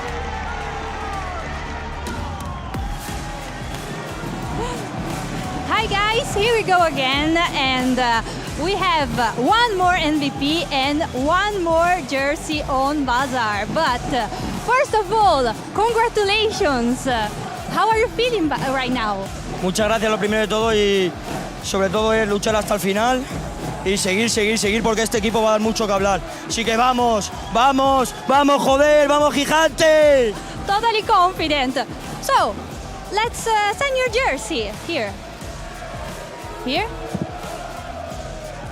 Guys, don't forget that you can buy this shirt only on Bazaar app. Congratulations again. This shirt is exclusive and unique shirt. You can find this and others jersey on Bazaar app. So, get out your phone, get the app and get ready.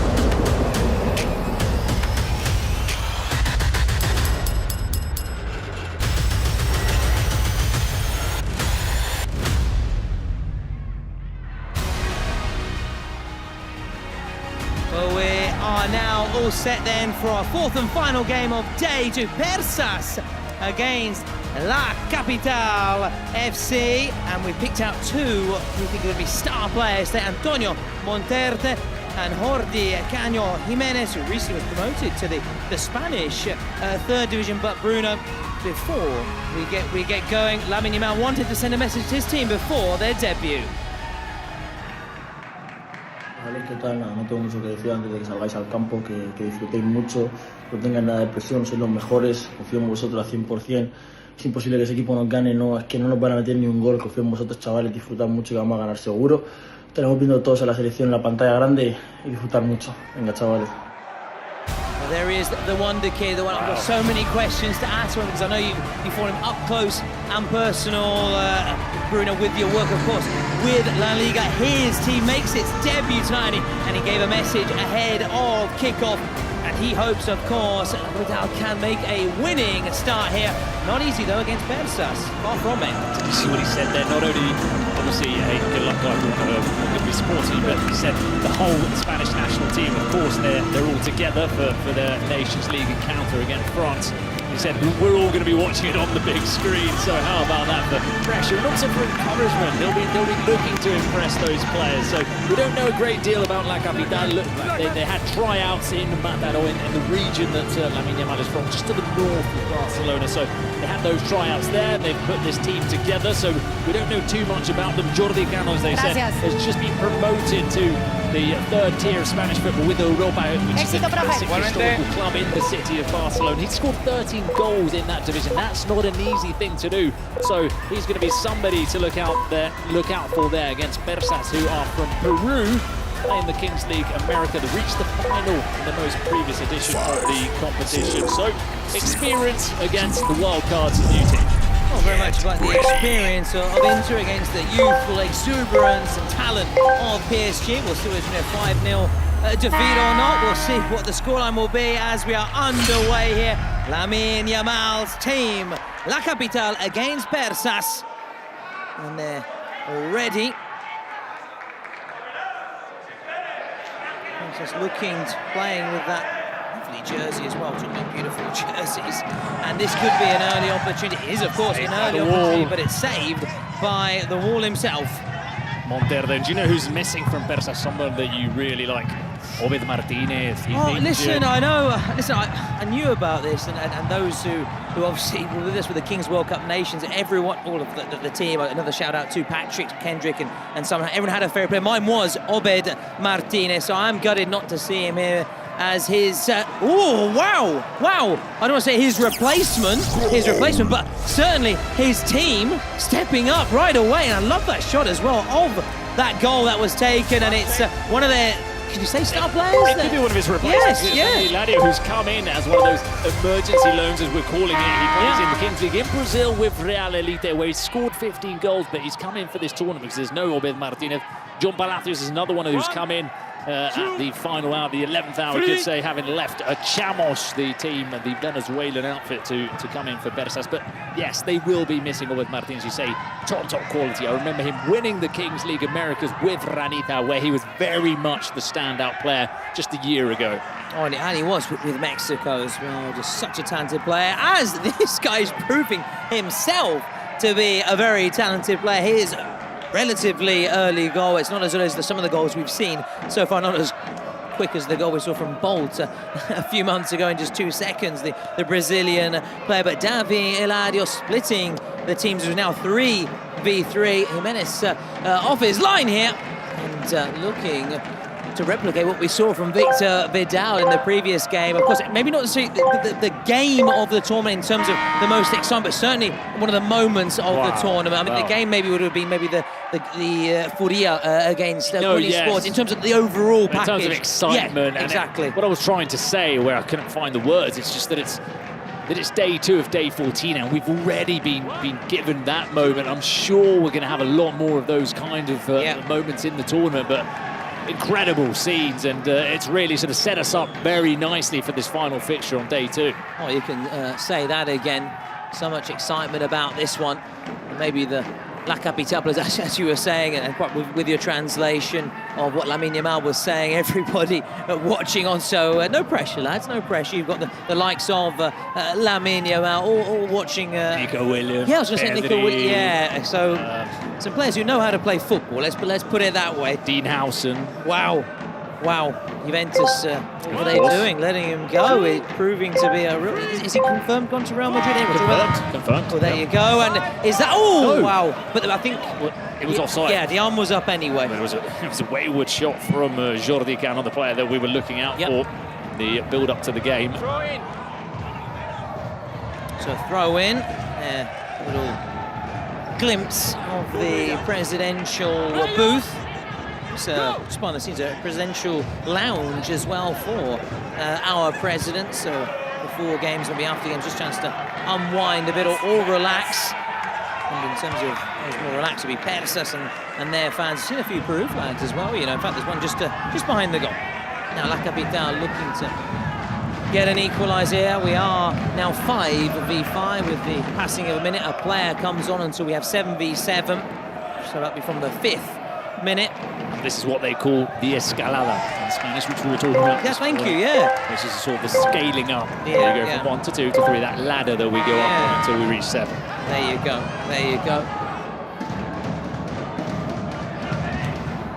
It's short.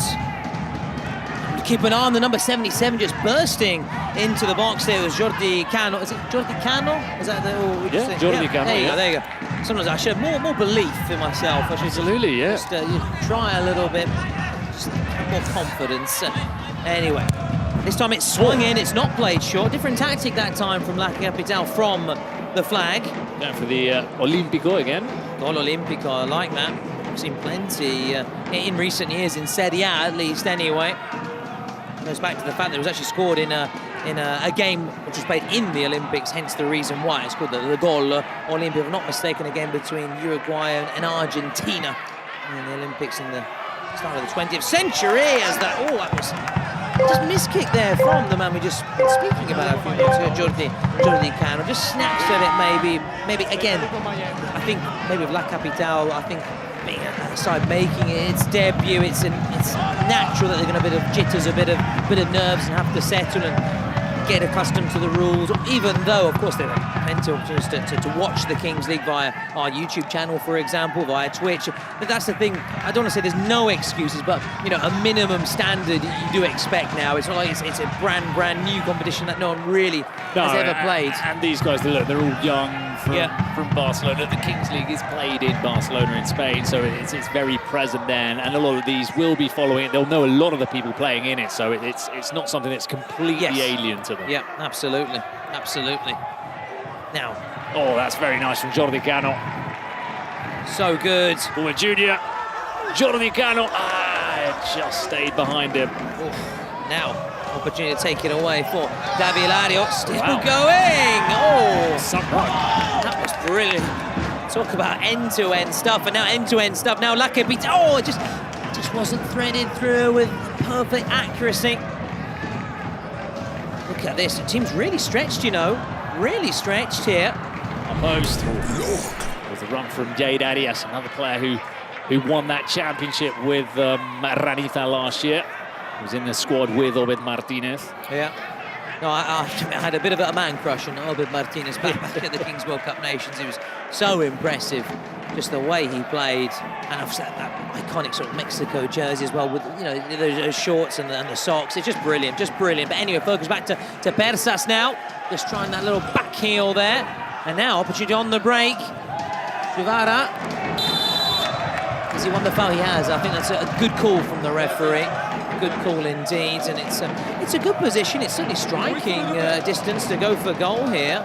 It's well won by Cuba Javara. Just to our right, we've got the La Capital fans with their flags, which are being waved, and the Peruvian supporters in front of us. I think a lot of people will be backing La Capital because Lamine Yamal, despite being a Barcelona player, which means that a lot of people who've got affinity towards Real Madrid don't generally tend to like Barcelona players, but I think he's a very much liked player around the world because of how excitement and how special, and how he exciting rose, and how special he is, and how he rose to the top as well. Exactly. And his story as well. You know, starting out on the streets, wasn't it? If I'm not, you know, that's how he started to become such a classy player. Now, here he goes, Diego Almeida straight into the wall, playing on another shot there. Oh, off the bar! What a hit! So unlucky, and very nearly cancelling out the goal from Davi Eladio, and his goal continues to split the teams then, and he's, with his 15 goals, actually shared second place in the Kings League Brazil scoring just with Kelvin Oliveira and Duglinha. Well, it's only right, isn't it, that a player on La Capital look to curl the ball into the top corner, yes. a la Lamine Yamal. I like that.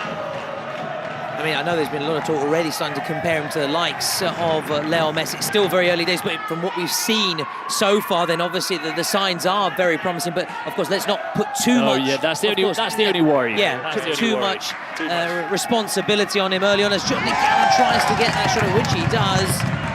But the fact that what he's doing so far, it is promising. But again, still very, very early days.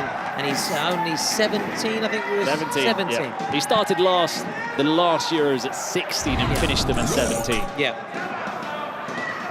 It's great to have him involved in this ever-expanding project that is the Kings League. A side that are currently 1-0 down, a born winner that he is. He'll want to see his team turn the situation around and wipe out that goal and cancel out the goal by Davi Eladio, the Brazilian, playing for Persas. We just mentioned that goal-scoring record alongside Kelvin Oliveira inspired Brazil to the Kings World Cup Nations back in January, getting better of Colombia. A lot of Colombia players in that XSB side, as that nearly trickled in as well. And go back to what you've always been saying, have a shot, it can go anywhere. It was a wicked deflection and it caught the goalkeeper, who was some way off the line, and he had to backpedal. It was Manuel Jimenez who tried to get back. It almost stunned him. Played short here by Persas. Here he is, that number 10. Davi Eladio! Oh! How about that? And they're applauding quite rightly. Very nearly a second. Eladio is straight away, you can also see got something about, and that was very Lamine Yamal as well, the way that his body went to the right and then back to the left. He sort of danced with the defender. And and sent him a couple of yards to the other side and tried to curl it into the top corner. So there is quality on display in this game. Quality, indeed, it is that. Very good at always finding that right adjective, Bruno. That's quality we just saw there, personified. Just curling just wide, very nearly a second goal for Persas, who continue to lead here. They, of course, survive that scare. Julian Alvarez with that curling strike rattling off the crossbar. Now Persas at the other end, just keeping the ball. I really do like that jersey. Obviously, it's a nod to the Peru kit with that famous sort of red stripe across, also River Plate-esque as well. Rayo Vallecano in Spain. Rayo Vallecano as well, of course. Which, of course, Rayo is a sort of a lightning bolt, so it sort of illustrates that. Makes complete sense, and that's trickled wide in the end from John Palacios, not to be confused with Rodrigo Palacio, who played, of course, for Argentina, Inter, and there is actually a Toma Palacios. Very well connected. Yeah, who plays, well, he's an Inter player, but he spent the second half of the season on loan at Monza, the Argentinian, so don't get confused, you guys at home. Now picked up then in the middle of the park by Arias. Very distinctive hairstyle, didn't he? Oh yes, yeah. Some would say the most annoying, and he was kind of balding, but then he had the little el trenza. Yeah, the trenza at the back. Yeah. Another one who he's unfortunately played for Inter in a real difficult spell, transition phase, so he didn't win anything with Inter. Obviously, lost that World Cup final to Germany in 2014. I think he and Higuain had some good opportunities. Definitely Higuain did, yeah. Yeah, but it just wasn't to be. For Argentina, obviously, Mario Götze with that. It wasn't it's an extra time winner. Extra time, yeah. About to say golden goal, but it wasn't a golden goal. It was an extra time winner for Die Mannschaft, and we've had confirmation by our German colleagues that Die Mannschaft is a term that they don't really use that much actually in Germany, but universally, internationally, it's an accepted term for the German side. Anyway, let's focus back in to Persas against La Capital. There's a sloppy pass towards Hilario. Couldn't keep it in play. It was Kevin Valles who tried to play it out from the back. Yeah. Capital, the following the footsteps of the likes of Ultimate Mostoles and Gigantes, and it takes a big deflection. It's out for a corner, and continue to fly the flag for the Spanish teams. And they've managed to prevail in a couple of games, the Spanish teams, where this, who obviously we just saw, who probably should have lost that game. There was another one, I can't remember now off the top of my head, the Spanish side that just about got through. Porcinos, that's right, yeah. Whereas Ultimate Mostoles, we were saying, Ultimate Mostoles was more comfortable. We were saying for them it was quite. How can we say? They were toying where they could have done more, but they didn't need to, so they just kept things going. Listen, I was going to say and have a chat a little bit about Fortnite, especially we had a little bit of downtime, a bit of a lull there, and we've got lots of downtime, as of the players over the course. And we've got it on our phones as well. Of the next 2 weeks, and I know, Bruno, you're more Battle Royale in terms of the different features. You know me. Of Fortnite. You know me. Yep, you love a bit of Battle Royale because you're a big wrestling fan from the 90s exactly. as well. Everyone against everyone. Whereas there are other options. I'm trying to convert you to either Reload or Ballistic, and for us nostalgic types as well, there's the OG option as well. So grab your duo, just like us, we're a duo, and we jump in. The link's in the chat, so make sure you get on and have a go with Fortnite. And these players, I know, in their downtime, they've got to unwind a bit, so why not get on, play a bit of Fortnite. You can play online. We can play, you and I, Bruno, and I'd like to have a play against Lamine Yamal, personally, if he's up for it. You might be. You know, sometimes he might have a different name on there, and you don't know you're actually playing against Lamine Yamal. That's what happens.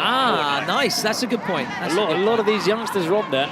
Absolutely, and we are, trying to get closer to the Generation Z, the next generation, us millennials / boomers, and we're trying our very best here. Stop trying to put us into that boomers category.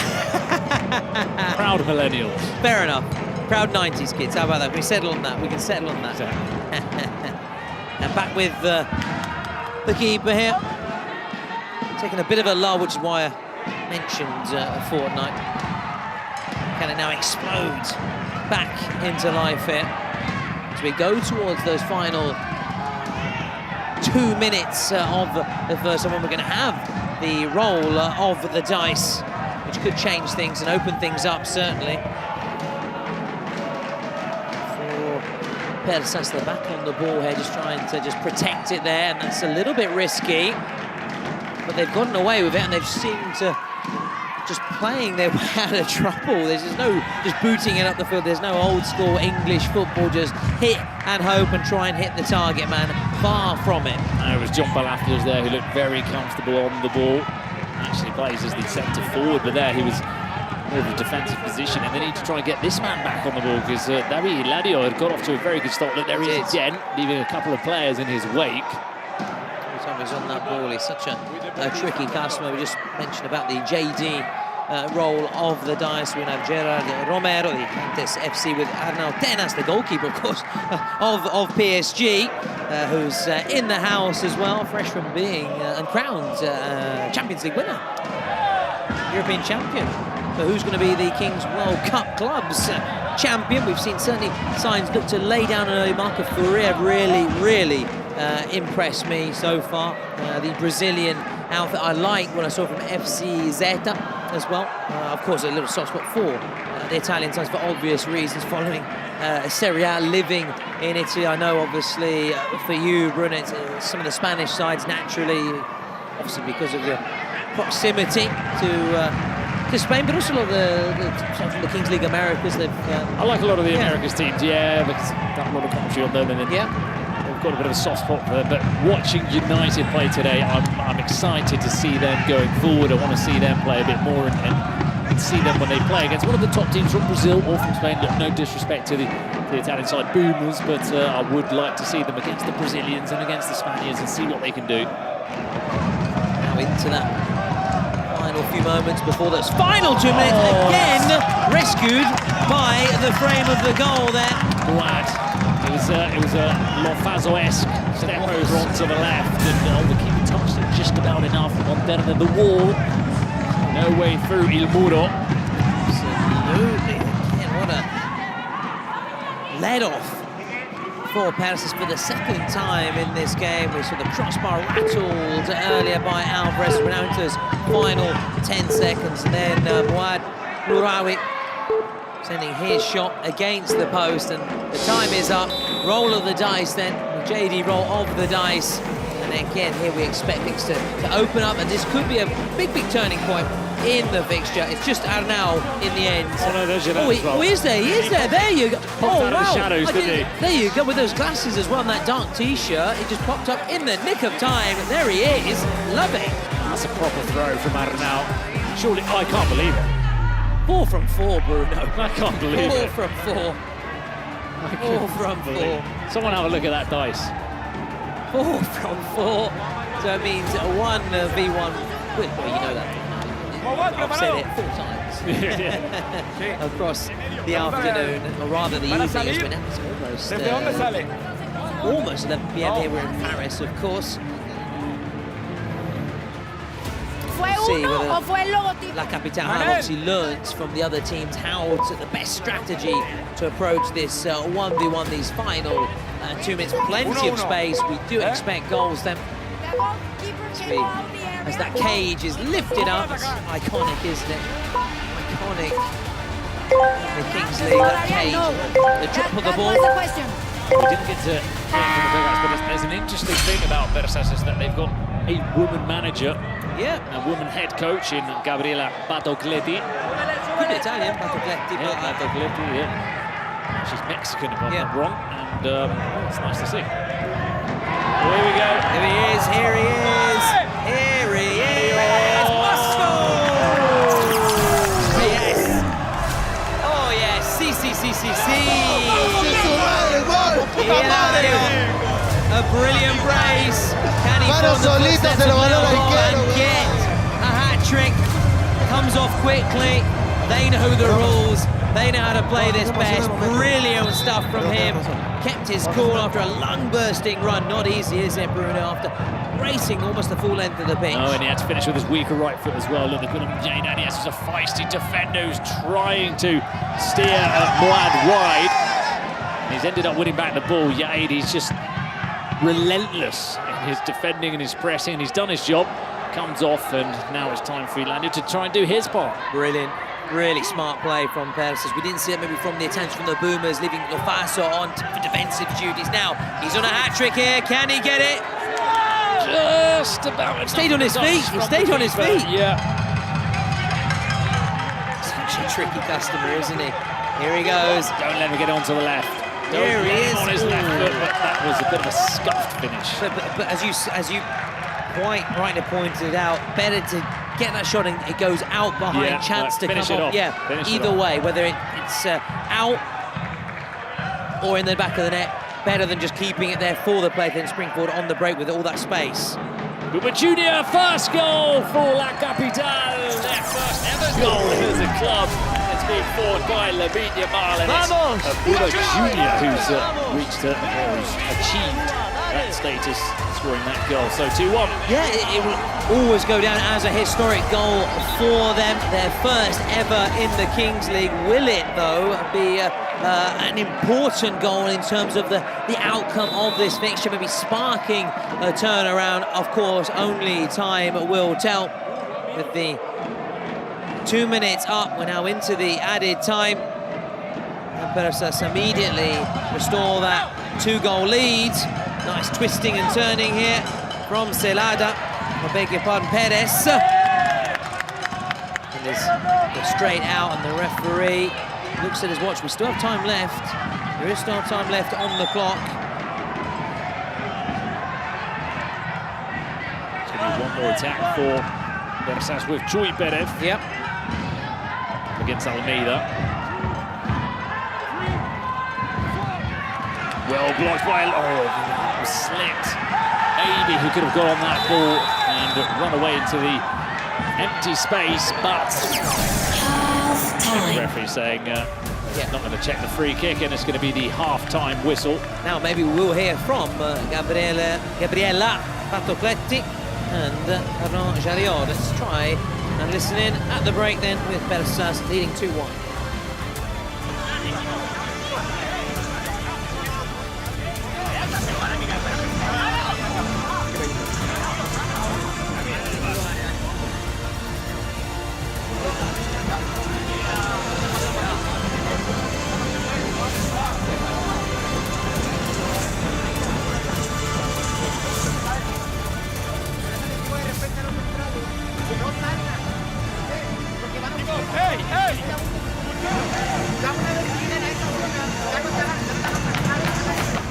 Oscar de pivote, sí, Cano derecha, Buba izquierda, Petit arriba, ¿vale?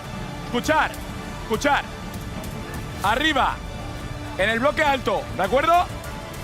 Dejamos al pivote un poquito más en intermedias para que ayude a Diego, Oscar, intermedias, y el de la base lo defendemos con los 2 puntos en el par impar, ¿vale? O sea, tú vas con Petit arriba. Si Petit va, tú proteges al de la base, ¿de acuerdo? ¿Sí? Siempre que podamos presionar arriba, presionamos arriba. Para decirlo ahora.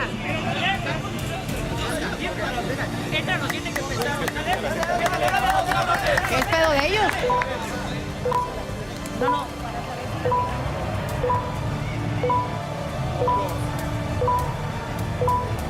I'll let you translate the half-time yeah. for obvious reasons. No, from Arnaud Jariot, it was all tactical. He was explaining how he wanted his team to press and who had to go where. So, yeah, not really much to take away from it, because it was tactical talk towards his players. Didn't really hear a great deal from the Persis dugout, so didn't get too much information from that half-time interval. I think may have spotted. Looked like Obed, didn't it? Obed Martinez on the crutches, yeah. And very much leading the half-time team talk. Yeah, so that's good to see, showing that moral support. We have seen that as we see the header.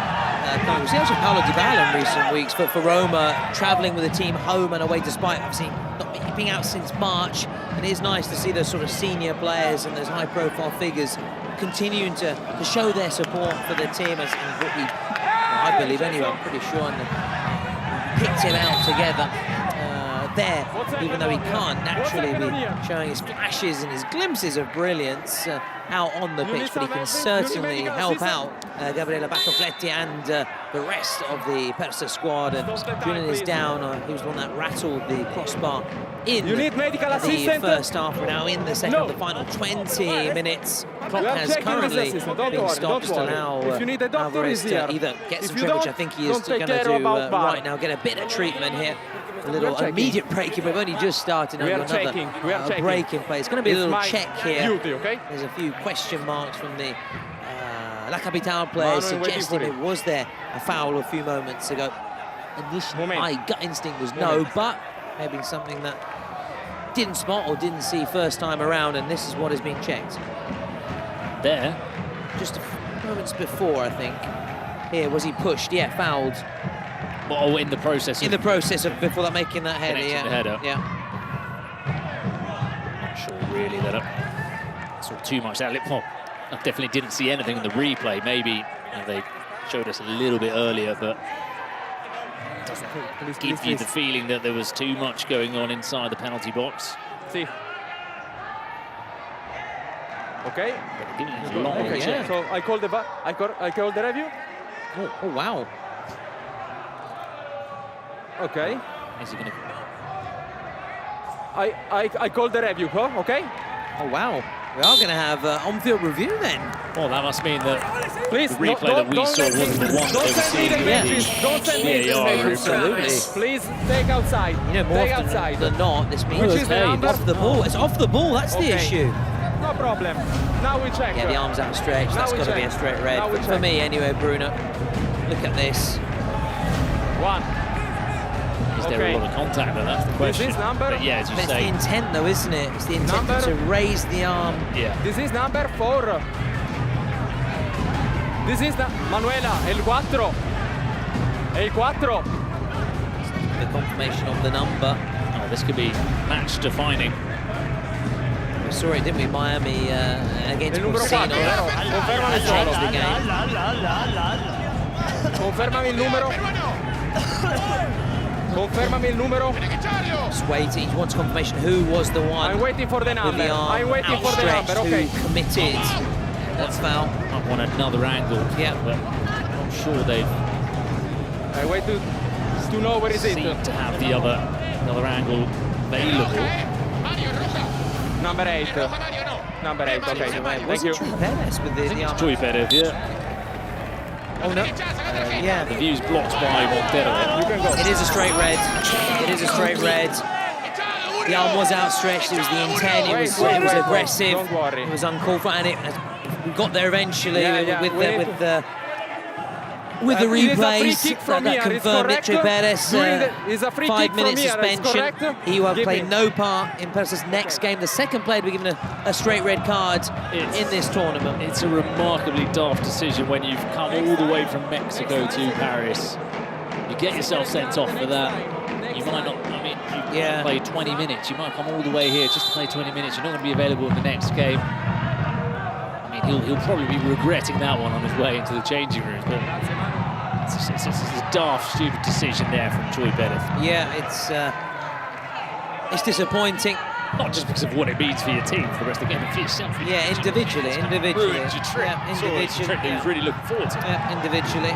Collectively, it really complicates matters for Persas, who have to hang on for now a little over 4 minutes before they can bring on another player. And it really plays into the hands of La Capitale, who now have obviously a numerical advantage first of all, and it looks like a secret card has been called, and it's from Persas, so looking to maybe hit back right away. Maybe it's a straight penalty. I'm not sure what it is, but we'll find out very soon. What's that? Star player. Star player for who? David Hilario, 10. Number 10. Star player for number 10. This is the thing we've been talking about yesterday, the star player though. Which has to be really called at half time.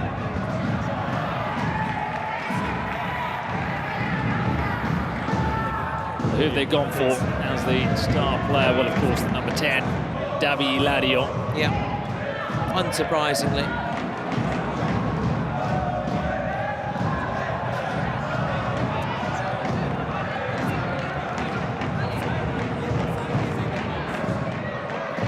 So to explain the star player to those who are new to the Kings League, basically a goal scored by a ladder would be worth double, and then once he scores, or should he score, should I say, then that armband is taken when the power yes, and again the frame of the goal. It's the second time he's hit the woodwork. He's got a good strike. He's got a good left foot, Julen. I think Monterde touched that one, didn't he? The wall again. Oh, indeed, and what a hit. So it's the third time now overall that Perses have been bailed out by the woodwork, and Julen Alvarez be disappointed. They're now looking to hit back with their secret card. Now goals of double. So for Ilario, his goal will be of double. Now La Capital have 4 minutes to score, and in this 4 minutes, should they score, their goals would be worth double. 4 minutes then to do just that. So a quick fire, rapid fire in terms of the secret cards being played down under 4 minutes before Persas can have another player back. They waited a minute of the red card. Good call, yeah. The Sydney to go down, because that's a minute they've wasted against 6 players. True. Again, maybe that little bit of inexperience, perhaps. Maybe just a little bit of inexperience from La Capitale, making their debut in the Kings League format. They are trailing by just a single goal, however. Made their secret card, so should they score, it's 4 minutes, it would be worth double. All goals scored in the next 4 minutes would be worth double. They need to get their skates on, they need to step things up. Here we go. It's going to be tense, isn't it? A bit argy-bargy. Trying to draw another red card out of the referee there. Monterde going down a little bit too easily. Yeah. I don't want, never seen similar things, okay? Go. That happens a lot, doesn't it, in professional football as well. When you're down to 10 men, you try and get that red card out of the opposition, try and make it 10 against 10. Yeah, listen, he's lucky to get away without a booking there, to be honest, because it is passionate running in like that. But the referee spared him a yellow card, as that's played across the face of the box there. Ball from Jordan Buchanan. Oh, brilliant ball. Teasing ball. Right where you want it. Still, though, not able to make the most of their numerical advantage. But you're right, why not play that card right away? Because, of course, the coaches know what their card is. That's the whole point. Of course, it's secret to us watching at home, but, of course, they know their card. That's the whole point. Well, the strategy side comes into play, of course, and why it's so important when you play it, how you play it, the time you play it. Now, Jordi Cano again twisting, turning, looking to cause some issues here. Some problems, and it's this man again who's Mr. Unlucky so far with his strikes. No, yeah, and he definitely backs himself to shoot from outside the box at any chance possible. Julen looks to connect one of those shots, but he's been very lucky to be denied. When it's not the wall, it's the woodwork behind him. Still in possession here. Nice ball in. Now Jordi Cano assessing his options. Now from the right to left. Oh, beautiful, cheeky little touch. Are we going to have a penalty here? We're not. He's awarded a corner on that far side, but it may be checked. Or will it? They're waiting. I think the players are just waiting here to know that. I think he might have got the ball. Yeah. Fair enough. Fair enough. The referee again was really well placed as well to make that call. Jordi Cano again, stepping inside, still blocked, good block. Continue to hang on, don't they? But less than a minute just to hang on, and then we'll be back to 7v7. Oscar. Diego Almeida. Jordi Cano once again. Tricky customer, isn't he? Really cool on the ball. As is that man there, Julen Alvarez. 30 seconds left. They can get a few shots away. Yeah. Like here, for instance, that's a good idea from Almeida. And again, 25 seconds, the clock is counting down. Afterwards, you can try and play a bit more football, but now just get shots away, get them away. Not been able to use that secret card, Julen, although... go for it. That's all right. Look, it spun off the ground. You never know. He could have spilt it. Someone follows up. So on that occasion, you know, the sting was taken out of the shot, but how many times have we seen it just wrong foot the keeper, spiral into the back of the net, or fall kindly for a teammate? Look at this from their star player. And the arm does go up on Hilario. Was he hurt himself as well? This would be concerning. Top man, their top boy, their top number 10. You want to go outside? It was quite smart as well there. Stop the time when I call Victor when they're inside the doctor, sure okay? to come on the pitch to make sure that the game was stopped. Has been stopped, and we'll get going. We'll resume then. This is our fourth and final fixture, Bruno, from day 2 of the Kings World Club Cup. With a shot coming in, and it struck really well, fizzing strike, but unfortunately for Jean Benet, he went wide of the goal, much to relief, of course, of the Persas keeper. He may be caught into action again now. Will this be the moment? Oh, it isn't. It's not going to fall for Julen. Julen. Doesn't seem to be happening, does it, for him this evening? That was maybe the clearest one that he had. Strangely, it was, you're right. It opened up for him. There was a bit of a clear route to goal. Oh, so close from Julen. So close. Good news for Persas. Davilario okay to continue. He's still out on the pitch there. Star player with that green armband. Should he score? His goal would be worth double, and then once that happens, obviously the armband is taken off, and the power, shall we say, is wiped out. Hoping he can get them that goal. He's on a hat-trick, of course, as well. Let's not forget the joint little goal. Hat-trick heroes in this Kings World Cup clubs. Oh, that could have been not only a foul but a card, as Junior was held back as he looked to counter. The referee didn't think there was a foul! Oh, wow, close range, just couldn't apply that finishing touch. Donovan Martinez. It was close, wasn't it? He was coasting in on that far post. But again, at the other end, it's now La Capital in possession, surviving a scare of their own. Still in, it's still 2-1. That's got to be a foul, of course. I think Luis knew what was doing there, Kevin Valdez. A professional foul. Let's call it. Ask the yellow card. If you ask the yellow card, I give you the same. Go. Please go. Go. Make space. Players, and it's good for a yellow card. I think saying I'll give you a booking if you don't keep that mouth shut.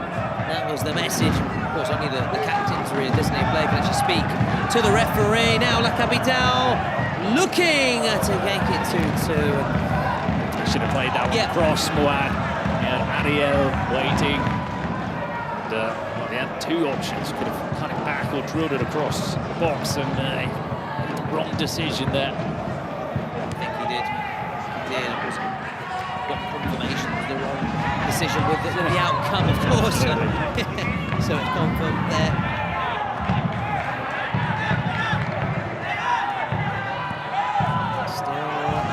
And kicking. 50-50 ball. Martinez had that chance just a few moments ago.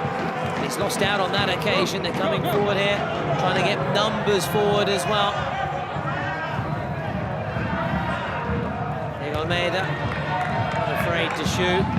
Jean Benet wants that left boot, and let's set it out. The shot in the end, the better. No, yeah, he tried the right thing, Jean Benet. He actually looks like a good player. I think some of these players from La Capital are starting to get a feel for the game, and I think they're better than what they've shown. You see Ariel, Joan Benet, Mouad, Buba Junior, Julen especially as well, looks very, very good. I think it's a team that if you give them more playing time, but maybe there isn't that chance, then it could be an impressive side as Julen comes forward again. Julen, oh! How many shots has he had? Yeah, sort of progressively going further and further off target, unfortunately, for him after those cracking strikes earlier for the number 7. But again, he's not afraid to keep having a go. If we thought about maybe giving the advantage, wasn't really coming, so halting the play, and it's a chance for Persas just to regroup here after sort of soaking up that pressure, weathering that little storm. We're now into the final 10 minutes, final 8 minutes plus those 2 minutes in which goals, as things stand, should the scoreline be this way, and the 38th minute will be worth double. They're coming forward here. La Capitale. John Bennett, still nicely done. Can he find a teammate? That's the question. Oh, he's definitely growing into this game, Joan Bennett. You can see he's a special talent. Now Almeida with the throw. Alvarez. Just took his off the ball there, just Joan Bennett, but he's got a throw in on this near side.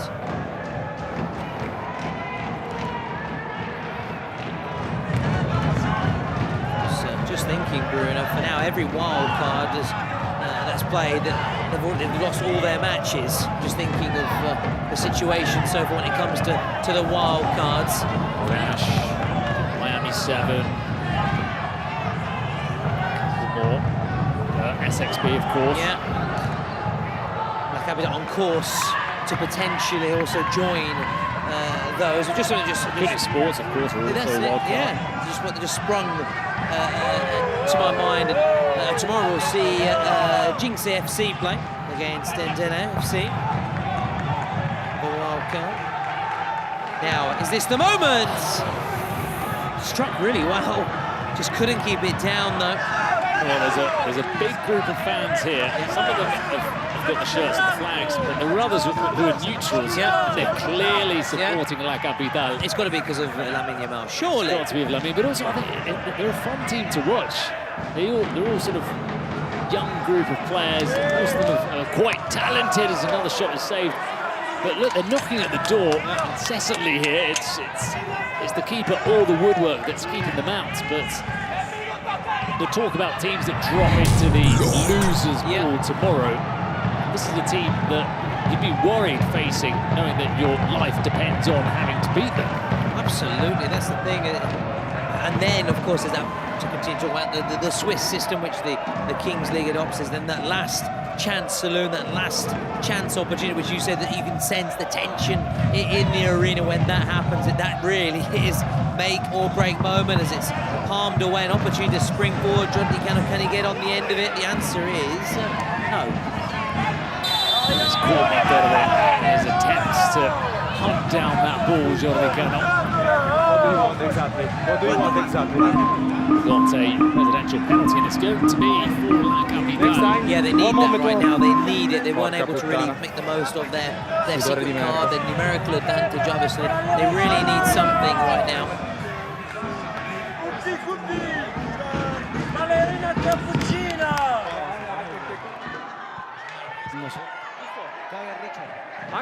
Really need this to be converted.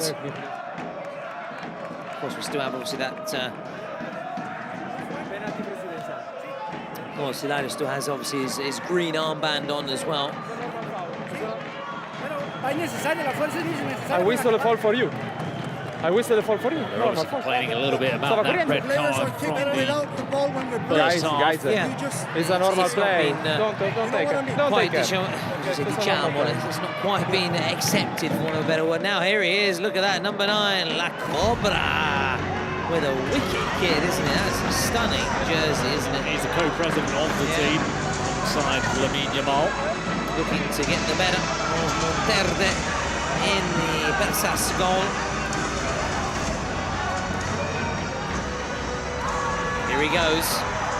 Need this moment, don't they, Bruno? Really need to get that equaliser. He's got the number 9. Has he got the finish of a world-class number 9? He's got the great boots on, the Adidas boots. Good posture as well. Good posture, good confidence. Hand on the hips. That's good. That's good body language. Positive body language. Is it a positive finish? Oh, what a penalty! Finally. The Cobra spitting venom. Wow, yes. Got La Capitale on 2-2. That was a very good well. If he's pals with Lamine Yamal, he obviously knows how to play football. This Cobra has bite indeed. It was a venomous strike, as you were saying, Bruno, and it makes it 2-2. The flags are waving. The flags are out here for La Capitale. You can imagine Lamine Yamal watching that from the camp with the Spanish national side and celebrating. I wish I was there, fly on the wall for that. That'd be awesome, wouldn't it? to see what those La Roja players are saying right now, their reaction to that penalty. And it is 2-2 going into this final 4 minutes before those final 2 minutes when goals, and this could be a golden goal unless someone gets that third goal, whether for Persas or La Capital. Plus, of course, to have that presidential penalty, which could potentially be a winner as the shot goes in, and it trickles just wide. John Palacios having a go. Also, I've seen Zane take a few penalties. Yeah. You can't obviously see what Bruno is doing, but it's a little shake of the head. So not much confidence in the he's not one of the top-tier presidents. No. Swung in there by Ilario. I was not seen Ilario actually in the box, really. In fact, I will say there have been many times when he's opted not to take the penalty. And one of his players take a shootout, so let's see what he goes for. Yeah, could do that for maybe Ilario, you know, why not? He seems the one for me that could step up to the mark and have the confidence and potentially score what would be, not to say the winner, but put them in a strong position going into his final 2 minutes. Positive football again there from Buba Jr. Yeah, I think you also summed up really well, Bruno, that they've certainly grown into the contest like Capital. Oh yeah, you can see a lot of these players, obviously they've gone through trial, and they've selected the pick of the bunch. You can see a lot of them are good footballers. Jordan Di just looking to take it away. The rushing Persas player there. Yeah, I think, you know, the fact that you've got someone like Lamine Yamal watching on that's obviously, that comes with lots of pressure, of course, but at the same time also a real thing, well, if I can impress Lamine Yamal, I'm not saying I'm going to go on and play for Barcelona, of course. No, but it could sort of, it's a real pump your tyres to see Lamine Yamal thinking highly of you. Yeah, boost that ego, absolutely, why not? And of course, you have lots of contacts as well, so why not think about maybe playing professionally somewhere? Why not? Now, Diego Almeida. Good strength. Just muscled off the ball there by Lawrence Lonsdale. And here he is, their man, their star player, their number 10. Look at that pace. Look at that pace. Jordi Cano. Still. He's looking for his left foot. He just couldn't find a way to get it on the left. And once it was on his right and there was no angle, you just knew he was going to hook at that shot. Yeah, you sensed it was not going to be, and it wasn't in the end for him. We could very much, could have the golden goal situation. We could have the golden goal situation. As close as we have been. Yeah. But there's that presidential penalty, of course. There's that. Yeah. And they've got to call it soon, though. We're into the final minute. Now, shot comes in. Oh, it was in it. It was well wide. That was Oscar Aleboth. They've got to play it. They've got to play it. Don't tell me they're not going to play it and they're going to forget. He's hovering over that button. I'm trying to see. I'm trying to spot any kind of movement in the Persas dugout, the technical area. It's the final 30 seconds. Press that button, guys. Come on. Surely. It does get you anxious, doesn't it? I'm nervous. We're in the final 20 seconds. You can't play it in the final 2 minutes. You can't. You just can't. Long throw. No. Oh, you tease. Just in the nick of time. Just in the nick of time, Bruno. Well, I was getting worried. I was really getting worried there. Is he going to come down? Let's see, because more times than not, he doesn't like coming down to take the penalty. Yeah. We saw the Boomers present earlier, Fedez designated to Lofaso, didn't fancy stepping up and potentially missing, so we'll see what the decision is. Well, they're taking Persas. They're taking the ball to the penalty spot. Okay. Zane is not moving from his booth. And I don't think he is going to come down. No, look, it's going to be a shootout. Well, there you go. Yeah. Nah, come on, man. You've got to come down and take a penalty like everyone else. It's not to be. Don't be like that. So, Davilario, however, with this... What a hat-trick. Yep. could become just the second player after Leo goal to score a hat-trick in the competition. Here we go. Big, big moment. Could go on to actually maybe even be the winning goal. Massive pressure this will on decide number there's 10. a Here we golden go. goal or not. Ilario, save! We are heading to a golden goal. You've been asking for it for 2 days straight. I know, I've been pestering you, I've been badgering you. You've been, every time we get to those final 2 minutes, I look across and you say, I know. I know, Oliver Bierhoff, Oliver Bierhoff, Trezeguet, and so on, please, enough. But my wish has been granted. Now, of course, should there not be a goal in the allotted time, it then goes to a shootout. Lo sacamos ahorita. No me pierdan balones en la zona 2. No pierdan balones ahí, no se la jueguen. Jul en pivote, Mouat derecha, Buba izquierda y cara arriba. ¡Ey! Con cabeza, ¿de acuerdo? ¿Sí?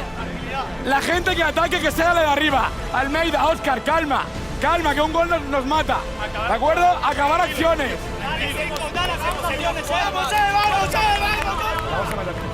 A clear message from Arnau Dariote. Finish the move, because a goal kills us. He said, whoever's in an attacking position, attack. Defenders, defend. So don't go crazy. So much pressure on Davi Ilario just a few moments ago. I said that could have potentially been potentially at least a winning goal. In the end, we are into golden goal here. Next goal wins. It's simple. It would be very cruel on the losing side, as we already seen effort go in, but it's a sweet way to win a game. Should it end in a draw after the 2 minutes plus added time, it would go to a shootout, and it's not your traditional penalty shootout. It's the shootout we've been seeing, we saw a few moments ago from Davi Ilario, who start at that centre circle, and you've got 5 seconds to get your shot away. So this is the first golden goal we've actually had of the Kings World Cup clubs of this edition, I'm talking about, of course. And we'll see what we have in store. Oh, they've won it back. Here he is, Buba Jr. Jinx, no. No, I don't want to jinx you because we need you to talk alongside me, because there's so much more to come. Plenty of drama. So Victor Vidal with that stunner in the final 2 minutes, that goal which was the winning goal. Who's going to get the golden goal here? Heard also that message of, was it La Cabeza, use your head, keep your cool. Was the message coming from La Capital, hoping to get the better. Oh, Persas. To that final minute now of normal time. Route 1 stuff will rise to the fore. Leicester going to try and play for a penalty shootout. You can just imagine how tense and nervy you'd be knowing that a 1 goal decides it. You don't want to take too many risks and expose yourself to the possibility of conceding. La Capital definitely seem to be the side looking to take the initiative in this golden goal. Here they come, La Capital. Buba Jr. with the strike. He's back on the ball. Slightly optimistic with that strike, Buba Jr. Yeah, it was a very difficult angle. Would have needed something very, very special, a special strike, but he's back on the ball here. Buba Jr. just trying to dance his way through just 1 minute of added time. He's lost out. Opportunity. That was a foul. There's got to be a yellow to be made. Yeah, it's a yellow. Doesn't matter, you know, 40 seconds with 6 players will take that, but you had to stop Ilario. And that's why it was clever in that sense. 100% agree with you. Okay, I whistle for the yellow card. I whistle. You can vote for your MVP right now. Ilario understandably leading the way with his brace. Buba Jr. of La Capital falling behind. And, oh, look, it looks like he's going to have a go. It's a lengthy run up here. It's worth a go, I think. Here he goes. There's not a big wall, so he's got a view on goal here, Arias. Here it is. Oh, I thought we were going to be Victor Vidal. Victor Vidal, I liked it. I thought we were going to see a Victor Vidal moment, so we're going to have a penalty shootout, ladies and gentlemen. The first one, of course, of this tournament. going to be even tenser. Who knows whether we maybe even have a sudden death in the shootout as well, should they be all perfectly executed penalties. So it's the first one of the tournament. It won't be the last, I can tell you that. Absolutely not. It brought a lot of controversy in last year's edition, a lot of those exciting moments. So let's see what this one brings us between La Capital and Persas. Call me the captain, please. Where the coach is just again, we'll just try and keep cool heads, try and get that message across, keep cool. And of course, Asku wants to step up to the market.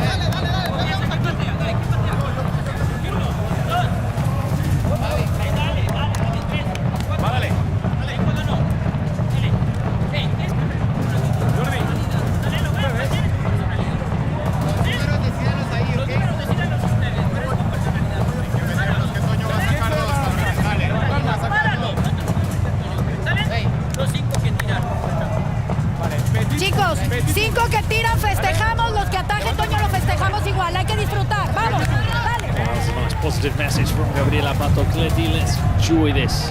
Score, celebrate. We don't celebrate well. Igual. Likewise, let's enjoy the moment. Toss of the coin to see who will be going first here. Nice little huddle. It is a lottery though, isn't it? It is. Well, to be fair, with the shootout, there's a little bit less of that lottery because it's you know, that technique as well, more than say in that traditional penalty sense. And of course, but it works very much like a traditional penalty shootout. 5 attempts, of course, should it then be level, and it goes to that sudden death, which is thrilling, exciting for us. Watching, of course, as neutrals, not so much for those involved and the fans and supporters of Persas FC and La Capital. Well, so many big moments in football have been decided, haven't they? By penalty shootouts, World Cup finals, Champions League finals, Cup finals. And it's the same, of course, you have to have a winner. There's no draws in the Kings League, and we'll see who will hold their nerve and who will be better when it comes to converting these penalty shootouts. And it's going to be La Capital to get going here for us, and it's Adrien Petit, not Emmanuel Petit, of course, but Adrien Petit, no relation, I don't think, to Emmanuel Petit. He doesn't look any sort of resemblance to the Frenchman. We're underway then. Let's see if he can get La Capital off to a flying start. He can! Good goal, good finish from Adrien Petit. The other difference between a shootout and a traditional penalty shootout here, there are more decisions to be made. The other one, you can be nervous and just say, put your laces through, but here, you've got to make a decision. Do I go round the keeper? Do I take it early? Do I go to the right? Do I go to the left? You know, and you've only got 5 seconds. There's more things to deal with in 5 seconds. Yeah, it's a tough one. It's a real difficult one. And also your control has to be good. You don't want to overhit that first ball. Oh yeah, that first touch is vital. So many different factors, Bruno. We're about to see Lonsdale. I like that name. Half English. There he is. Venezuelan. Oh, he scores as well. Brilliant finish from Lawrence Lonsdale. Lonsdale stuff for many years, but in the 2000s it was quite a popular brand. Yeah. Lawrence Lonsdale with a nice lion. There was a real roar as well there from Lawrence Lonsdale, who makes it 1-1 and puts the pressure back on Capital. Such a lonely run-up as well, isn't it? All the way. Here he is, their number 10. Oh, what a save. Wow. That was a very good save off of Mouad. Look at, you'll see here, the strength in that right arm. Boom. Oh, wow. Just that reach as well. The reach. He's very big, he's very long, Montero. Yeah. Very long arms. Covers a lot of the goal. Now, Persas can take the lead here, put themselves in pole position and really put some extra pressure on La Capital. Donovan Martins had the opportunity, you may remember, in the second period, unable to the far post. Yeah. But can he score here to make it 2-1? Oh, he can't. Well, yeah, I thought he did it very well because he did that long first touch, which meant he had a lot of time then taking on the goalkeeper, and it just didn't get enough curl there. A little touch meant the goalkeeper was down, and I thought he'd done very well, Donovan Martinez. It was just the finish that was lacking. Now, La Capitale can go ahead. It's their number 19, the one we spoke about, who grew as the game won. A really good second period. Sean Bennett. And you'd think he'd be good in a shootout. He seems very, very skillful. Yeah, technically really gifted. Here we go, 3, 2, 1. He's got 5 seconds to get his shot away. Here he goes. Going around Monterde is easier said than done. It's not maybe the wisest option. So it's the pressure as well. It's the pressure, isn't it? I'm sure if they were just playing, you know, just between each themselves with no real kind of pressure, they'll be easy just firing them away. But there's so much riding on this. The stakes are high. And now John Palacios, as the pendulum swings potentially back in favour of Persas FC. And it's saved again. They're all fluffing their lines. Jimenez to the rescue for La Capitale. Stays 1-1 in the shootout.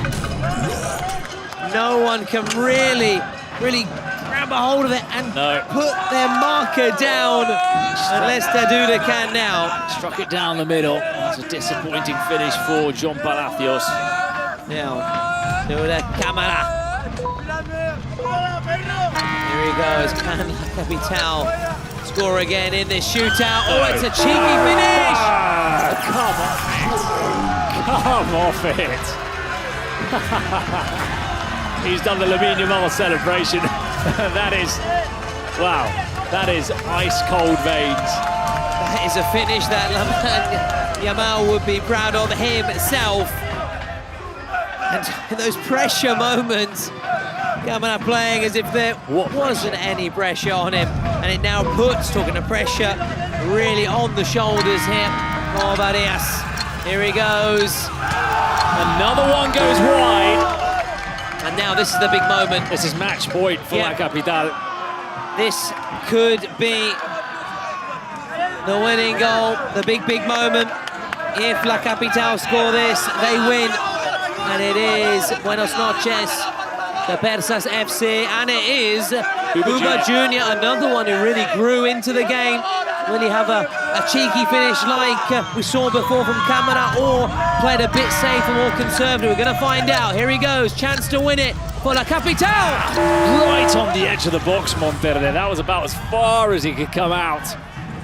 But I think he just panicked when he saw Monterde so close to him there, Buba Jr.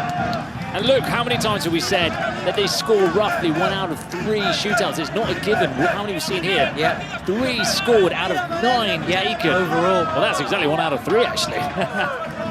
Now, Manuel Jimenez can be a hero for La Capitale. Davi Eladio fighting to keep Persas in the shootout. He missed the previous one. He doesn't make a mistake this time, Davi Eladio. It's down to sudden death. It is now sudden death. Davi Eladio, it's a sort of hat-trick. It was not an official hat-trick, of course. 2 goals in normal time and converting in the shootout. And now it's sudden death. It is sudden death. Can't miss anymore.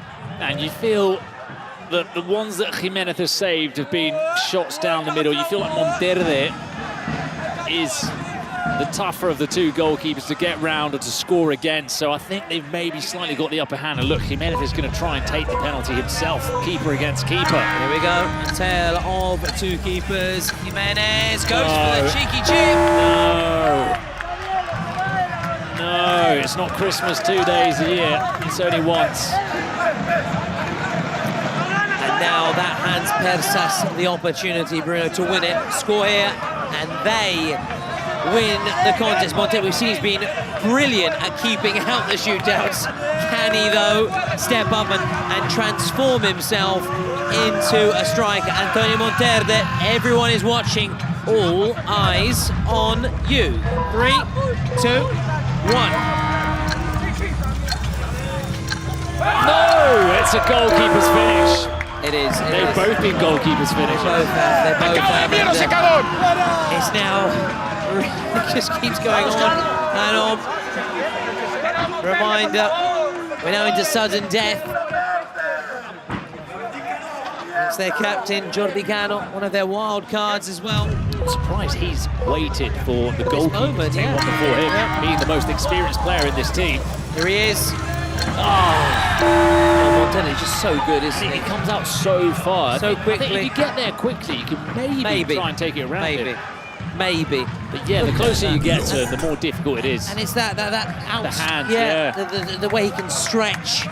And the reach he's got the reach is impressive as well. So, Manuel Jimenez, can he be a hero, continue to be a hero for La Capital?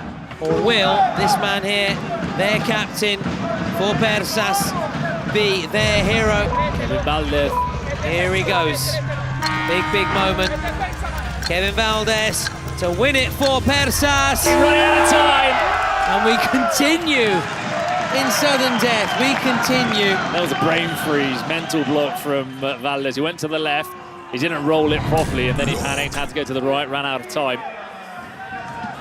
You've got to be very, very sure when you try and go around the keeper. Now, Diego Almeida, a defender by trade. Can he transform himself into an attacking midfielder, a super striker now, and take La Capital a step closer to the win? Here he goes.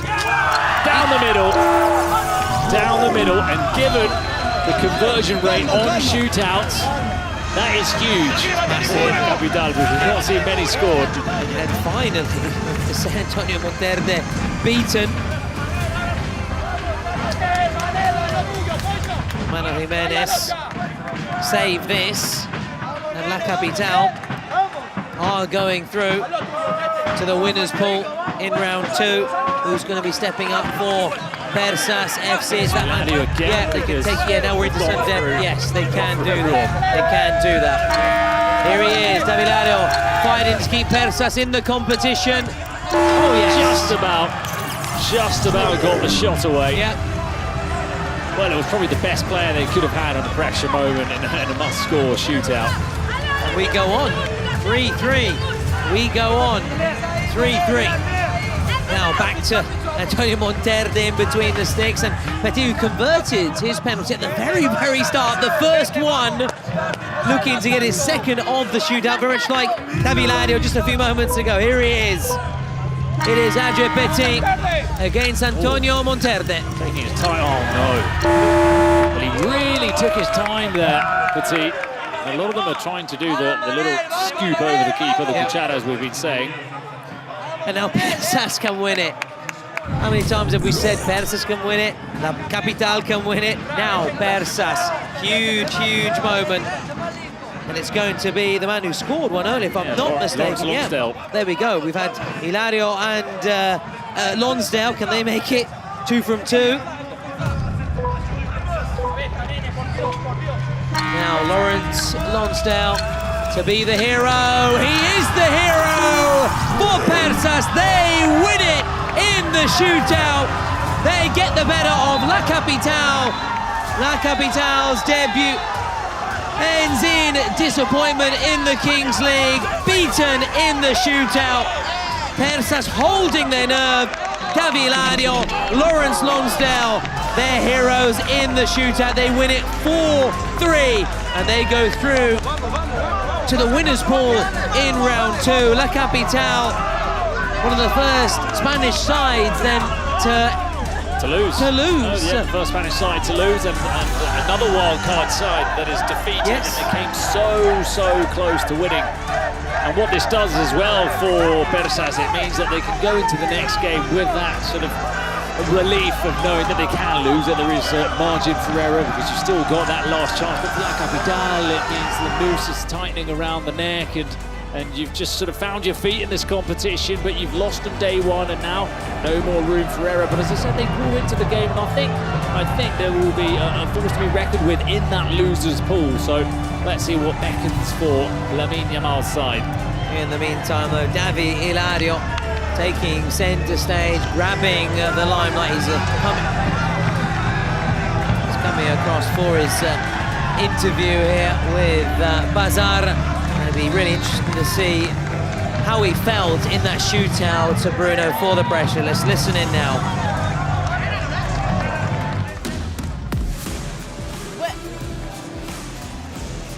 Okay, okay. You don't speak English, right? No.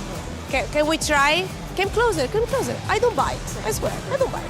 So, you are the MVP of this match, the last match of this day. You did the shutout, okay? I'm trying to do easier as much as I can. What you think before of kicking the ball after the shutout? Answer in your language. É jogo muito difícil. Eu errei o shootout ali, mas Deus abençoe a nossa equipe a sair com a vitória. Uma vitória muito difícil, mas o que importa é os 3 pontos. Estava ansioso pela minha estreia. Uma estreia com 2 gols. Feliz por ajudar minha equipe. Okay, sign your shirt. Okay, you guys are, I'm sure you understand. I will help you, don't worry, take your time. I'm sure you guys understand what he said. I didn't, but thank you, high five. Good job, great.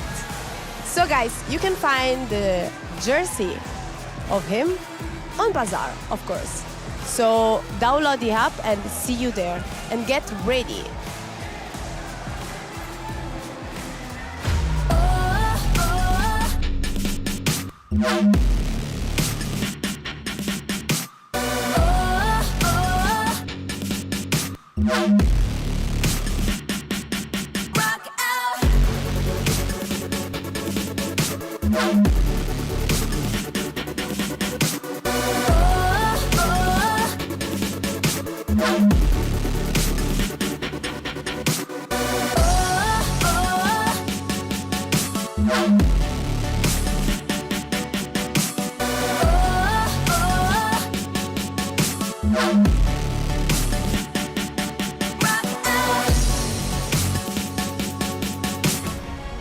Well, what a day coming to close in dramatic circumstances, Bruno, with a shootout victory for Persas to cap off, as we're saying, another action-packed day.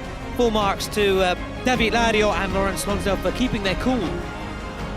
Yeah, look at those, especially those last 2 fixtures. Those were the games that really stood out. Gigantes with the Victor Vidal scorcher into the top corner, the penalty shootout. It was all excitement at the end of the evening session, but United and Fluxo got us underway early on with those victories, and we'll see what that means for the bracket, who goes into the winners bracket, who goes into the losers pool, who those matchups who we've already got. There are still a couple which we need to find out tomorrow. But plenty of the pairings, yeah, they're already there. We've still got a couple, as you said, to be completed, but we're well on the way to having everything all set for the round 2 in terms of the winners taking on the winners, the losers taking on the losers. So it's been, as we can see here, these are fabulous scenes, aren't they? And congratulations again to Persas holding the nerve against La Capitale and La Capitale's debut in the Kings League. This is the celebration, as we were already saying there, the Peru flag flying, and she was pride there.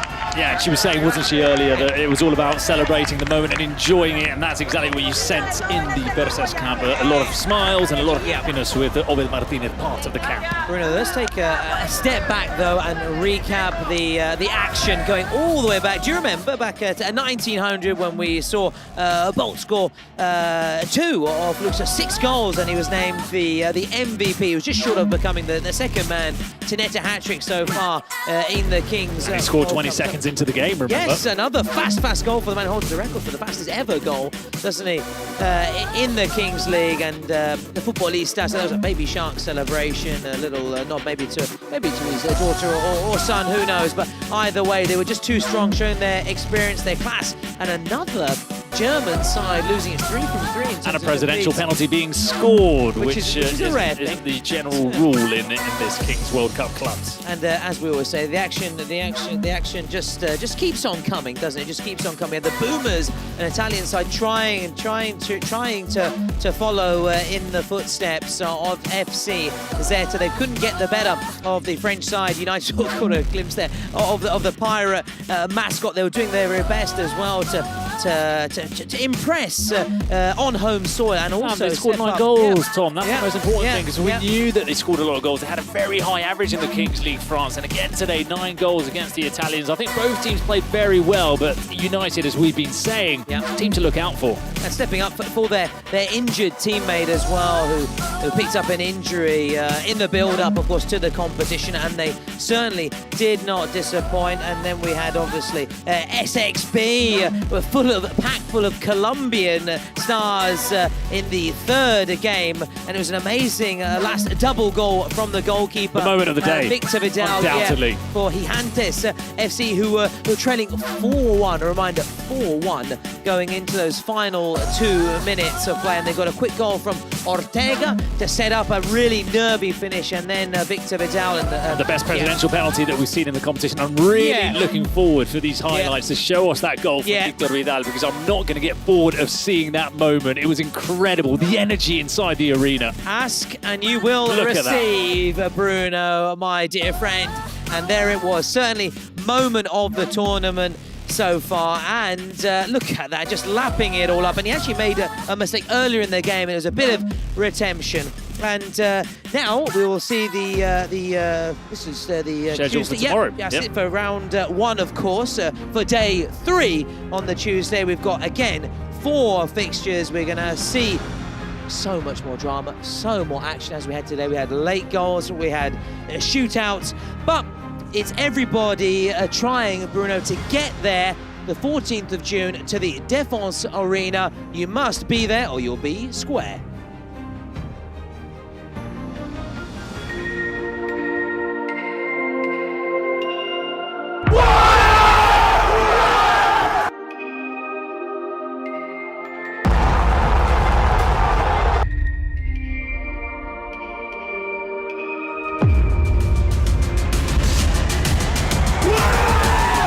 Voilà, coach, je m'entends.